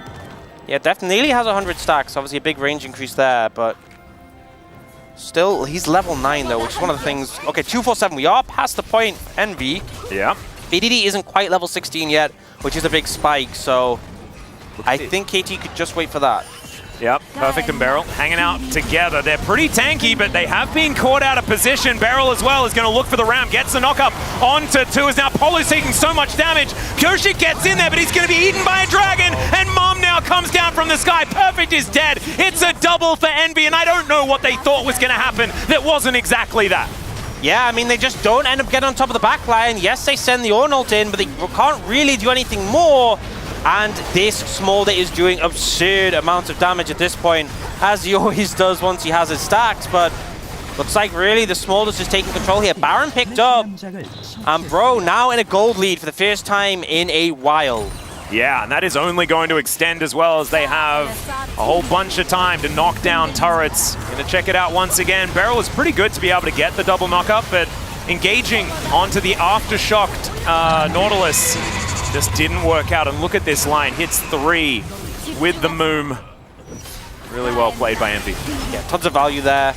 And this game just going down to a nice edge, honestly.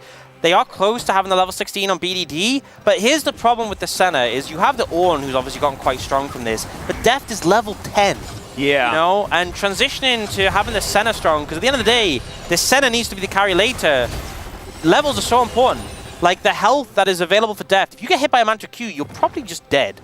Yeah, and the problem is that he's got 8 levels to get, and Bro are so good at just raising the pace of games and closing them out. Oh wait, hang on a second. But they are he might have an opportunity to get there. But the thing is, Bro could also just continue stacking this Smolder over and over again, and then maybe it's not relevant. Maybe it's not even going to be a problem, even if Deft makes it to level 18. There does become a point where Smolder has enough stacks that he just one-shots you from full HP with the Execute. Yeah. It's a long way away. It's like 6,000, 3,500 or something. Yeah, like definitely a lot of stacks. Not sure we'll reach that point, but you do have to be aware it could happen. And now flank coming in. Yeah. Lustig looking for an angle. Yeah, Morgan will get on in here as Beryl dives forward as well. There's the kick onto the Smolder, but he flashes to immediately get himself out. The Ornn is just dead. That rocket finds Envy, but it does not matter. He picks up the double kill, and now Mom comes down once again. Perfect is going to be ripped to shreds, and that is a triple. He's the only one getting kills for the rest of this game, guys. That is just how this Smolder is going to work. He is just massacring. And one of the things as well, with this Aatrox, when they dive in, it gives so much value to Morgan in these fights. You know, we always talk about Bro getting the upsets late in the season. They are looking at upsetting in this game right now. They should be able to secure another Dragon, denying the soul once more. And yeah, BDD has hit level 16. You saw how much damage the Rocket's doing, but it's just not consistently landing enough. So we see this engage coming here. The flash from Envy is great. Beryl doesn't manage to get a huge amount of value here. You can see that Perfect wants to chain the CC on Envy, and that rocket there sniping the backline was huge, but it didn't kill them. It chokes them down, but it doesn't really matter at the end of the day, and Envy can just continue to layer damage in. Yeah, gets that execute, and Deft and BDD, nothing they can do without a front line. As now, the Baron, only 10 seconds to go. Baron power play, 4.5k. Pretty good stuff. As they move to a 4,000 gold advantage. 5 turrets to 3, KT losing control of the map and not winning any of the last few fights. I think that they were definitely having a bit of a good time throughout the mid-game. Might be costing them now that Envy has benefited so much from all the skirmishing and all of the fights.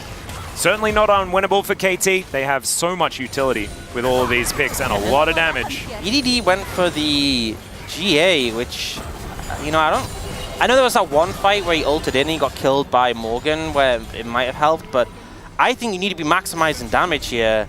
I'd much rather seen an Eclipse, because frankly, I don't think your major concern is that they're getting on top of you as BDD. Your major concern is that Envy just melts everything in front of him, you know? Yeah. Your front line will die first, and they will die faster.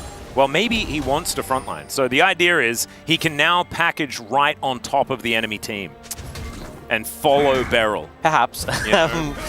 Not sure how I would feel about that. We do see Beryl has finished. So he was actually high enough level for his own ornament first, but didn't have an item to make it. So he finally has one.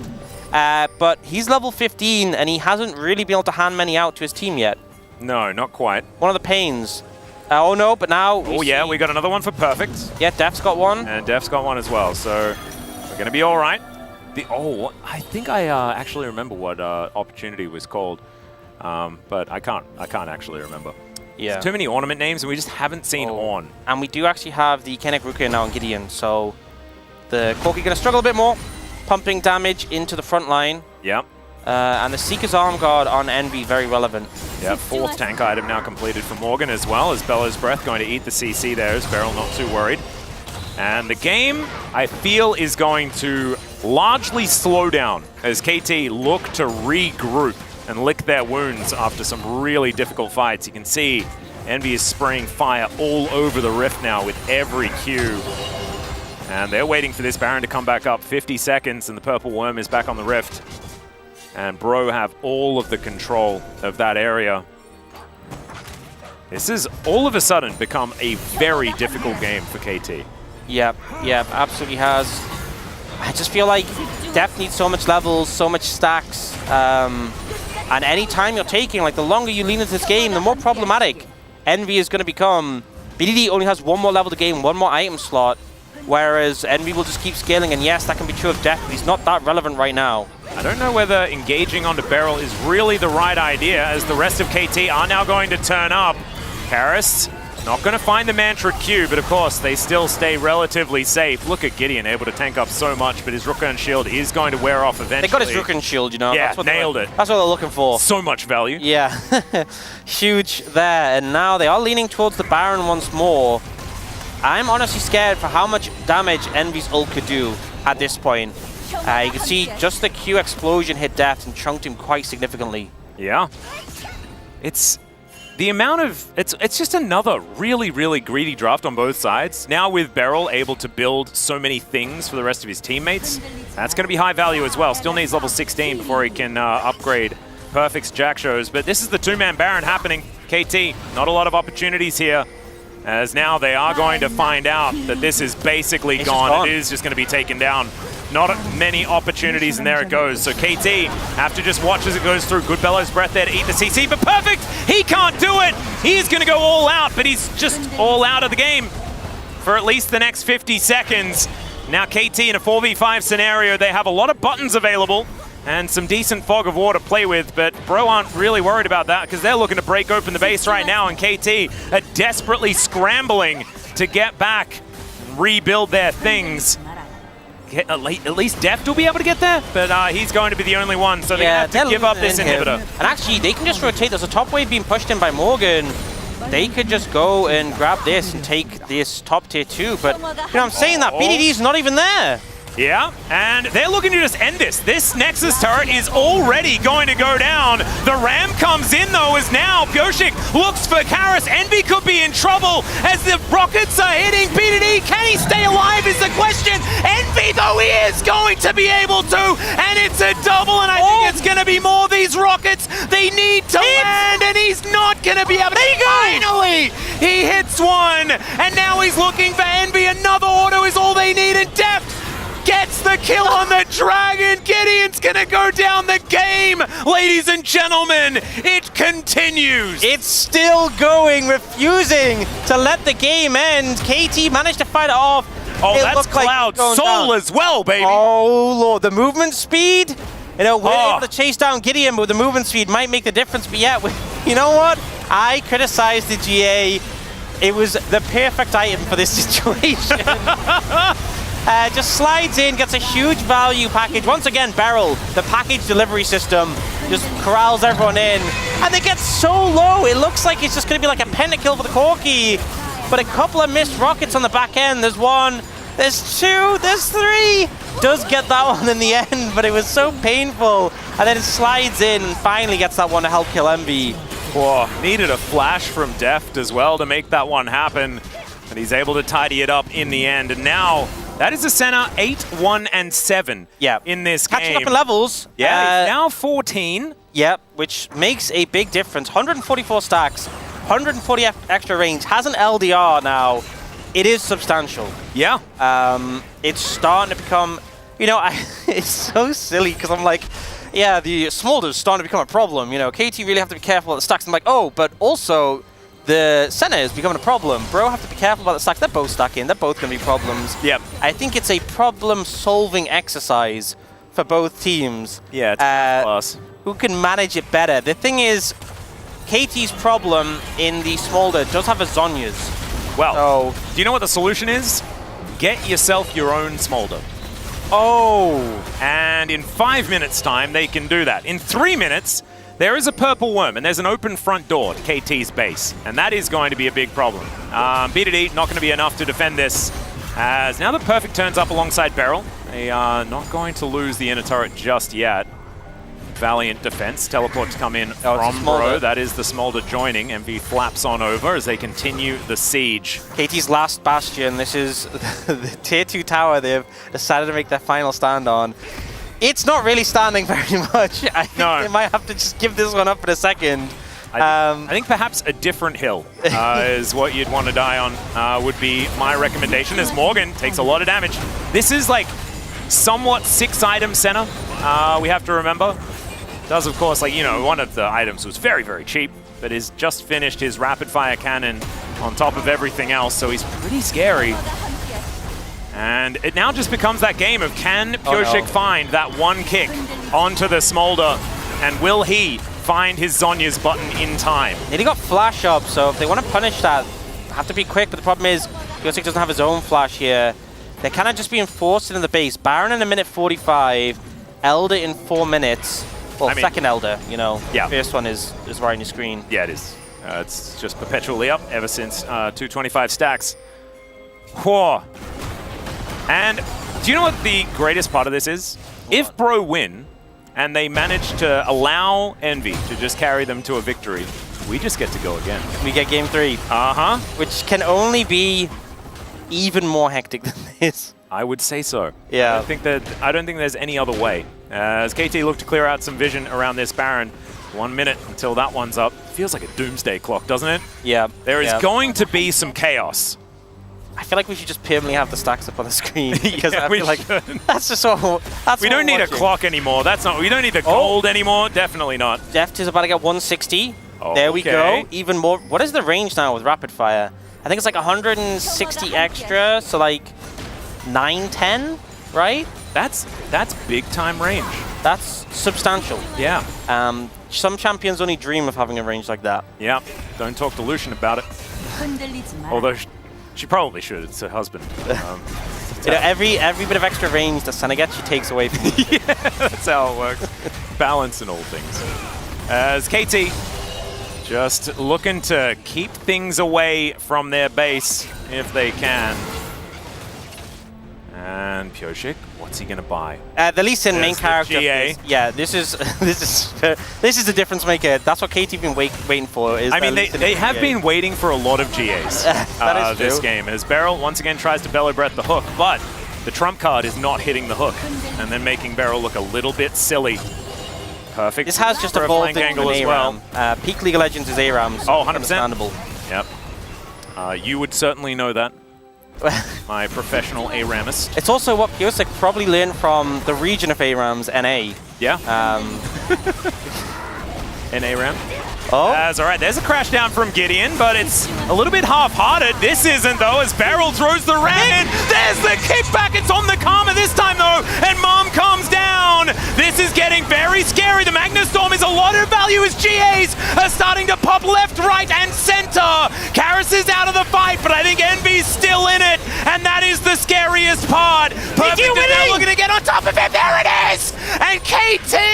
I think they've saved it. I think they've done it. And for some reason, they're going to win this game. Good luck trying to break that one down. Unless a hectic the back door. No. Wait, they're not ending? No, it's time for Baron. I mean, I guess they're against the one Karma. last hurrah. Oh, God, they got to keep going. At the Elder Dragon. They need Exodia if they're going to take down the other Elder and his mom. The thing is, I'm not even sure how much of a difference winning this fight makes. Yes, they get the Baron, but they're going to have to fight for Elder. Like, I think the big takeaway is they didn't kick Envy, but they actually forced the Karma out the fight. And the Karma value is very high with all the shielding, so Karis is low. And it was a double knock-up onto Polo and Gideon, so it sort of brought Morgan out of the fight as well. Yeah, and you can see here, Death tries to Envy, but he flaps away, and then he just zones Karis out the fight. So we lose a bit of value from Death, but now Karis is just scared to reapproach, and with Death back in the fight contributing really a ton of value, they managed to catch out Envy, perfect saving his ult right till the end. And I think I owe the space an apology, because once again, Perfect, the hero, manages to find the dragon. It wasn't a hipster after all. They just saw the future. They knew that this young man was the one to carry them to the promised land. Here's the thing. I think summoners are important that have gone down for this fight. There's also a lot of GAs lost for KT, but no flash All right, Perfect just dodges out of the way. That's one way of doing it. Now Beryl can press some buttons. There's the package. Oh, the delivery system. BDD just built a Zhonya's as well. If you missed that. Polu's looking for a flank. There's a big flanking teleport from Morgan as well. See him. Okay, now BDD could be in so much trouble. He's zooming in, but Deft is going to actually survive. The package just delivered. He's down to his GA, and now they're just trying to keep them out of the way of this fight. They are backing so far, but the Aatrox is going to fall Dawning Shadow to keep them alive. And I think KT, they might have just done it again. How have they managed to pull this off on repeat? Morgan going with the flanks of all flanks. Envy doing more than 10,000 damage in that fight. And they win. They managed to outscale the Smolder somehow. Okay, Orcs, I've had enough of this game. Get me out. It's the most kills of the split so far. And it's just a clean 2-0. Nothing to see here, ladies and gentlemen. It's East versus West, right? KT, we're always going to win this one. Taking down the Nexus here. As man, they came so close. But in the end, it's a KT 2-0. And sadly, that was a very hectic, very chaotic, goofy game at times. But it was hard fought, and with that, Bro lose their opportunity to make it to playoffs. Yeah. So they put everything into trying to fight for the last chance. Credit to them. But KT managed to retain form at the end and somehow managed to close out that game. Somehow they managed to win that game. One for the history books. And honestly, it wasn't more, it wasn't less. It was exactly what KT Bro needed to be. We actually need a disclaimer. Yeah. We need a health warning. Yeah. We legitimately need a health warning for KT games.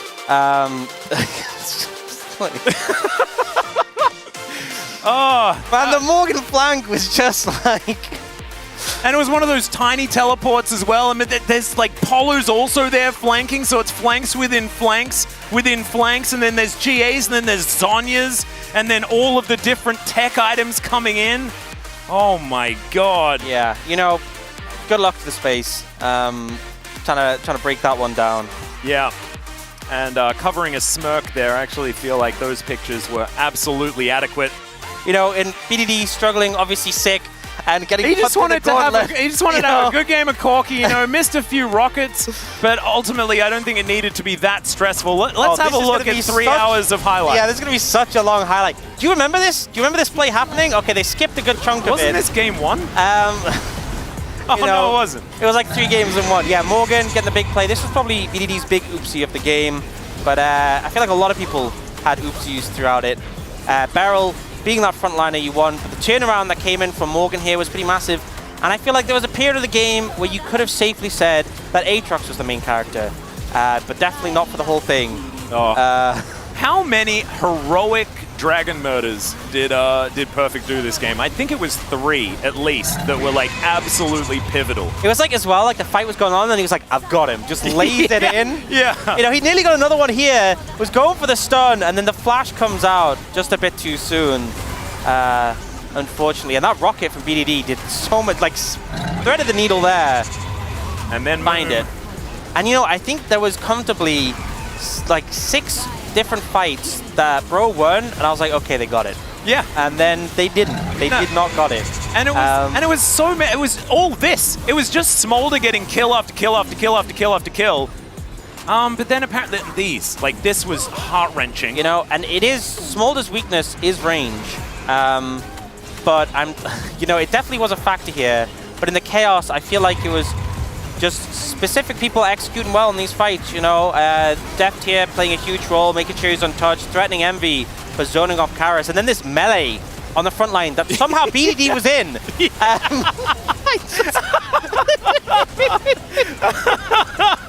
Yes, the frontline Corki maximizing the Gatling gun damage. Yeah, and this fight, I think BDD actually a lot of credit for this one, because he kind of parted the seas with his ult and kind of separated Bro. And they couldn't chase onto the backline. Deft was able to survive. And they were calling Aatrox, and I think that Pyoshik actually just purely peeling for this fight, that was absolutely pivotal.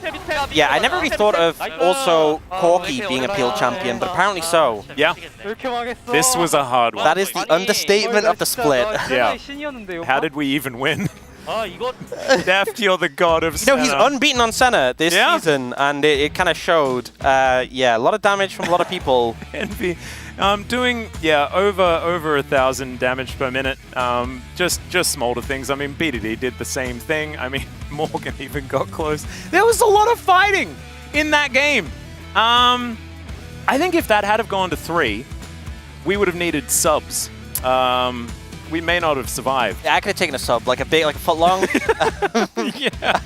That sounds like a good idea. We'll see if we can put in some orders because now it is time for us to throw it over to the space to see what they made of that epic game.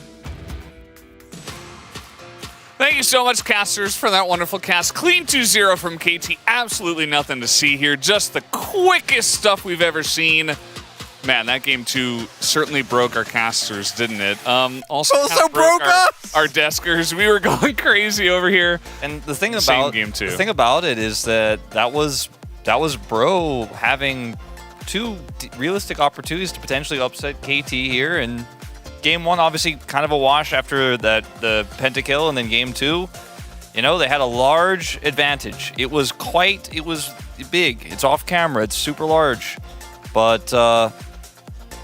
I guess Senna is better than Smolder in the center. Smolder match. That's the real takeaway from this one. Yeah, we can look at the draft if we want to. I don't know how you're feeling about it. I don't have any emotions. How do we feel about draft. first pick Nautilus? So first pick Nautilus is definitely in line with what teams think is the problem with Senna. We don't think it's the problem with Senna. I think we saw what the problem with Senna was in this one, is that it gives gold, and even though it doesn't give levels, we saw that it actually took a really long time for his Ornn to get online, and I really do think that specifically the Ornn pairing I don't like nearly as much as, for example, Maokai would have been. But again, if you watch the game, like Aatrox actually I think was the most relevant pick because it almost made the game winnable. Yeah, also the ornaments gave this comp an insane amount of longevity. So while I do agree with you, I do think it ended up being super relevant in this game here for KT because all of those items got upgraded. Eventually. Yeah. And weirdly enough, I feel like of the 10 champions, the Nautilus was the least impactful actually in this game. Just as we got to the later parts of the game, he just couldn't really do anything because he didn't have gold like Beryl did. Beryl had a lot of money. Is it about the draft or is it about late game and Deft having a million range? I think that's kind of what it was about in the end. Yeah, it was about Deft and having a million range. We did have a couple of fights that we wanted to talk about. We scrapped our highlights about 7 times, and we landed on these 2. Watch Deft auto, like he was autoing that ward in the bush to the left, like how much he's doing in this fight for free, untouched. And you might be expecting space. Can't you break down this fight? No. No, we cannot. I can tell you that the value of this double GA absolutely ludicrous, and the fact that Deft is completely scot-free throughout all of this. Plus, even though Karis isn't the target that you really want, that kick on Karis actually was really big because of the kick, he wasn't part of the fight, so the Smolder didn't have the safety, obviously didn't get the actual dragon, but ended up working out anyway. And this was after KT had first won the game and then lost it. And Deft is like on the right side of mid lane, and Karis is in the brush, and he just can't leave the brush. He's like, I can't get out of here. And they put a control ward in there, and he's like, that's it. Deft will kill me, actually. I cannot be anywhere near him. Very silly game. There were a lot of missed rockets for BDD. Obviously, he has COVID. You know, he's not playing to his peak. I think if some of the rockets that he connected or did connect on some of those critical team fights, they probably would have won a lot earlier. Silly game. He might still pick up POG after all of that, so a pretty nice game after everything is said and done. We can take a look at the final fight of the game where Lethality Aatrox almost wins Chronicler's heart. Look at the Aatrox. I am so done with Lethality Aatrox, but fortunately the key biggest thing here is the package. Is BDD, exactly. Because you can't miss package. Well, you can if you really try, but he didn't. He closed up the jungle. They kept Deft barely alive. Lethality Aatrox, by the way, and they won the fight because of it. Yeah, and then Deft just runs towards them and right-clicks on them, and that is the end of that. But the package was well placed, impossible to follow up there. Unfortunately for Bro, that is the end of their playoffs in that fight. They will not be going to playoffs this season. It's not a shock to any of us. They were definitely not our front runners for going to playoffs at this moment in time, but it does feel frustrating if you're a Bro fan knowing that every game they have left is not going to be a potential playoff run game. Well, don't ever say it's Brover if I'm breathing. So Brover. It's not Brover if I'm breathing. Let's take a look at the POG here for game number 2. I think you can probably look at a couple of guys. It will be Deft who just pick it up this time. Just an insane Senna game. And even his teammates were like, you're the best Senna in the world. This is insane. He died once, which you might have forgotten about. He walked just into the enemy jungle alone and died. That was the one death he had in a, 43-minute game as a stationary AD carry. Yeah, originally when we were grabbing, the stuff we wanted to show, it was Deft's early game and how much healing he offered, how much barrel and Deft were able to do on the bottom side. He ended up with 4 kills in the early game, and his early game was fantastic. His late game was more impactful, obviously, with the game state we ended up with, but even his early game was amazing. We're going to skip all the middle parts here and go straight to the ending, but he was fantastic all game long. I actually forgot about this part where the base was almost broken open and then they defended it here. I remembered this part, but I didn't remember that there was 1 Nexus turret left and they still managed to hold on, and not even a single BDD vote. If he hit, not even one. I think if he hit like 3 extra rockets in over the combined course of 43 minutes of fights, then he definitely would have gotten some. But BDD obviously gets a lot of leeway today, given the situation. But I think Deft for us really was the standout because he was the only one that, barring that one death from start to finish, just played well. Pioshik started off okay and then really tried to show us that we were wrong to trust him. He was like, I'm going to give you guys something to let you know I'm still the old Pioshik. He's still there. He died 5 times in 10 minutes, immediately after totally doing an amazing job in the early game. But yeah, how are you feeling about KT after today? Yes, clean 2-0, nothing to see here, but also one of the craziest games we've had so far. So weird because... What does it mean? I'm like, is D+ more consistent than them? Probably not, but is Deft better than aiming? Yes. I don't know who wins that playoff match we're going to have. No, that actually is... I can't wait for that because I don't trust either team at all. I don't trust them to win. You can't. I don't trust them to lose. Win though, right? No, they have to, statistically, but... Because that is most likely, regardless, obviously, it's more likely that KT ends in 4th, DK in 5th, but that playoffs match already is probably, I think it's going to be the most hilarious out of all of them. I don't think it'll be the best, but I think it will be amazing. Yeah, because, playoffs is already shaping up. We're already talking about losing teams. We already have 5 out of the 6 teams solidified for playoffs. We don't know which seed they're going to get exactly, but it's almost definitely going to be Home Life Esports, or maybe T1 at this point, versus the 6th place team, and then DK versus KT there in the middle. So that's why we're talking about this first match, and that's just going to be 1 best-of-5 to decide who makes it onto the next round, and might just decide your whole playoff. So good luck. The gap between KT and D+ right now to 6th place is as big as, or bigger than, it feels like the gap between Kwangdong and the teams trying to make that run, right? So I just don't see any world where we don't get D+ versus KT. It feels absolutely guaranteed. Feels like a guarantee, but I suppose you never know. We'll have to flip some coins for KT to find out. But we do have the interview ready to go. I'm going to hand it over to Deer for the translation. Thank you very much, guys. This is Deer for the POG interview translation, joined by Pioshik and Deft on the side of KT roster. Congratulations! What a meaningful victory! How do you feel, Pioshik? It was a clean 2-0 victory. I'm very happy about that. I will make sure that we do better in the next match. And Deft? I think I'm pretty satisfied with the result, but the process we definitely faltered in, so I believe that there is a lot to improve on until the playoffs. Pioshik, what a Kindred play by the master himself. We've seen your Kindred at Worlds, but it's been about 2 years since the last time you played her in the LCK. And with Karma, you usually pair Xin Zhao in the comp, but You hovered Xin Zhao briefly before locking Kindred in, so what made you pick her? I was actually going to pick Lee Sin, but with the Smolder appearing, I had to pick something else. And I think just looking at the big picture, I decided Kindred seems pretty suitable here. And in the early game, we saw you get outplayed by Lee Sin, but you recovered with so many stacks. So how did you do it? Yeah, in the mid, we got double killed, but before the dive, I definitely didn't imagine that we would get double killed, but I told myself that it would still be worth it as long as I get my stack, my mark, before I died. So, right after that, at only around 13 minutes, you got a pentakill, so let's take a look at this highlight. Did this surprise you at all?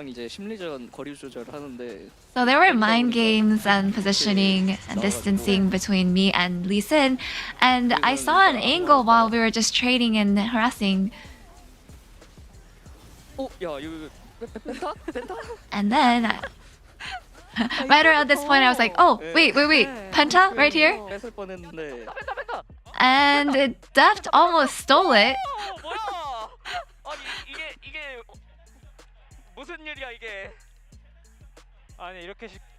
What in the world? Def says, no way you got that so easily. Hyoshik, you seem so desperate. What was going through your mind? Yeah, Def got a penta recently. I wasn't really too desperate for it, but then it was right in front of my eyes, and I think I got really excited for it in the moment. And Deft, what were your thoughts? You know, I got my penta, and I worked for it so hard.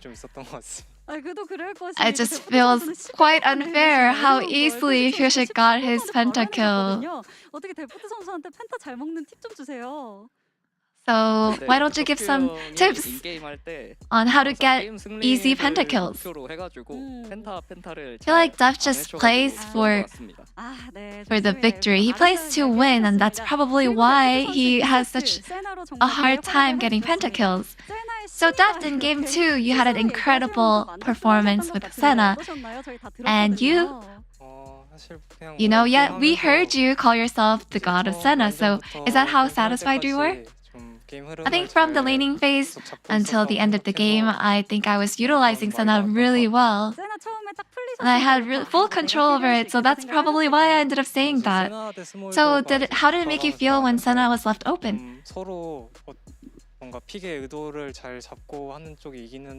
I think we had believe that whichever side gets good intention of what kind of pick and comp we want to go for, that it would be winnable. So I think that's why Senna just made sense for us.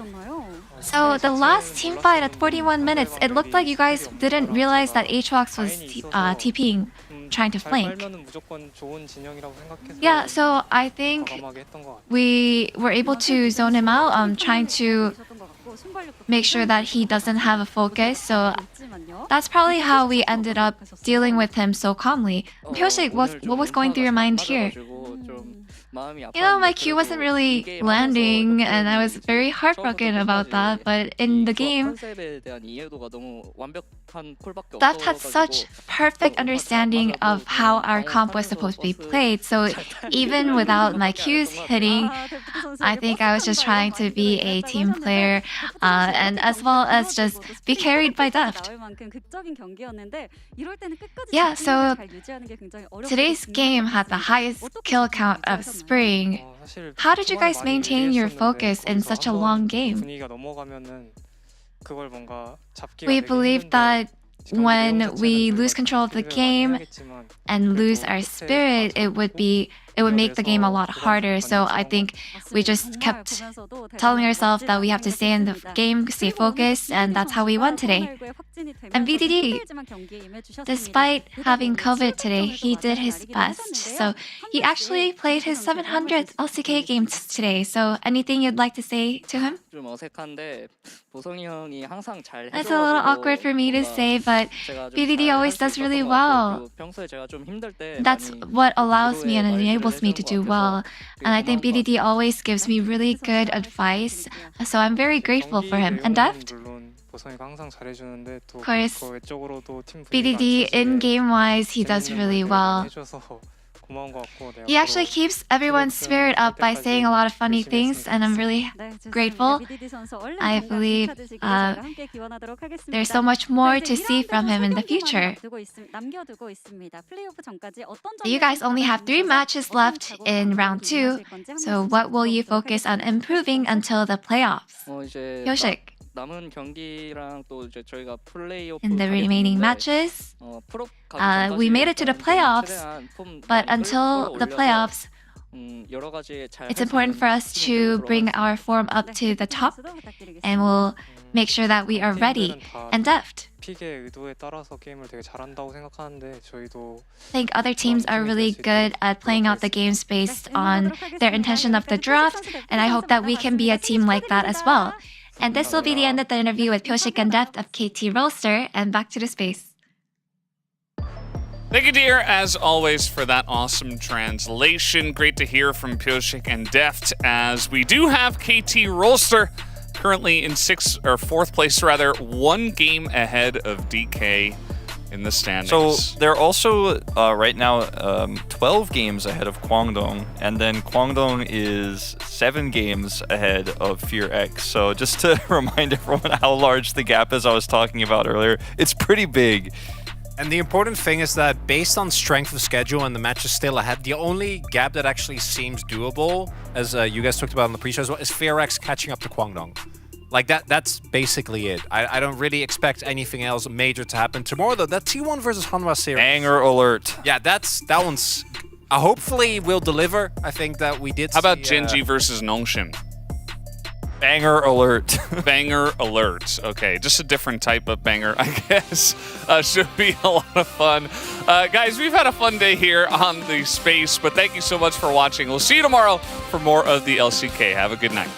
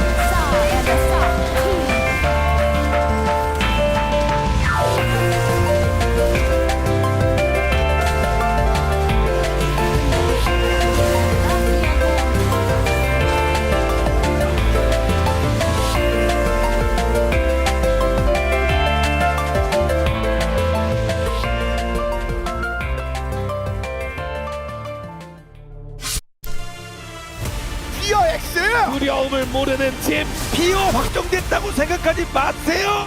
대왕 광동 접점입니다. 광동 프리스트 들어오세요. 마지막 한 자리를 두고 경쟁하게 됐는데 굉장히 욕심이 나기 때문에 저희가 꼭 차지할 수 있도록 하겠습니다. 플레이오프는 저희가 가겠습니다.